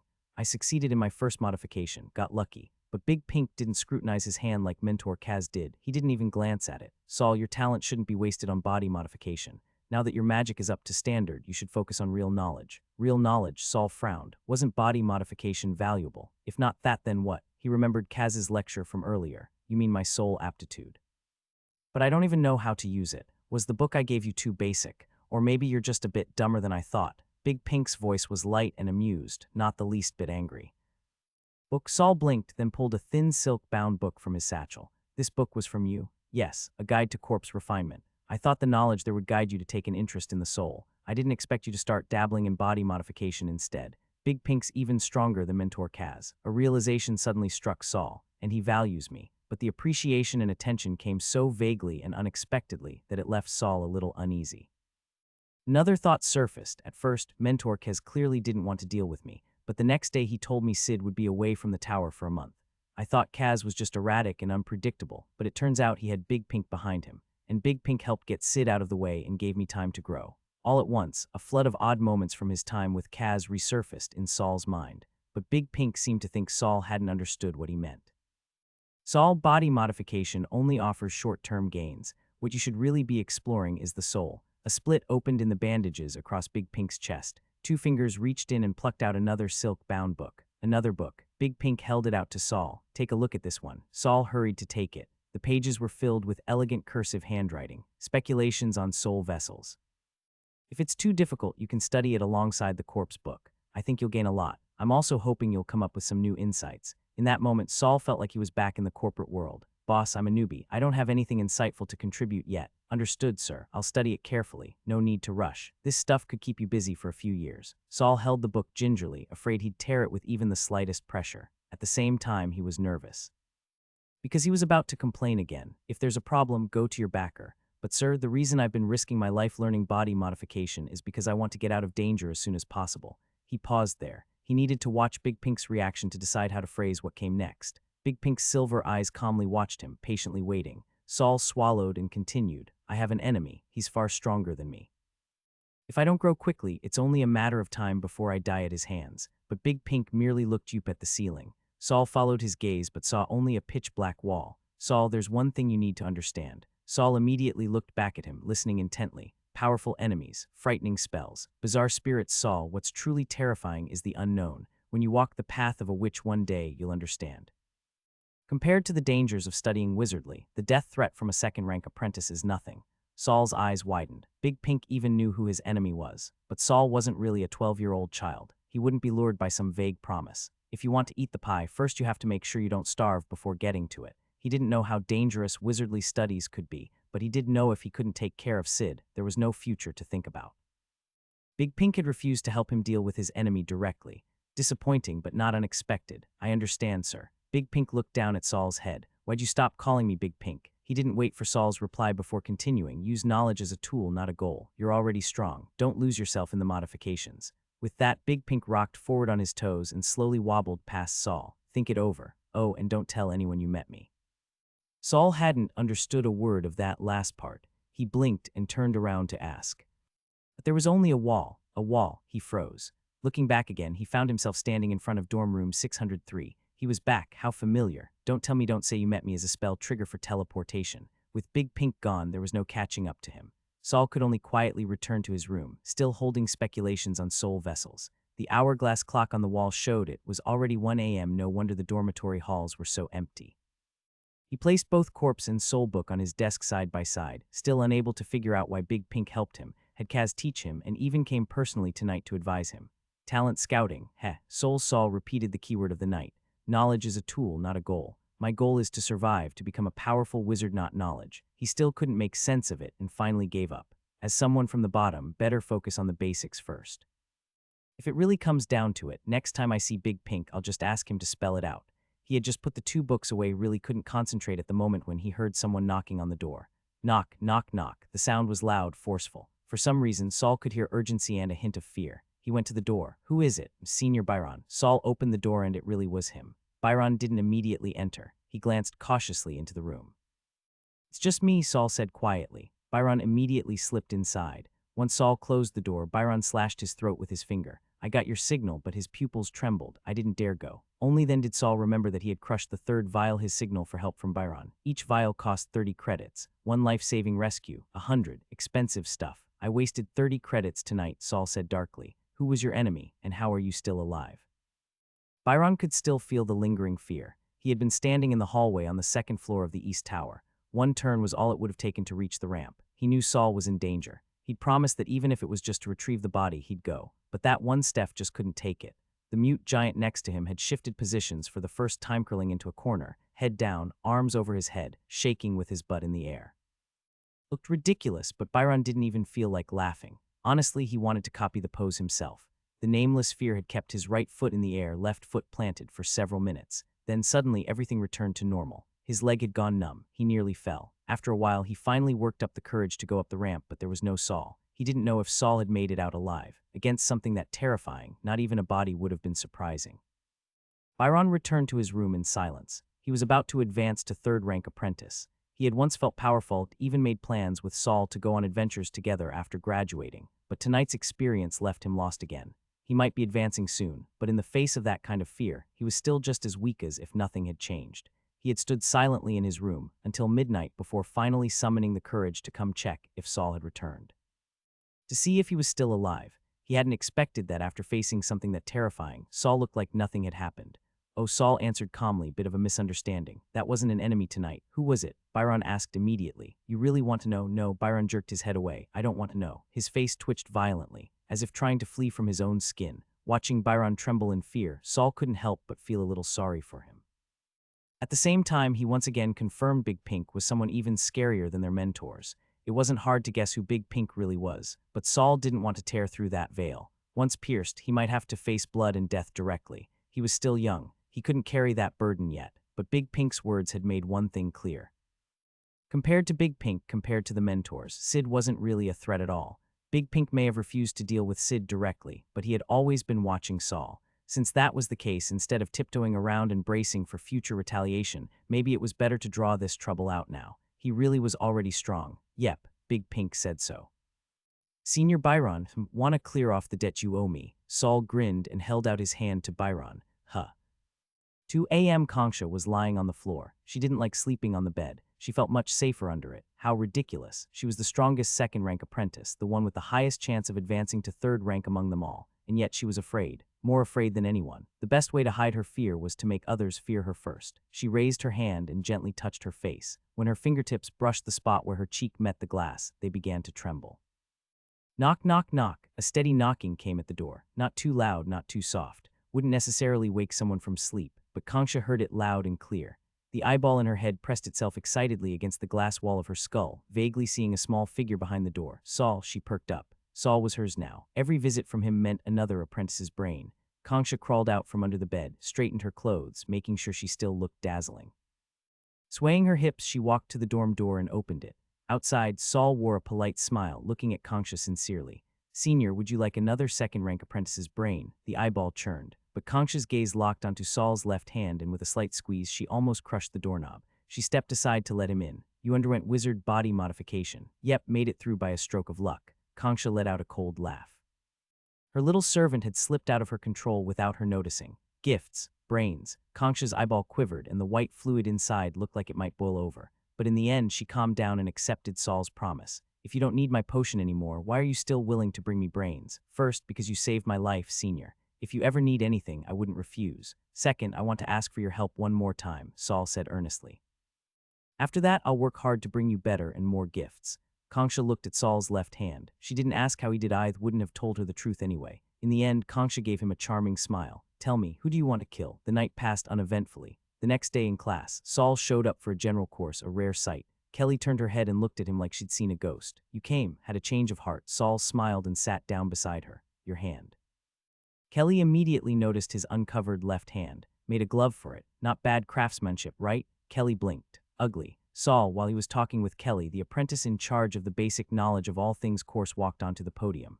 This course always had the same instructor, a second-rank apprentice from the very beginning. Today's lecture was about medicinal herbs, a chapter in the botany section. Saul, for once, listened attentively from start to finish. Not a single word missed. And then he realized this senior was just reading straight from the textbook. So what was the point of this class? It was more sleep-inducing than an audiobook. Not a single word of explanation. Kelly was already scribbling away. Saul took a peek and guessed she was analyzing the structure of some Tier 0 spell model. He didn't look too closely, partly because it would have been inappropriate, and partly because he was afraid Kelly might charge him for it. The senior finished reading, closed the book, said any questions, and pulled out another book to study from his bag. The classroom was almost empty, about half as many people as when Saul last attended, and those who were still here, few were actually paying attention. So what was the point of this class? Saul leaned on his hand, deep in thought. Big Pink said knowledge is a tool for wizards. Then how are we supposed to use that tool? After staring at the senior for a bit, Saul packed up his book, slung his bag over his shoulder, and stood up. You're leaving again? Kelly said without even looking up, but Saul moved quickly and didn't get a chance to answer her. He walked down to the front, stood before the slouched senior behind the podium, looked up respectfully, and asked, Senior, may I ask you a question? Sure, but can you keep my question a secret? The senior looked up. Saul hadn't spoken loudly, but the students in the front rows could still hear him. A few curious glances were cast their way. The senior suddenly smiled and chanted a spell. The next moment, his voice echoed in Saul's mind. Dual-channel message spell. Just speak normally. No one else can hear you, and they won't see your lips move either. But now it's 2 credits. Talk about highway robbery.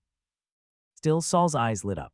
There was a message spell, a 0-tier spell. Was this dual-channel version a first tier? Before Saul could say anything more, the senior added credits first. Saul asked, how do I give you the credits, senior? Do I need to go to the registry? The senior shook his head and pulled out a sheet of paper from under the table with a column for time and name. Use your badge, channel some mental energy into it, and press it here to leave a mark. I'll go to the registry tomorrow and claim it. If you're out of credits and trying to scam me, the penalty's tenfold. He seemed oddly excited about that part, like he hoped someone would try it. Saul didn't hesitate. He did exactly as instructed and left a mark. In the upper left corner of the paper, it read Monroe, second-rank apprentice. That must be the senior's name. After Saul marked it, Monroe took out a small blue hourglass, showed it to Saul, then flipped it over. Time started ticking. Saul immediately asked Senior, why does the same zero-tier spell work so differently on ordinary people versus newly initiated apprentices? Because of resistance, Monroe replied, then asked back, you've killed someone. Saul froze, suddenly alert. Relax, I was just curious. Monroe waved it off and continued explaining. Resistance is split into mental resistance and magical resistance. A new apprentice may not have much higher magic or mental strength, but all the daily study, meditation, rune construction, and spell practice slowly builds up their resistance. And on top of that, the constant exposure to the tower's mysteries increases their tolerance towards spells dramatically. But that resistance is still minuscule. You are fine against zero-tier tricks, but if you try to resist it against first-tier spells or higher by mental strength, you're just asking to die. The only real way to protect yourself from hostile spells is through defensive spells. Many rogue wizards out there choose to learn defense spells first, not offensive ones. They'd rather fight with blades and swords because they understand how fragile they are and how terrifying spells can be. That's all I'll say on the topic. Any deeper, and it wouldn't be suitable for you yet. Saul nodded and immediately followed up. Then what's the real difference between first-rank and second-rank apprentices? Monroe's eyes lit up, looking excited. There isn't one. Apprentices may be divided into first, second, and third rank, but at the end of the day, they're all still apprentices. There's no fundamental difference. Mental strength won't increase dramatically, and they still can't solidify spells. That means they rely heavily on their reactions in combat. If you reach 50 joules and learn your first-tier spell, you can be called a second-rank apprentice. But technically, even if you're only at 40 joules, as long as you've learned a first-tier spell, you can wear the second-rank badge. Saul immediately caught the key point. So the essence of being a second-rank apprentice is mastering a first-tier spell. Monroe nodded. But your magic shouldn't lag too far behind either. Advancing too quickly also isn't necessarily a good thing. He was still slouching, chin in hand. Once you reach second rank, you'll realize you're not much stronger, but the world gets a lot scarier. Monroe let out a long sigh. Saul was still waiting for Monroe to elaborate, but it seemed the man had said all he intended to on that second question. When Saul pressed further, Monroe simply replied that it wasn't something Saul should concern himself with just yet. The sand in the hourglass was down to its last few grains. Saul quickly asked, may I ask, who is currently the strongest second-rank apprentice in the tower? Monroe smiled. At the moment, the one generally acknowledged to have the strongest combat ability is a second-rank apprentice named Kongsha, who specializes in dark elemental magic. Unfortunately, being the strongest doesn't necessarily mean she's the most likely to advance to the third rank. As Monroe finished speaking, the last grain of blue sand dropped to the bottom of the hourglass. Time's up. Want to pay for another round? Monroe asked, hand on the small hourglass as if ready to flip it again. But Saul shook his head, thanked Monroe, and turned to head back to his seat. Monroe, somewhat disinterested now, dispelled the magic, put away the hourglass, and went back to reading. On the way back, Saul passed by the long table where Duke and Doze sat but didn't see Rocky. When Saul looked over, both Duke and Doze instinctively avoided his gaze. Returning to his seat, Saul saw Kelly glance over, so he shared a bit of intel. Kelly frowned. Still pricey. Why not just ask your mentor?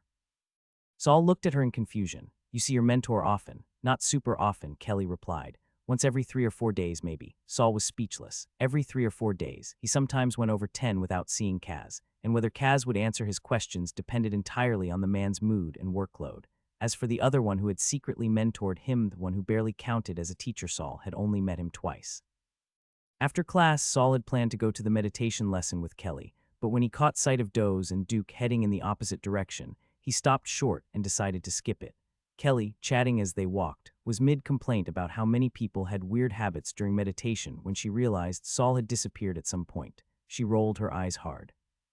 6th floor, West Tower dormitory section. When Saul returned to the dorms, he passed by rooms 613 and 614. Doze appeared to be about to knock on one of the doors, but when he spotted Saul, he quickly pivoted and slipped back into room 613. Saul looked up. Room 614 should be where Rocky lived. He thought, ever since I scared him off yesterday, has he been hiding in his room this whole time? Doesn't he have anyone backing him? Or is it really just about love? Saul's life as an apprentice had been far from normal. Outside of studying, he had no pleasant distractions. Only corpses, stale blood, and the occasional twitching soul. So he didn't really understand how a young boy could risk everything for a girl. Maybe it was just that people in this world matured faster. Back in his own room, Saul hesitated, then opened the door just a crack to peek towards 614. He didn't see Doze going to Rocky's room instead. He saw Duke coming out of it. Duke, you're everywhere, Saul thought, narrowing his eyes. After leaving Rocky's room, Duke didn't return to his own. Instead, he walked to the end of the hall and started up the ramp. Before ascending, Duke looked around cautiously, as if checking for anyone tailing him. The ramp was fully exposed, so Saul didn't follow. Still, even without following, he had a good idea of who Duke was going to see. Midnight. Saul left his dorm and climbed the tower. At night, the wizard tower was as eerily quiet and chilling as ever. The dim candlelight barely illuminated the space around it. When Saul was just a servant, he used to fear that something might suddenly leap out of those shadowy corners. Even now, as an apprentice, he still feared those dark places. At the 10th floor, Saul paused. There seemed to be a shadow pacing in the corridor, but when he looked carefully, there was nothing there. Without lingering, he picked up his pace and climbed to the 13th floor. Concha's door opened as soon as he knocked. She might have been waiting for him. Sid is about to make a move. The moment Concha closed the door, Saul cut straight to the point. "Are you sure?" Concha asked. "Killing a second-rank apprentice inside the tower without reason has serious consequences. Everything here belongs to the tower master." She shivered as she said the title, as though even mentioning it was enough to invoke fear. "Have you considered what would happen if you're wrong and you become the aggressor?" "I know," Saul said. "The rules for apprentices are pretty clear. If an apprentice kills a servant without cause, they lose credits. If they kill another apprentice without cause, they get skinned and lose credits. If they harm a mentor without cause, the mentor can punish them however they like. But all those rules hinge on one thing: without cause. If I'm fighting back and accidentally kill Sid, it doesn't count as unprovoked." Concha pressed her lips together and said nothing. Saul opened his hands in a pleading gesture. "Senior, Sid has already taken control of 2 new apprentices around me. The next time he strikes, it'll be to kill. Are you really willing to watch me die in his scheme, especially after all the effort you went through to place me in the corpse chamber?"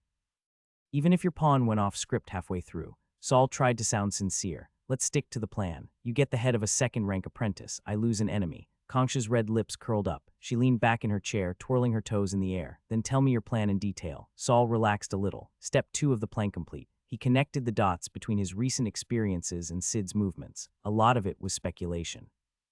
But Saul didn't need to verify which parts were true. All that mattered was that Sid showed up in the end. He first approached a girl named Jenna who'd been to the Mutual Aid Society. "You know about that group, right?" Concha nodded. Even she knew about it. That meant the Mutual Aid Society was probably more powerful than Saul had thought.